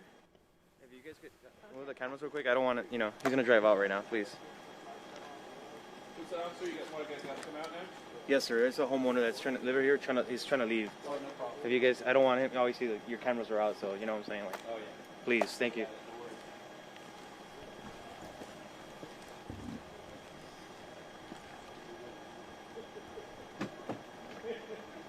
Our viewer Synthesize said, did the cops say anything about the public being in danger? No. They said that they don't have anyone they don't have anyone detained. They say they don't have a suspect or a person of interest, but they didn't say anything about. Somebody asked, "Is Brentwood safe?" and they didn't say that they thought there was a huge threat to people in Brentwood. I mean, I don't remember the exact wording, but, I don't know that they might think they have an idea who did it, or maybe they just think, well, we're here now and we're watching the place. So I understand the question. It was asked during the press conference, but certainly the answer was not something to the effect of that everybody in Brentwood is in a huge amount of danger right now. Why the answer was given the way it was, I don't know. It wasn't a very long answer.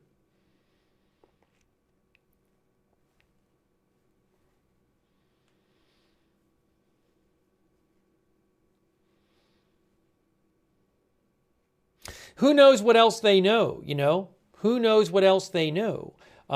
Maybe they have heard somebody was supposed to be there today. Maybe the daughter said, hey, look, People magazine says it was the son. Now, if the daughter, for example, knew the son was coming to visit today or something, maybe she told the police that. I don't know. Who knows? We don't know what the police know. They might know all kinds of things that we don't know. Thank you, Juts Golf, by the way, and CAC 813 and Amy Darcy Marie. Major general discomfort says, how does it take 5 hours to get a search warrant? I don't know how long search warrants normally take. Thank you, Punch Gut and Economist MP. Yeah, so Economist MP, in the Brown University press conference, a reporter asked about a report about shots fired, and the police said about 3 minutes later, they said that was unfounded. And I and many of the chatters believed when the police said that was unfounded, the police chief was referring to the report about the shots being fired. When he was asked about it, he said he hadn't heard about it. If I hear anything else, I'll let you know.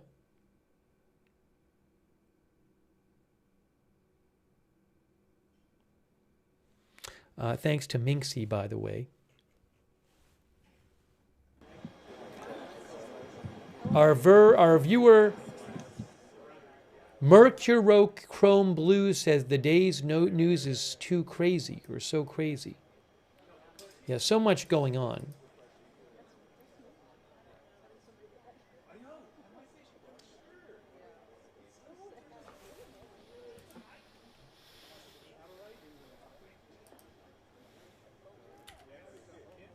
The LAPD said there may be some more update tomorrow morning.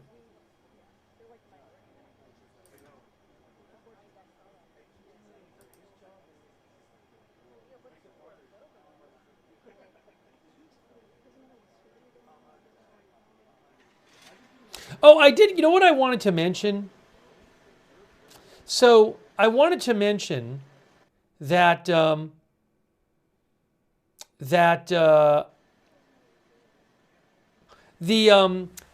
was a teaching assistant who was in the classroom where the Brown University shooting was. There was a review session going on for a class, for a final exam. And the teaching assistant, I guess his name was Joseph Oduro, says Reuters. He gave a couple different interviews about what happened. One of the things I wanted to point out that he said, so for example, he told the New York Times that when the shooter came in, he screamed something, but the teaching assistant said the students and the students and him couldn't figure out what the person was saying. And I think he told CNN the same thing.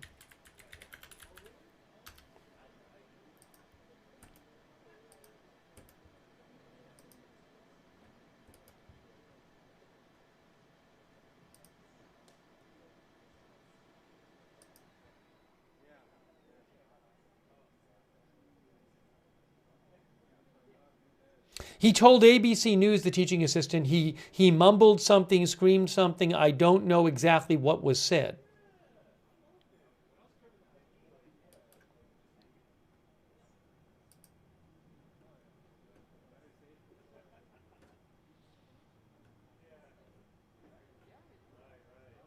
I was trying to find, because I think there was another interview.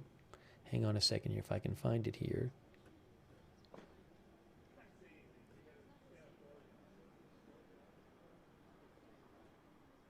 Yeah, he told CNN that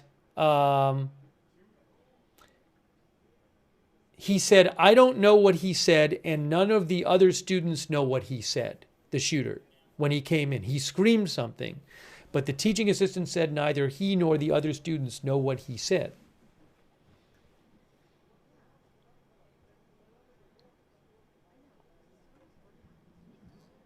Yeah, this house, I believe the address, isn't it 255 South Chadbourne? So on Google Maps, here it is. It's in Los Angeles, in the Brentwood neighborhood of Los Angeles, to the west of the 405, not far from Santa Monica, not that far from Westwood where UCLA is here. It's between Sunset Boulevard to the north and San Vicente to the south.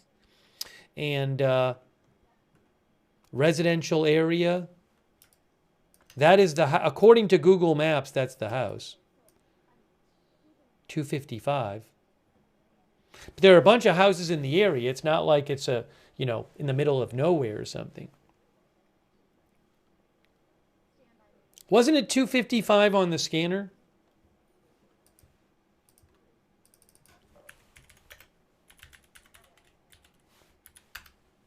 If I have that right, guys, does anybody remember? I think it was 255.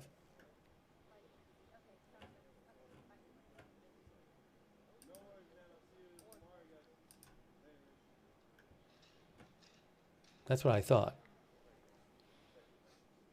I hope I'm remembering right. People are saying in the chat, yes. Austin says yes. A bunch of our viewers say yes. That's what I remember.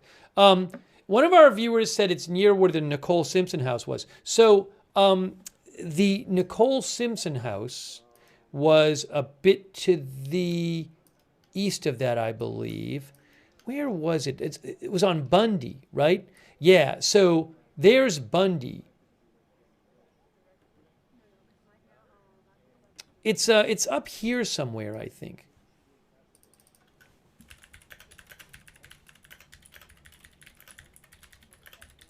The condo. It's is it 875 South Bondi?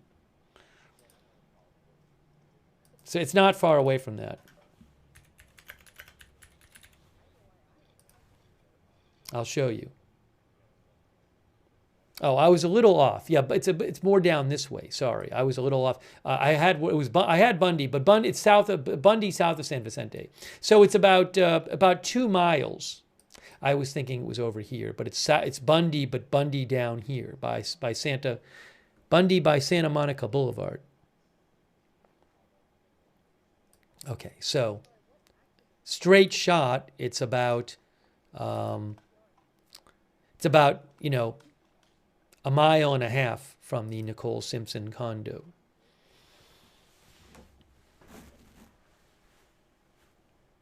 Yes, Bondi near the Ralph's grocery store, said Magda.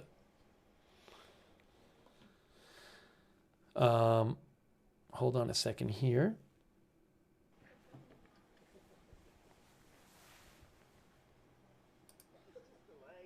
Clancy Knocked says, I can't believe this is how we lose Rob Reiner. It's unbelievable. I mean, three terrible stories. Within about, 36 hours of each other.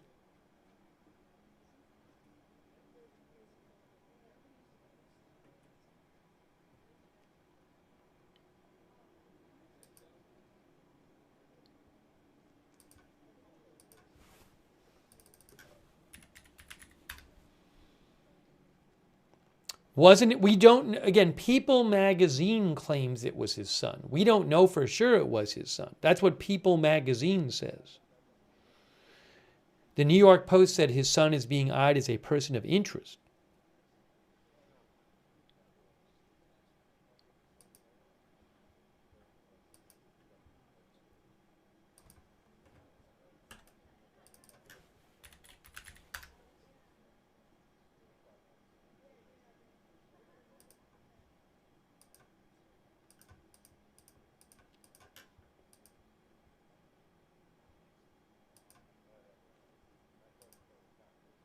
I just wanted to mention this quick. I said I'd mention it earlier. One of the viewers mentioned it. We talked about this morning when we were covering the Bondi Beach terror attack. But there was a man who, the person who, there's a video that many of you I'm sure have seen of a civilian disarming one of the 2 gunmen. And he is recovering after surgery, the family says. A Sydney fruit shop owner who wrestled a gun from one of the alleged attackers during the mass shooting at Bondi Beach is recovering in a hospital after undergoing surgery for bullet wounds to his arm and his hand. 43-year-old Ahmed Al-Ahmed was identified on social media as the bystander who hid behind parked cars before charging at the gunman from behind, seizing his rifle and knocking him to the ground. The 2 gunmen were a 50-year-old father and a 24-year-old son who had carried out the attack at a Jewish celebration at Bondi Beach, killing 15 people and wounding over 40. Ahmed's cousin, Mustafa, told 7 News Australia doctors had informed the family that Ahmed was stable following surgery.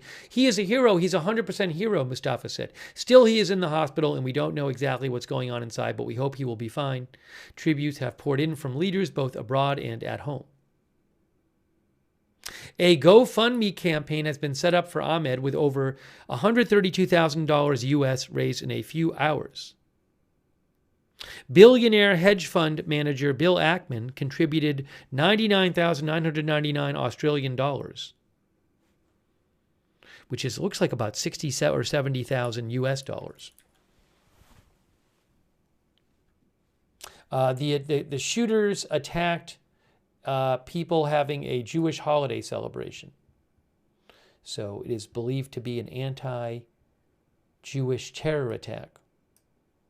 Terrible. Here is this little video clip from that article. Where'd it go?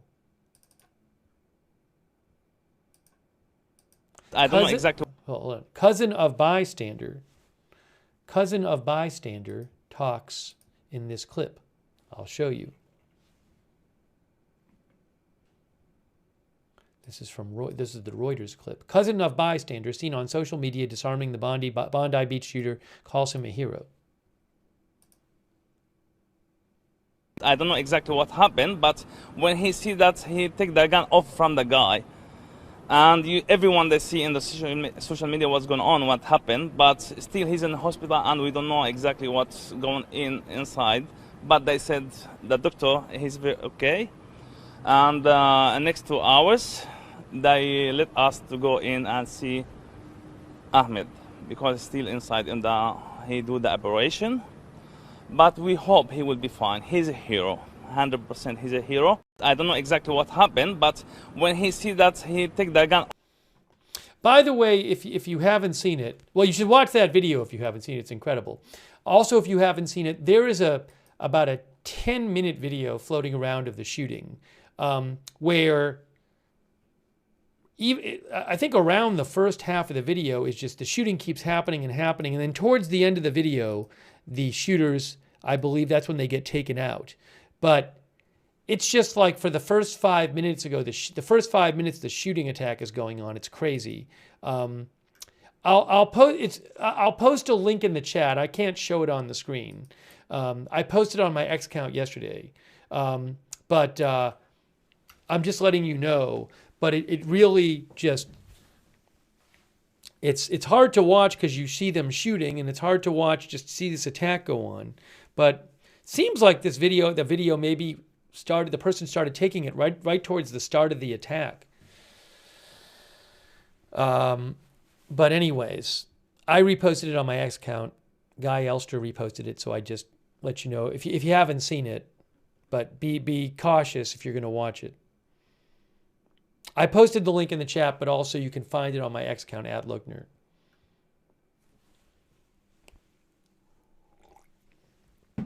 Okay. Let's see if I can find you any other updates here. Take a few more comments. All right. And that is outside of Rob Reiner's home right there live.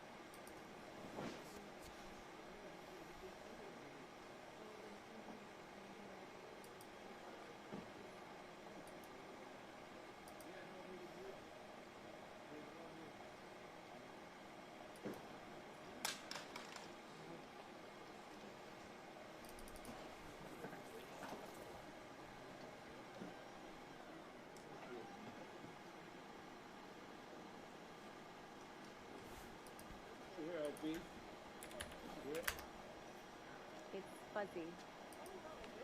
No, that's not acceptable. We don't do fuzzy. Oh, yes. Yeah. Oops. Video issue.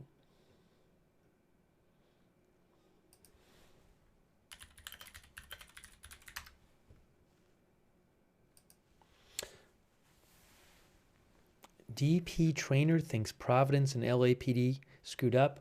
Well, the Providence thing is a whole different story, where they said they're releasing the person of interest. Yeah, sure. The victims have been identified as renowned Hollywood director and writer Rob Reiner and his wife Michelle.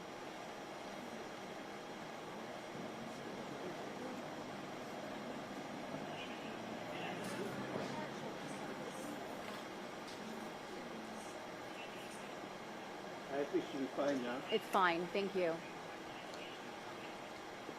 Let me set up your hair like that everyone made fun of over here at KCBS, Rachel. They were making fun of my hair light for you. We're just jealous.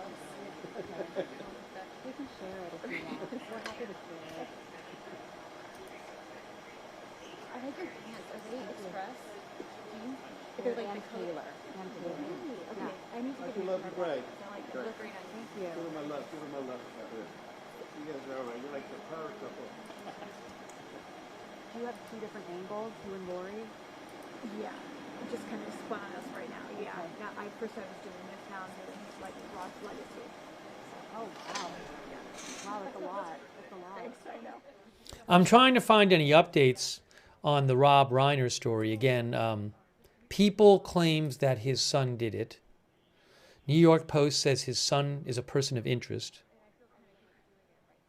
According to People, his son has had substance abuse issues that he has talked about. Addiction issues. What did they say? They said he has faced addiction issues and has spent stretches homeless. Their son, his son Nick. Their son Nick.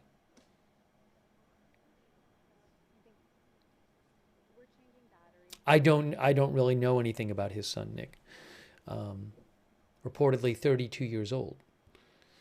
But we'll have to see what police say. Police haven't officially even identified the bodies.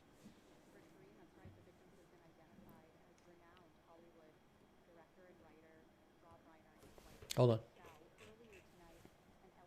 Spokesperson told us the couple suffered stab wounds, but during a press conference within the hour, investigators would not confirm this. What they did say is that no one is in custody and there's no threat to the public.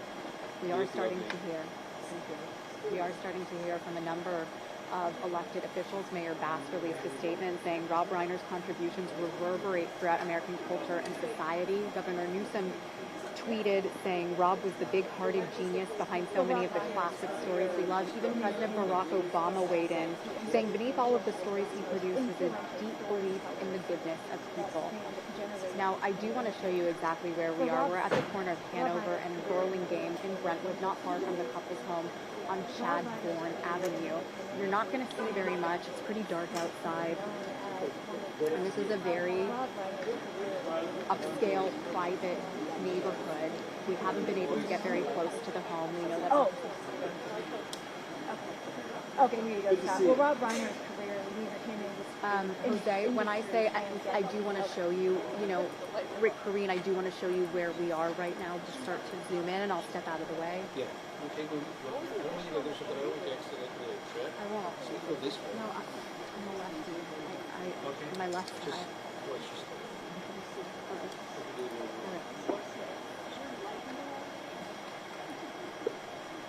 See, you heard me, right?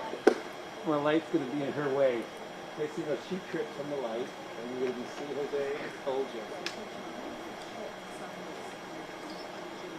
Here, I give you a little bit of room, but look.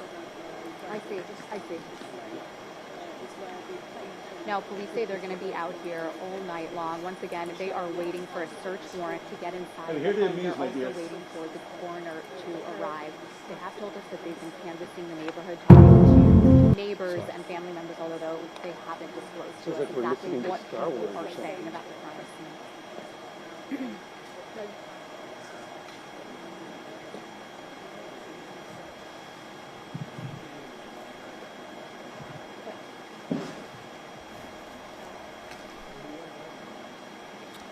Our viewer Jack says 2025 started terribly and ended terribly.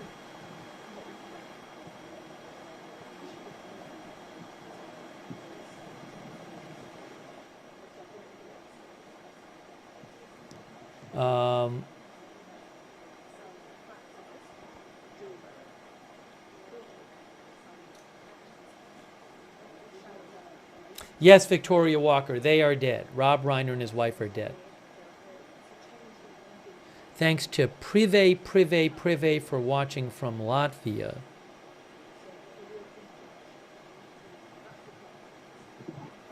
Our viewer Ernie Chaccio said his son had issues. Hold on. Ernie says his son had issues a long time ago. Those are old reports. I think it is probably way too early to speculate. Live, zoom in, and then a thought, and then a full screen, and then back out to me live. I'll give you the roll cue to the thought will be Tell us tonight. Tell us tonight. 7 decades in the entertainment industry. Thank you. Jamie, Ohio, our viewer, thinks if they didn't have a suspect... It will be right. Hold on. Jamie thinks if they didn't have a suspect, the area would be shut down and no one would be allowed here. That's what Jamie thinks.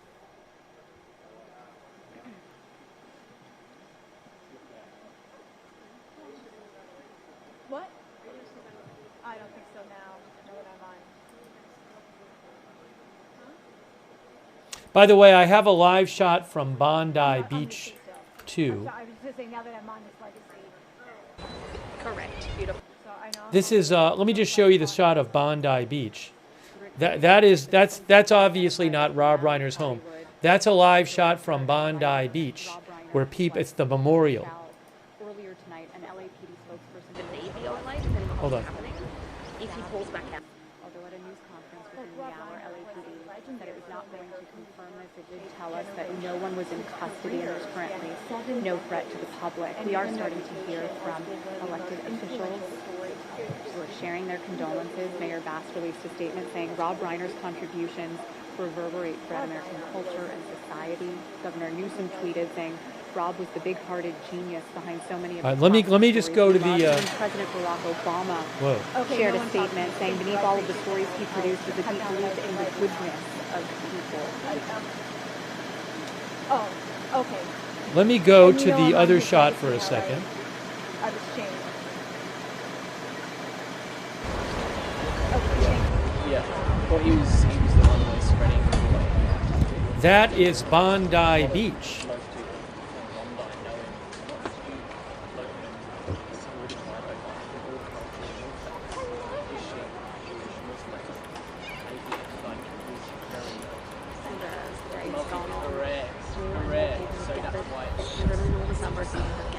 Down here today, perhaps even more so.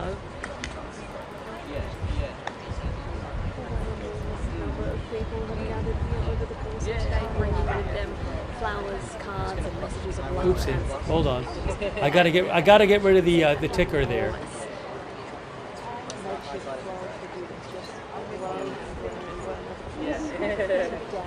People that I've spoken to have come out to lay flowers and then for themselves, to be honest, just unable to leave. Being here has made them feel connected to their community. I think strangers comforting each other. I think that is really typical of the Bondi community itself. It's a very close-knit part of Sydney. It's one of those places where they say everyone knows everyone, and that, which in turn means that everyone seems to know someone who was deeply affected by what happened yesterday. This community is certainly going to stick around into the night. There is mental health support on site to help people talk through what they may be feeling. And certainly,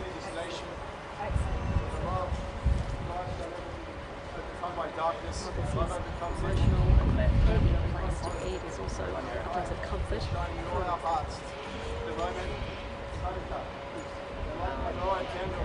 Kicking off in under a minute. Today, may the light of God illuminate our hearts today with hope, with love, with peace. This love overcomes darkness. And together, united, we are in the dark. God bless you all. God bless you. Shalom.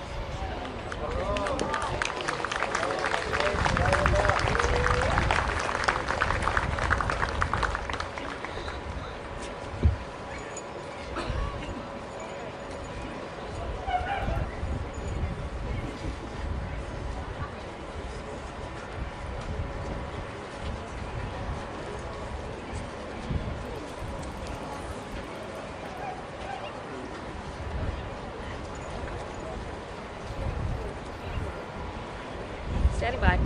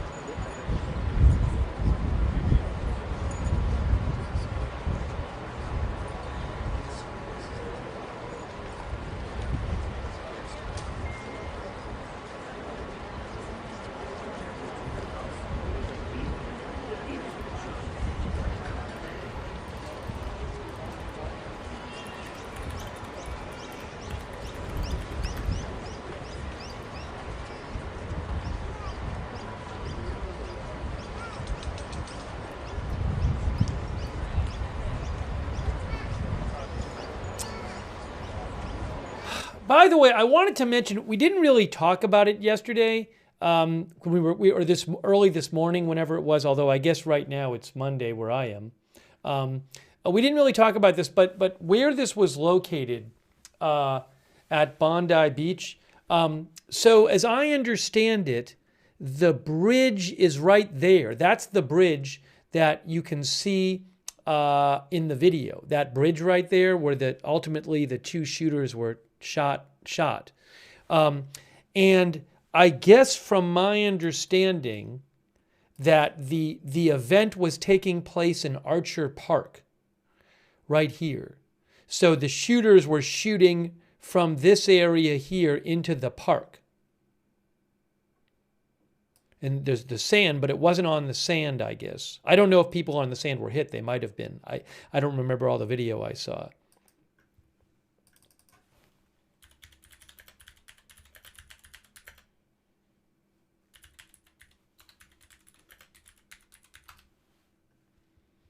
If I have that right.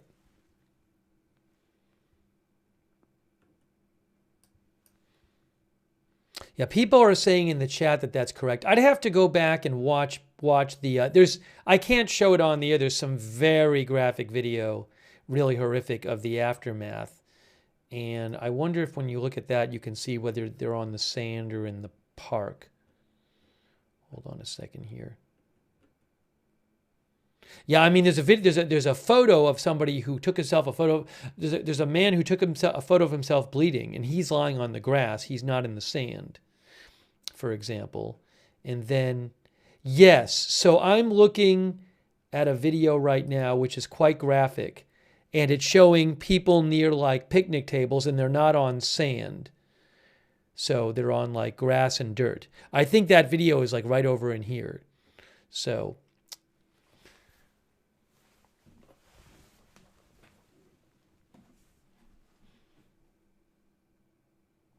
global surveyor said the sand is a few meters lower, so people would be safer on the sand to some degree.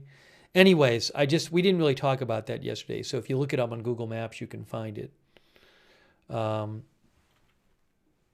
Michael Thomas says somewhere on the beach. So some victims may have been on the beach too. I don't know.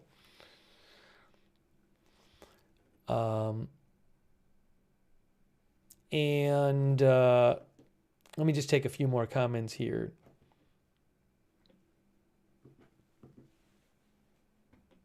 And this, again, is outside of Rob Reiner's home. By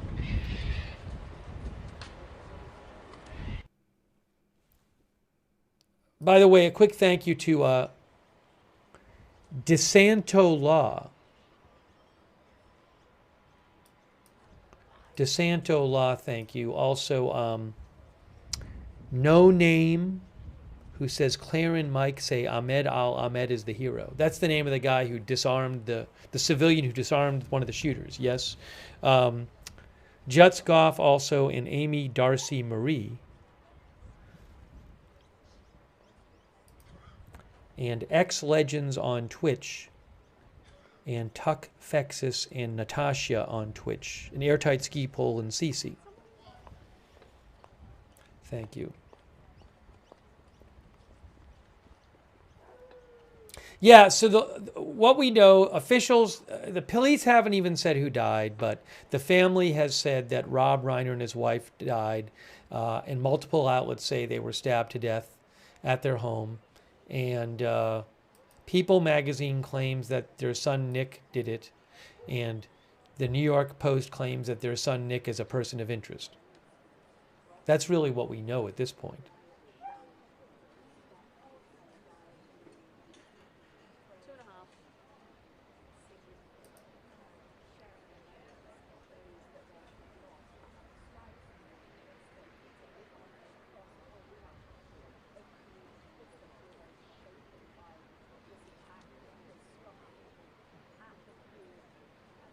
But really horrible.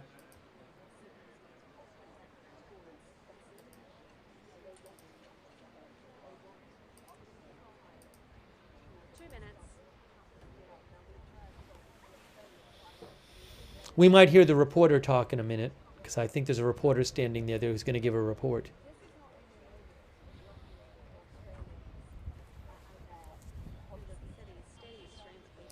Nick hasn't been arrested? No, nobody is in custody for this. No, the police said a short while ago nobody is in custody.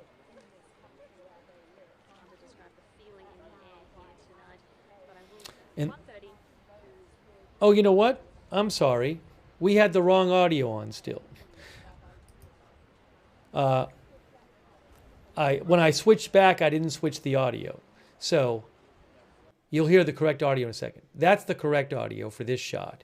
The audio you were hearing was from the shot from, that is the people laying flowers at Bondi Beach in Australia. That's that shot there.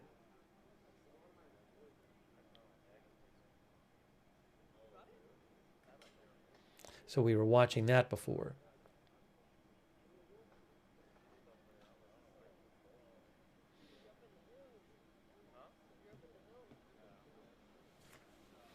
And then this is the... but people keep coming to that memorial and laying flowers down and paying their respects.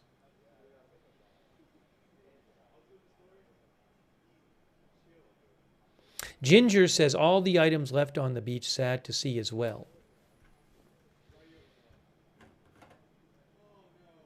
One of our viewers said flags found in car. There was a report that there was an ISIS flag found in the car of the shooters at Bondi Beach. Authorities did not confirm that. We watched a press conference today where they were asked about it, and they did not confirm that or deny that detail. They said they're not going to, it's an ongoing investigation. They weren't going to talk about it, if I remember. According to BNO News Live, Australian ABC News said ISIS flag found in car of Sydney gunmen.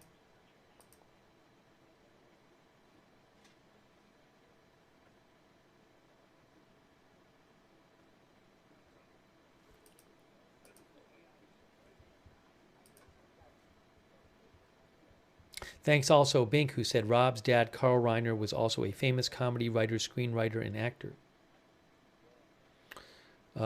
Thanks first name, last name, but you got to respect the chat rules. First name, last name. I think I know what you did. I think you know what you did.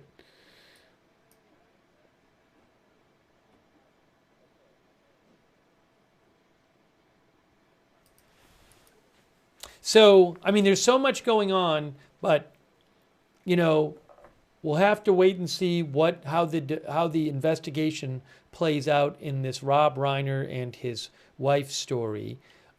Also, how the investigation plays out in the Brown University story. Remember, they released the person that they had taken into custody earlier today.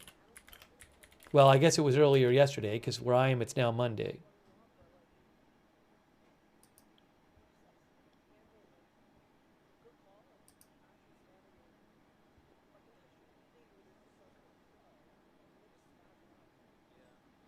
Providence Police says, tonight we announced that the person of interest is being released. The investigation has been ongoing and remains fully active between all agencies.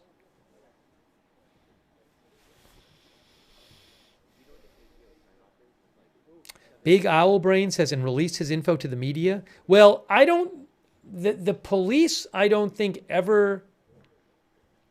they officially ever identified him, honestly. He was identified in the media, but I don't believe the police themselves ever formally announced his name. But his name got out there. The name of the person who was... A number of outlets were reporting the name of the person who was taken into custody. That search warrant, then forensic teams are going to go inside the Reiner home and begin a very extensive evidence collection process. In the Brentwood neighborhood of Los Angeles, Kevin Ozebek, 7 News. It may be ABC 7 News. Hold on.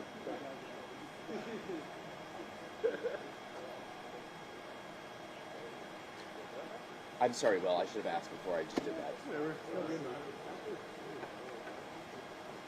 Hey, Melissa, is there a sign off ABC 7 News? Okay, thank you.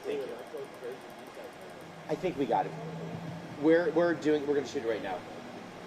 Awesome, thanks. Bye. Yeah, ABC 7. Okay, 3, 2, 1. And once the LAPD has that search warrant, then forensic teams are going to enter the Reiner home and they will begin a very extensive evidence collection process. In the Brentwood neighborhood of Los Angeles, Kevin Ozebek, ABC 7 News.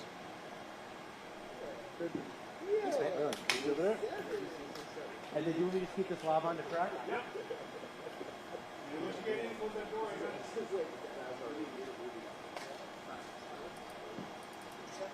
Once you get in there, close the door.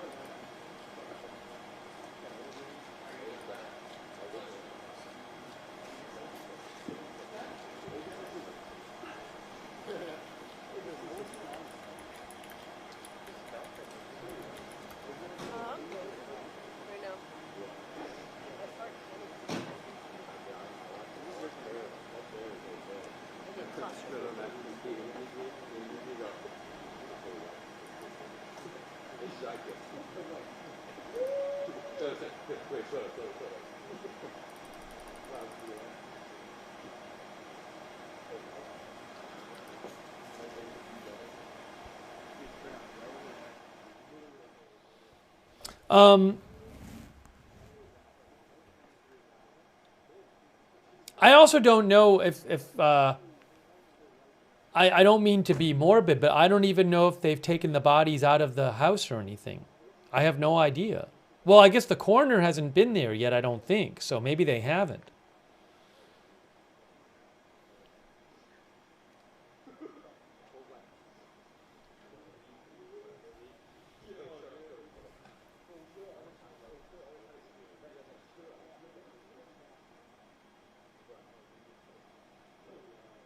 But this, the authorities showed up at the house about less than 7 hours ago, basically. About 6 hours and 45 minutes ago. I don't know how long they had been killed for.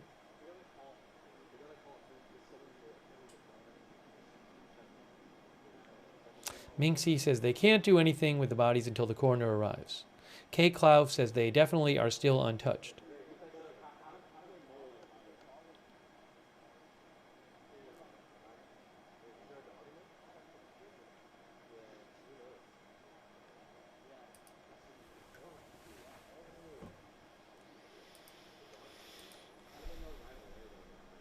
Teen Mom says medical examiner is not yet arrived.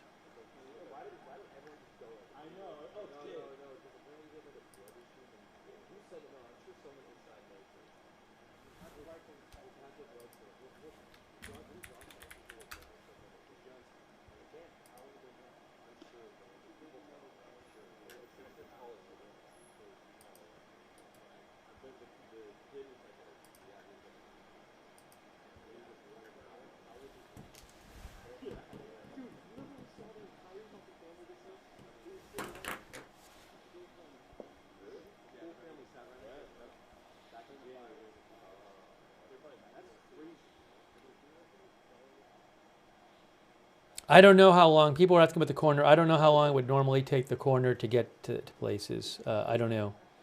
Here again is the, here's that scene at Bondi Beach in Australia. That's the Bondi Beach scene right there, where this memorial is out there for after the terrible attack yesterday. So just letting you see a little of this too. Oh, careful, you're just a bit. There we go.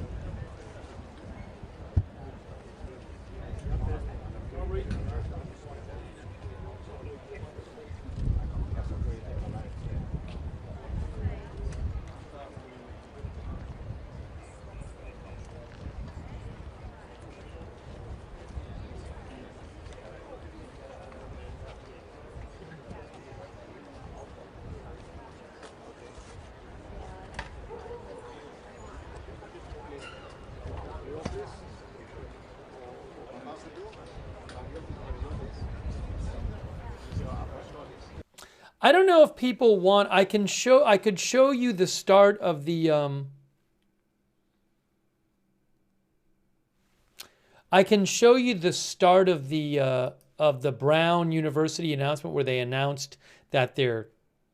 I mean, we did cover. We already showed it. I don't know if people want to see the start of that again. The announcement where the Brown University where the police announced that they were letting the person of interest go. I can show you the first couple minutes of that again. A lot of times people don't want to see this stuff again.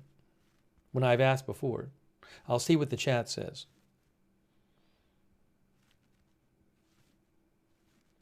It was like a surprise press conference.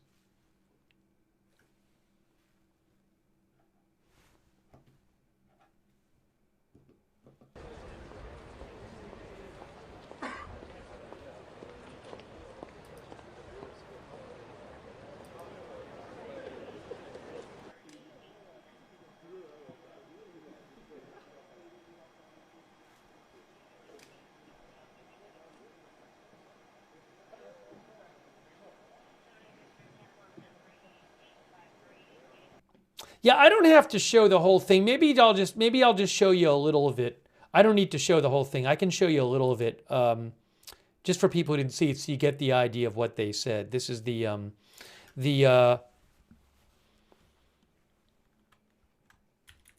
announcement when they surprisingly announced they were letting the person of interest go. It was interesting. Yeah. So again, I don't need to show you the whole thing. But let me just show you what they had to say about it.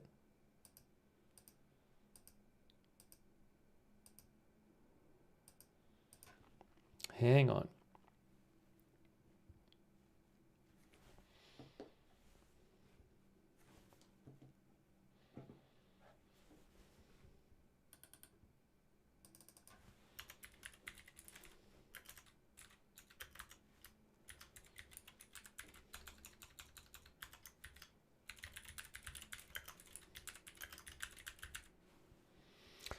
Robin Ridge said the reporter said the house was sealed after they were confirmed dead. The police all left and sealed the house, waiting for a search warrant. Yeah, Robin, thank you. Yeah, that's what was said in the press conference. That once they get an idea of what happens, then the police leave and they leave and then they have to wait for a warrant, as Robin said. Thank you, Robin. So they were waiting for a warrant to go back inside the house. Now, where is the? Hold on. Why am I seeing this? Okay, I'm going to just show you guys a bit of what happened when the officials announced that they were, in a surprise announcement, they announced that they were letting go the person of interest in the Brown University shooting. It's pretty stunning when they announced it.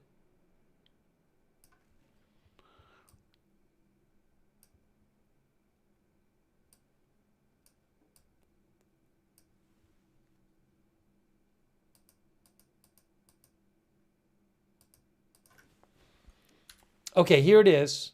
This is what happened earlier when they announced that they were letting this person go.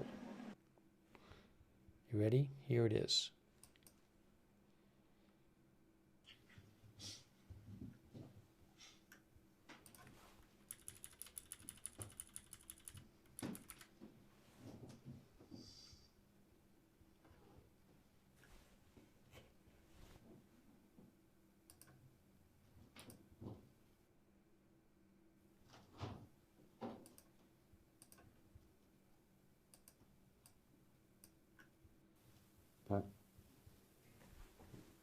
Everyone good? Okay. Good evening. I'm Providence Mayor Brett Smiley. In just a moment, we'll hear from Rhode Island's Governor Dan McKee. Then we'll ask for comments and an update from Attorney General Peter Nerona, followed by Colonel Oscar Perez, Chief of the Providence Police Department.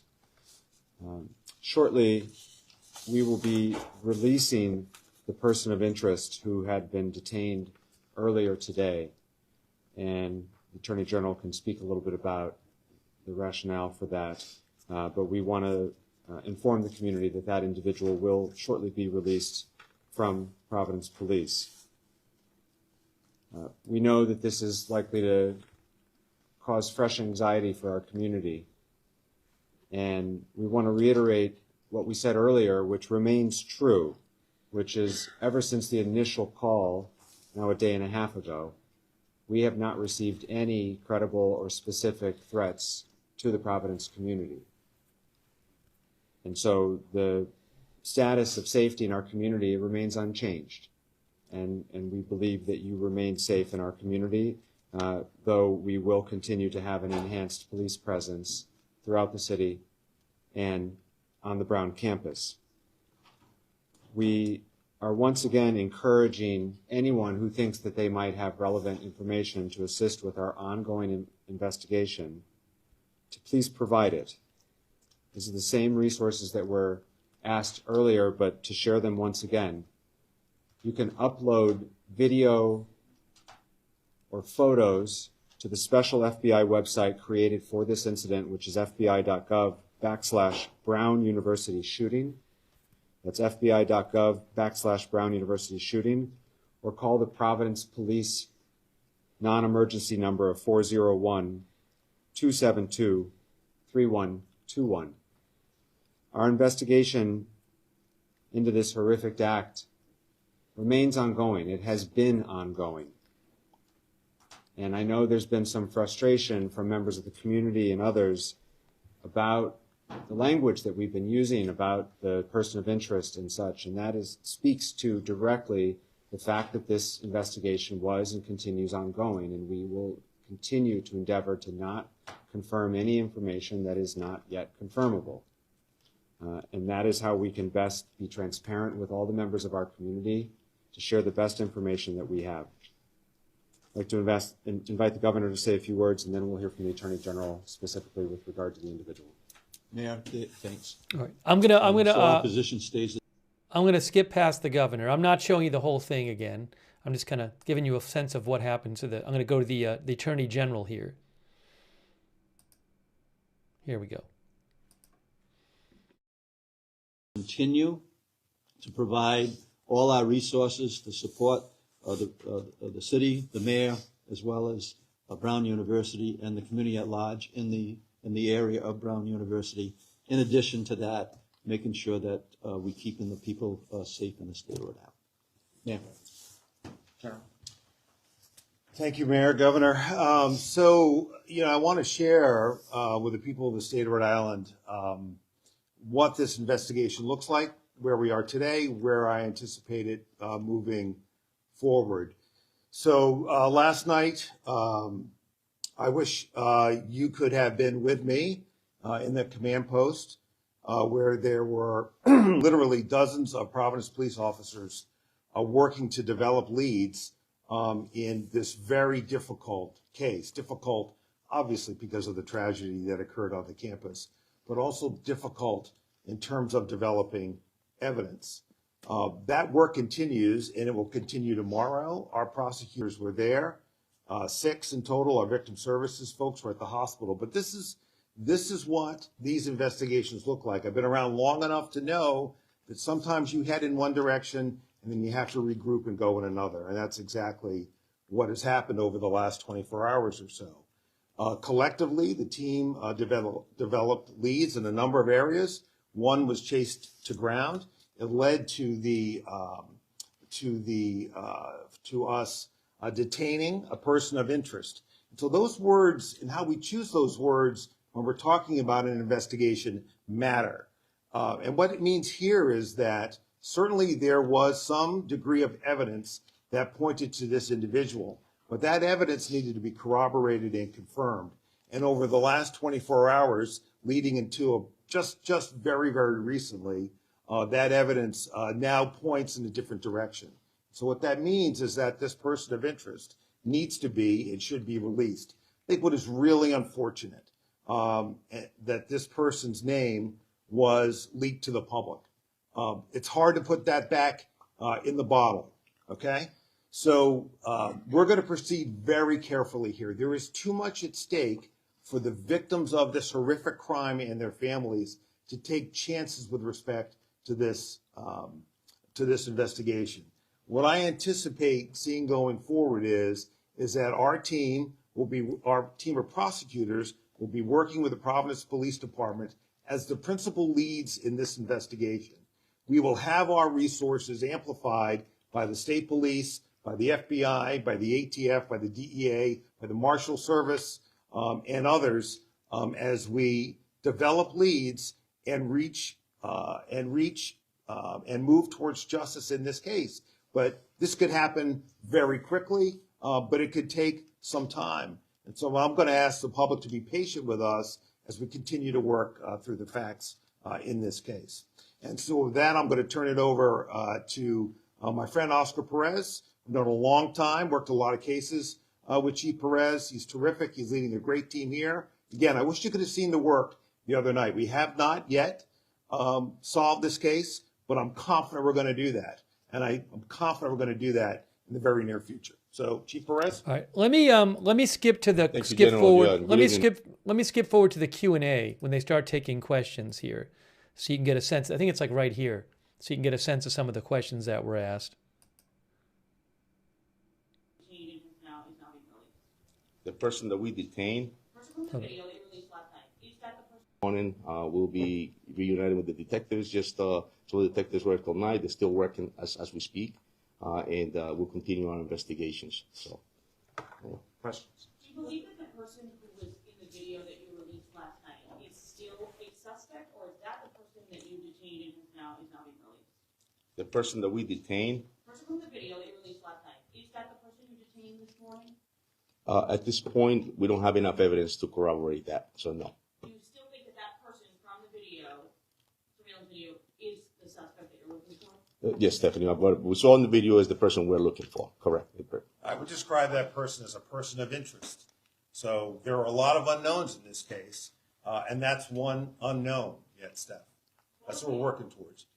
So is it safe to say that you all believe at this point is the suspect behind the shooting, are they still in this community? I know you said there's not danger to this community, but is that person, do you believe they're still here? Have they left the state? Honestly, we have no way of knowing. And the investigation is ongoing. We continue to follow leads that have been developed over the last day and a half, and we're continuing to ask for help. One of the things the Providence Police will be doing, and we should let our neighbors know, is that we are searching for additional video evidence. And so neighbors in the area of Brown University should expect to see Providence Police in the neighborhood canvassing, looking for additional evidence, specifically looking for additional video evidence. And we are looking for additional video evidence. There's been several questions over the last day and a half about videos at Brown and in the building. The videos at Brown in the building have been examined, and at this time we have no additional actionable information from the video that has been reviewed from the building. And so we are looking for new and additional video evidence, and neighbors in the community should expect to see Providence Police along with our partners, and we're, again, very grateful for the resources we've received from the state police because of the governor's support and our federal partners. But that is one piece of additional evidence and a way in which this community can help. If you have a camera and you are nearby, the video that was released was the corner of Hope and Waterman Streets. And if you are in that area and you have video, you have home video, Ring camera, security camera, you're a small business owner, please reach out to us. Call that number, 401-272-3121, or if you can upload the video itself, you can do so at fbi.gov/Brown University shooting. So the FBI director specifically said in his tweet that it was a tip from Providence Police that led you all to Hampton Inn. Can you confirm if that's true, and what exactly was the evidence that led you to this person of interest? Yeah, so it was there was a tip that came in, just like we were taking any other tips, and that one came in and specifically identified a person of interest, which was this individual. And so our detectives got on it, just like they got on another, but this specific one, it was actually picked up by the FBI, and they followed through with it, and they ended up coming and locating this individual of interest. And at that point, we did our thorough investigation, examined, ended up drafting some search warrants, came up with some evidence, but that evidence was examined, and we didn't have enough obviously to be able to prosecute anybody, and so the person was released. Go ahead, Thomas. Actually, a question for the Attorney General. What is the standard in the state of Rhode Island for detaining someone before they are charged? How long are you allowed to do that? And I guess ultimately, if this individual who was detained is not found to have been part of this, will the Attorney General's office or the state of Rhode Island exonerate him in writing? Well, Pat, what the case law tells us is that we can detain someone for a reasonable period of time if there is evidence such that points to that person being involved in criminal activity. And so, evidence doesn't appear on your doorstep and you have answers to it within the first 15 minutes. So let me just paint what I hope will be a clear picture. There's obviously evidence at the scene. That evidence at the scene may link to a particular individual. So when you have a person of interest, you try to link the evidence at the scene to that person of interest. Well, that takes time. That requires testing. Some of that lab testing can take an entire day. So over the course of the day, while we're following up leads elsewhere, those initial leads may come back positive or may come back negative. Here they came back negative, so we're in a position where we are now going to release that person of interest. But that's the way these investigations work. This isn't.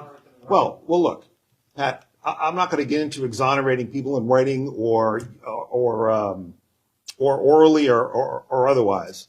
There was a quantum of evidence. There was a quantum of evidence which justified detaining this person as a person of interest. We continue to do our job. We're going to keep doing that. There may be other persons of interest. Hopefully they will be in custody or detention very soon. There were multiple reports describing weapons that were found at the scene. Can you say whether or not there were weapons recovered at the scene, and does that describe the evidence that you described that may have linked to the person? Listen, I am not going to, and I'm not going to, I can't imagine the chief would either, is to lay out directly what evidence is at the scene. But what I'm telling you is at any crime scene, there is evidence that links the perpetrator to the crime. When you have a person of interest, you try to link them to that particular evidence or her to that evidence. It could be all kinds of evidence, Steph. It could be fingerprint evidence. It could be ballistic evidence. It could be DNA. It could be a whole host of things. Can you explain exactly what eliminated him? I'm not going to get into that. I know it's safe to say that the audience here tonight. Can you tell us more about the role? I know it's been emphasized that Providence Police will be the head here. Yeah. Kind of the role of what that looks like. Well, look, in a situation like this, and I go back to the double homicide of Amy Shute and Jason Burgess 25 years ago. It's all hands on deck to try to canvass locations, look at electronic evidence, identify witnesses, track those witnesses down. So every agency brings something else to the table. State police certainly bring something to the table. But ultimately, this is Providence's case, and they are the lead here, and they have the most boots on the ground to do most of the work that needs to get done. I know that this person was detained for hours on end today. Can you talk about what happened during those hours-long detention? Were they questioned that entire time? What did that look like from this person of interest? Yeah, well, again, I'm not going to get into the details of that, but what I will say is over the period of time that a person of interest is detained, again, you try to develop evidence to bring potential charges against that person. And if you can't develop that evidence and you release them, that happens plenty of times in the course of our criminal justice system here and everywhere else. So while that was being done, Providence and our law enforcement partners continue to work other leads. That work continues now, and we'll pick it up again in the morning and keep going.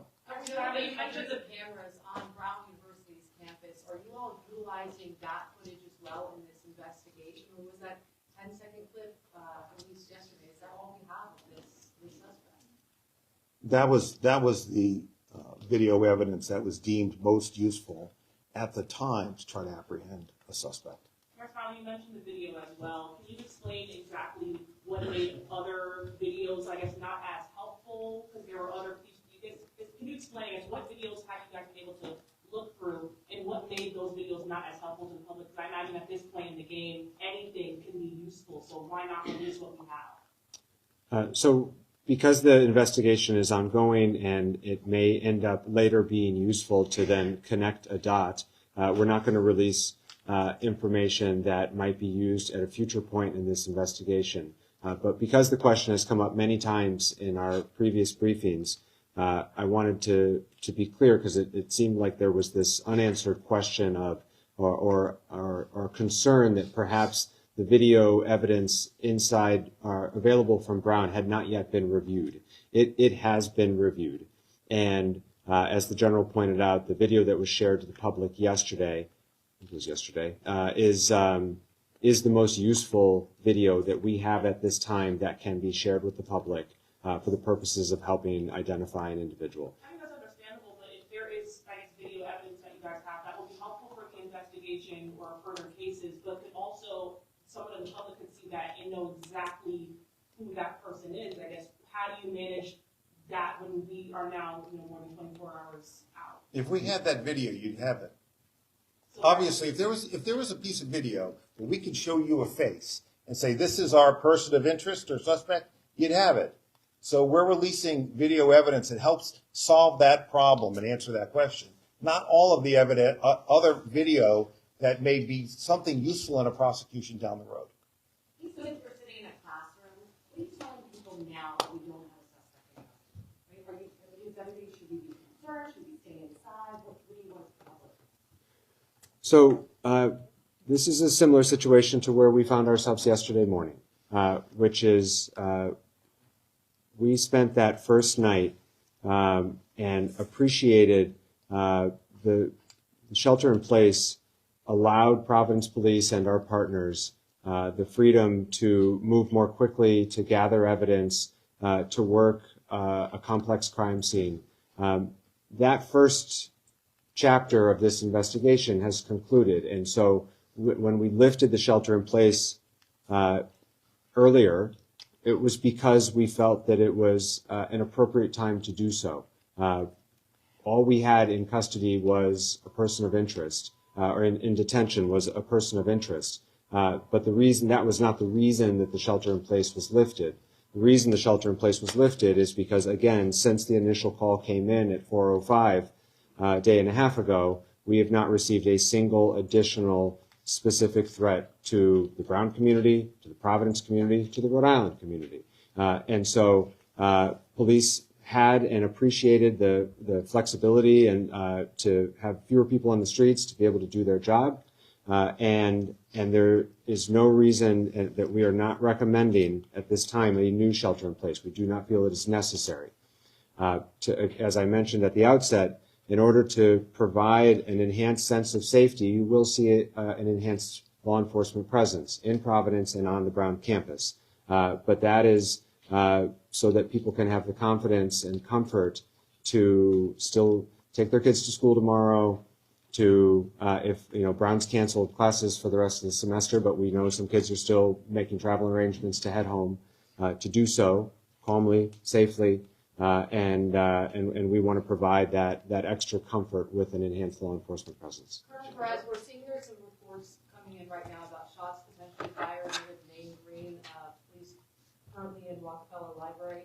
Is there any validity to that, or are those false reports on social media? So the call just came in just now. Just to be clear, this question was asked about reports of shots fired.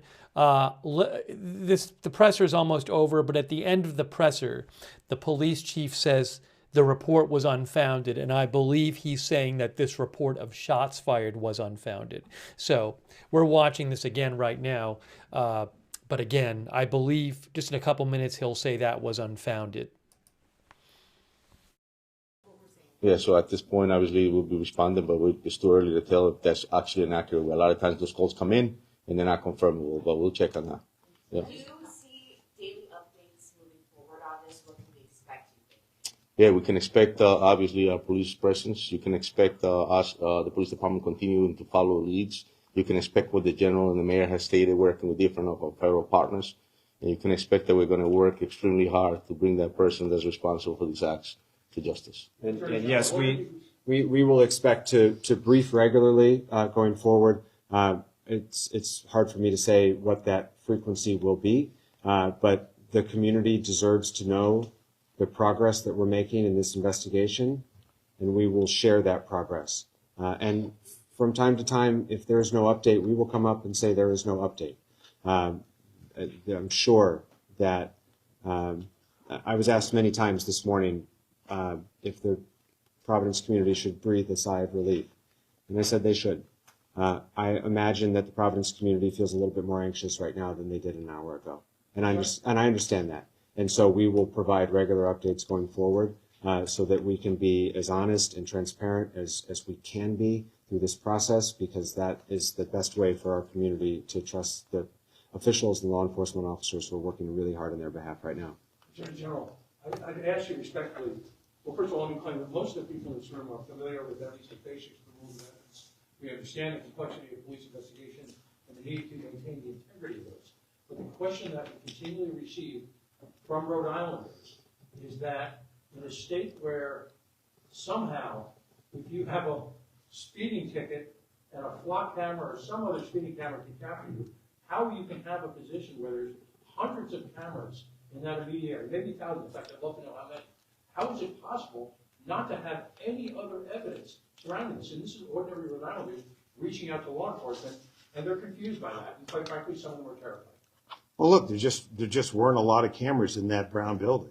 Is the reality? It's, you know, both of my kids were engineering students and were in that library a lot, class of 19 and class of 22. The reality is it's an old building attached to a new one. So there just isn't, Pat. I don't know what to tell you, but we're going to go out and find whatever evidence we can to solve this case as quickly as we can. I mean, we're not holding back video that we think would be useful. And I don't think I should even have to say it. Can I just clarify, General, a difference between you don't have enough evidence to charge someone and clearing them of any suspicion? Are you clearing this gentleman of any suspicion in this case? Yeah, look, I think it's fair to say that there is no basis to consider him a person of interest. So that's why he's being released. You know, we still have a lot of steps left to take, obviously, in this case. You know, again, I've seen enough after 30 years in law enforcement. There have been a lot of twists and a lot of roads that I've walked down. And so I'm not here to predict anything other than I saw in the command post in the 6 or 7 hours I spent there last night, 50 Providence police officers working really hard. And they continue to work really hard to solve this case, along with a bunch of prosecutors, federal agents, the colonels, good people on the state police. And I know that's going to continue. And that our prosecutors are embedded with these detectives and agents, and we're going to solve this case.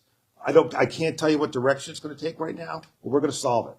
What happens next as far as the investigation and occupying the person responsible? There's a ton of things that happen next. And so I don't want to get into all those things because obviously we have a murderer out there, frankly. And so we're not going to give away the game plan. But the fact of the matter is that law enforcement has the tools necessary to solve this case. But we're 36 hours out. So, you know, it can never be too fast, particularly for the victims and their families and parents. But sometimes investigations take a little bit of time. Sometimes it's not as easy as having a photograph of the person that we can just give to you to help us find that person. But I know the team's going to work hard and we're going to solve it. You mentioned all the tips that have come in. How difficult does it become, given the amount of time since this happened, in terms of the scope of the investigation? Obviously, this person could be anywhere now, right? Yeah, we follow on every single tips, and that's why it's important to be able to collaborate with different agencies, municipalities, different federal partners, and it's important to have it's all hands on deck, and we follow on every single one, and that's what occurred in this specific incident. We follow up on a lead. There's nothing. We got to lift every rock, and the reason for that is to make sure that to realize if it's valid or not, to rule things out, and to make sure that we verify whatever's coming our way. To your call earlier, it was unfounded. There was actually several cars responded, and there was nothing located. So. That'll be it for questions tonight. Those are all the updates that we have to share this evening. We will stay in touch for the next briefing and be sure to keep you posted. Future briefings will be at this location, so you can plan accordingly. Thank you. All right, so we watched some of that again. That shooter is still out there. They're asking for. They say they didn't the footage in the building that the shooting was in at Brown. They said they didn't get there. I think the word he's used was something like there was not additional actionable footage. I mean, they were not very. It didn't sound like they had much that was that useful from the building. You heard them talk about how there weren't that many cameras in that building, asking the people, public, if they have video. But unfortunately, that's where we're at right now with that. Again, whoever did it is out there. Oops, sorry, I was having an issue. I had to fix my headphone thing. But whoever did it is still out there. Texas woman thinks they come across as defensive.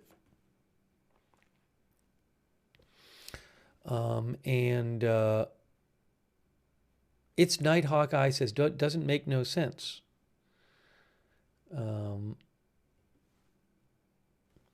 I certainly hope they can find the person.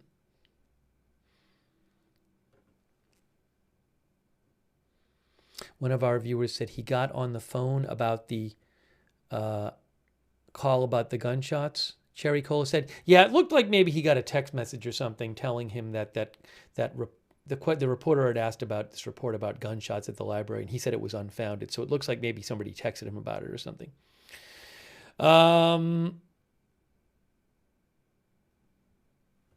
So that's what's happening there. And I don't even have my shot of the Rob Reiner house anymore that we had for a while outside the house. I haven't heard any big new news on that. Again, sadly, Rob Reiner and his wife were found dead. Actor, director, writer Rob Reiner were found dead at his Los Angeles house in Brentwood. Multiple outlets say they were stabbed to death. And People magazine is saying that his son Nick did it. New York Post is reporting that Rob Reiner's son Nick is a person of interest. His son Nick told People magazine years ago he had substance abuse issues, addiction issues. I don't really know much about his son, so I can't really speak to that.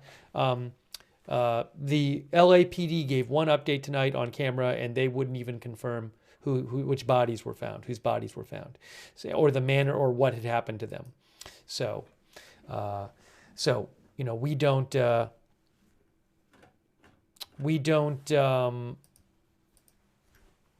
have much official on that, and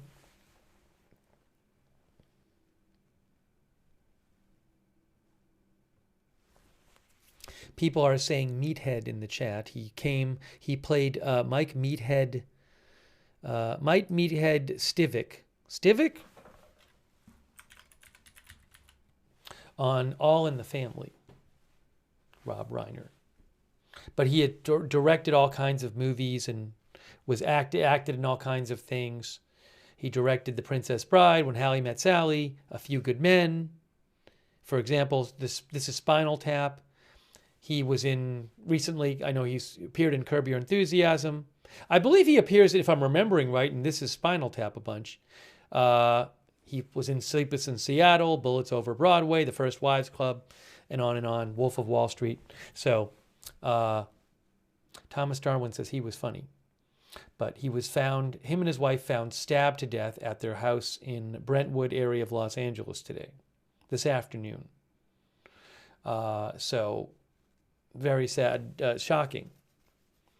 So we'll have to see what we hear about that. And if you missed it, we showed you a couple press conferences earlier. The first thing we did actually show you a press conference about the Bondi Beach awful terror attack, appearing to target, authorities believe the terror attack was targeting a large Jewish holiday celebration that was taking place at Bondi Beach. 15 people were killed along with one of the shooters, and over 40 people were initially hospitalized. Just awful. So all of these things happening in the last, day and a half, happening over the weekend, just one thing after another, all terrible things. And as we found out tonight, they're releasing the suspect releasing the person of interest who was in custody in the Brown shooting.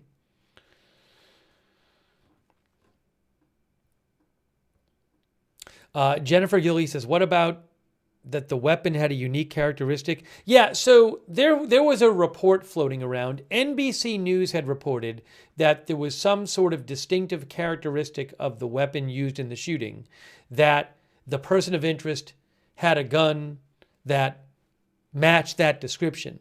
And maybe that's true. Maybe that's true. Maybe there was something distinctive about the gun that was used in the shooting that was also similar to a gun that the person of interest had, if they had a gun. My guess is it wasn't like a serial number match or something, right? So, yeah, I mean, it's possible that that information was true, but it just doesn't mean that that's the person. So, but that wasn't reported by authorities. That was something NBC News reported. But again, you know, there was some sort of information that they had to take the person that made them think it was worth taking the person into custody. But ultimately, they decided it was not enough and that this person, there was no reason to hold this person. Thanks, Jennifer Gilly, for asking, and thanks for your support, Jennifer. Yeah, so...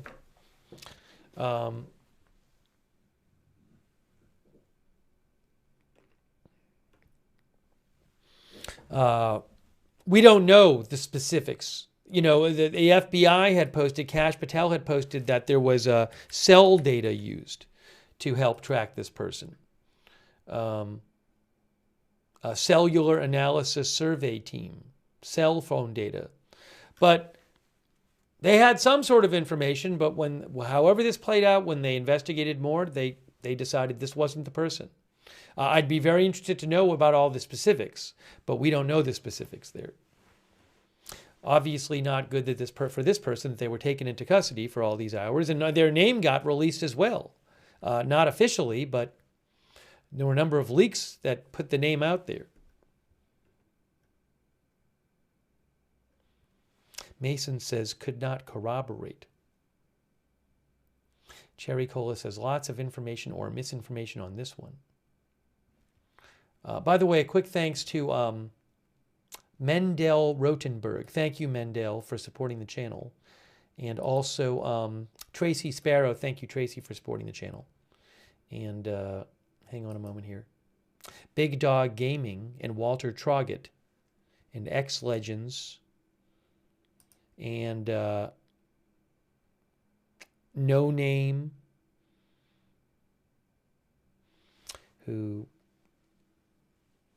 said gave praise to Ahmed al-Ahmed, the man who the civilian who disarmed one of the shooters. Claire and Mike, thank you. Eliza Jane and Granite Man. Granite Man says victims should sue college, no security cameras. I don't know exactly what the security camera in that building was. The Attorney General of Rhode Island said it was an old building without that many cameras. I don't know that there's any kind of legal requirement that they have cameras. But it's unfortunate that they don't have more video that they would find helpful, certainly.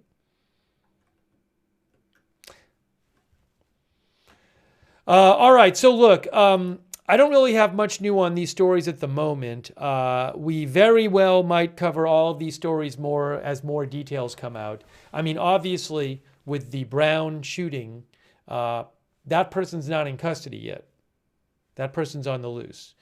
And with the Rob Reiner and his wife found dead, stabbed to death, reportedly, we certainly will be waiting to see what we hear about, the police investigation. Will it turn out that his son did it as the police, or will they end up taking his son into custody, as People magazine says he did it? We'll have to see. But terrible all the way around. 3 really awful stories. So certainly condolences to the Reiner family and the family of all the people killed in Bondi Beach and Brown University, and thoughts with those injured in those incidents.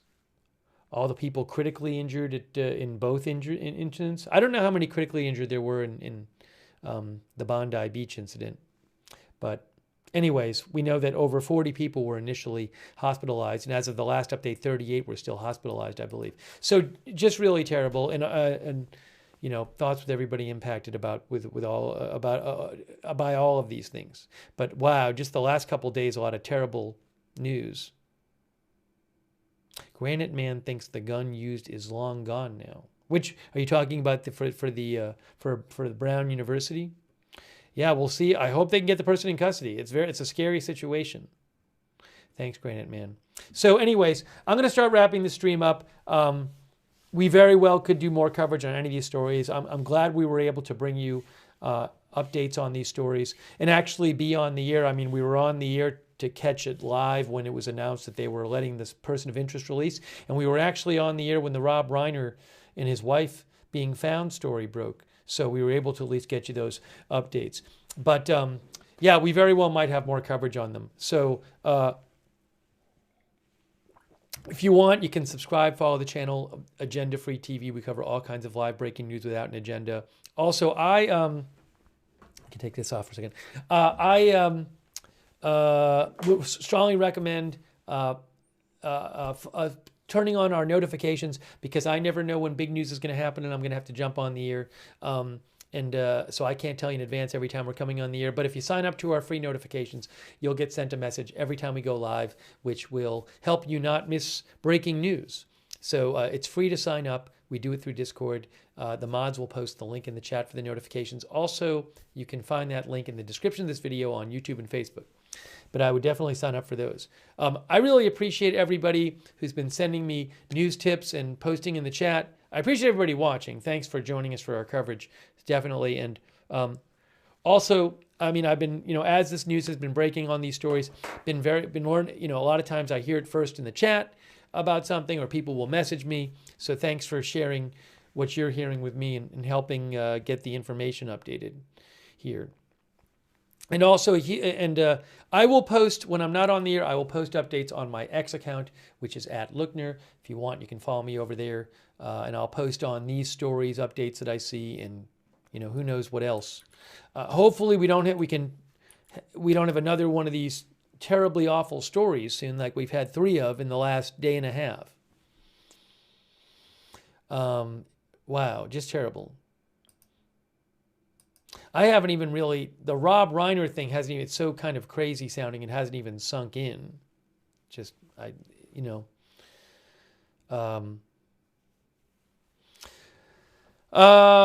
so, yeah, I really want to thank our moderators too, who've been with us all weekend and been in the chats and keeping things civil and respectful there. That's why we can have chats as our moderators, and we've had moderators all weekend in our chat rooms. So I really appreciate it.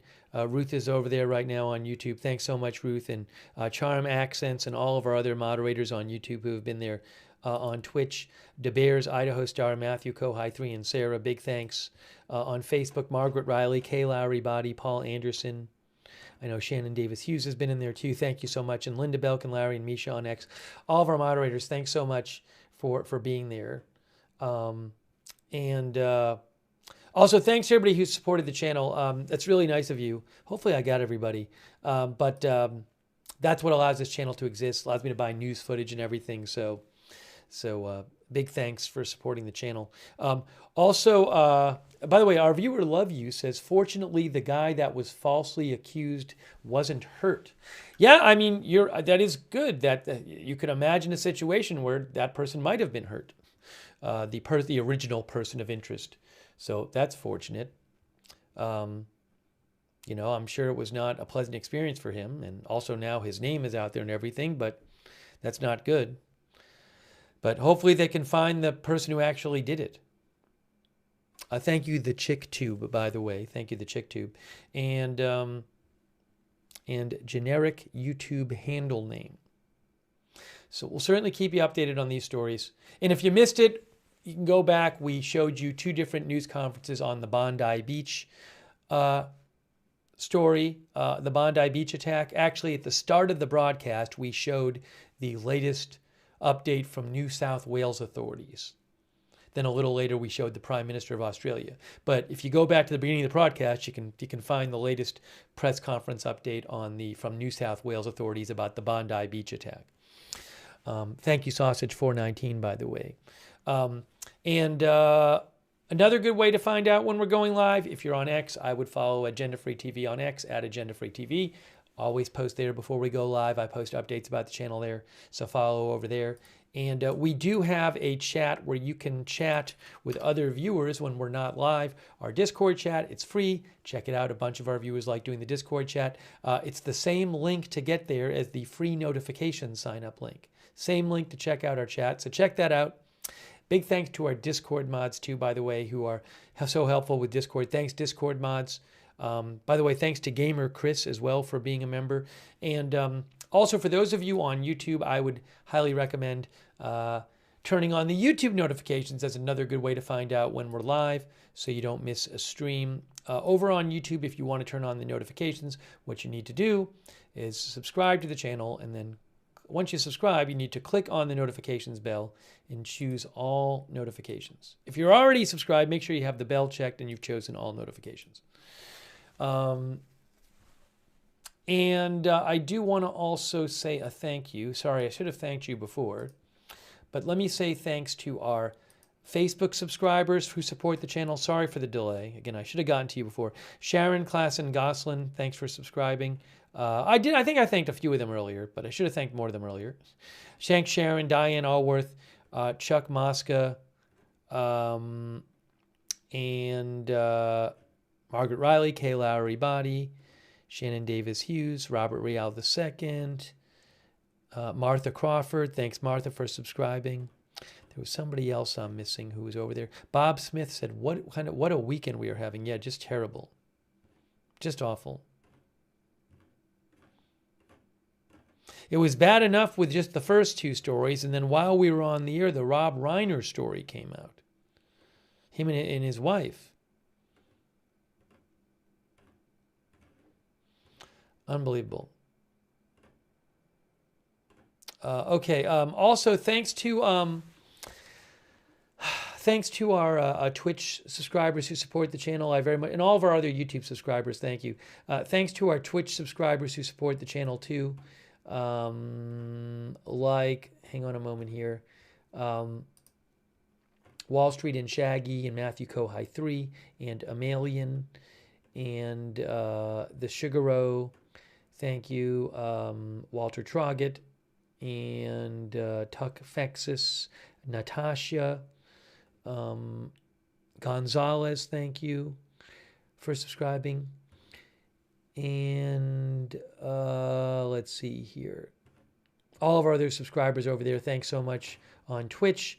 And our YouTube members, thank you so much for being members. People like Hack813, Wolf Ross, Ozzy Kazi, Evelyn in Maine, Enda, Ken Lance, Chaz Martin, Jewish Pickles, Warcry, Tace Vim, Enda, C. Chase, Jennifer Gilly, Cat Dog, Joe South Oz, Gary Baines, The Knight's Palace, Bad Panda, Jared, Teen Mom at 14 2RN, SNNUS, Sausage, Dreaming in Color, Gary Baines, all of our other members, Jewish Pickles, I know I'm repeating some, Bad Panda, Chaz Martin, and all of our other viewers. I appreciate everybody tuning in for the coverage.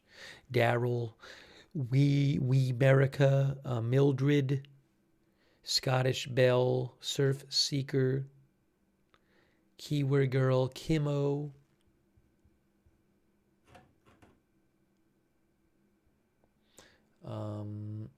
and Sandra Lee Hart, Sarah Smile, thanks for watching, and Hope Wynn, and all of our other viewers, thank you. Victoria Walker as well. All right, so we'll keep you posted on updates. I'll be looking for more news on these stories. I'm sure there'll be more. But we are going to, for the moment, wrap up this live stream here. All right, so that is it for now. We have been bringing you updates on the Bondi Beach terror attack and the shooting at Brown University, where the person of interest has now been released, and this terrible news story where Rob Reiner and his wife were found reportedly stabbed to death in their home in Los Angeles. And People magazine claims that their son did it, And New York Post claims that their son is a person of interest, but nothing from the authorities about that at all. So we'll have to see what happens. So that is it for now. Thank you so much for joining the stream. Thank you again to our moderators, and we will see you soon with more live breaking news coverage right here at Agenda Free TV.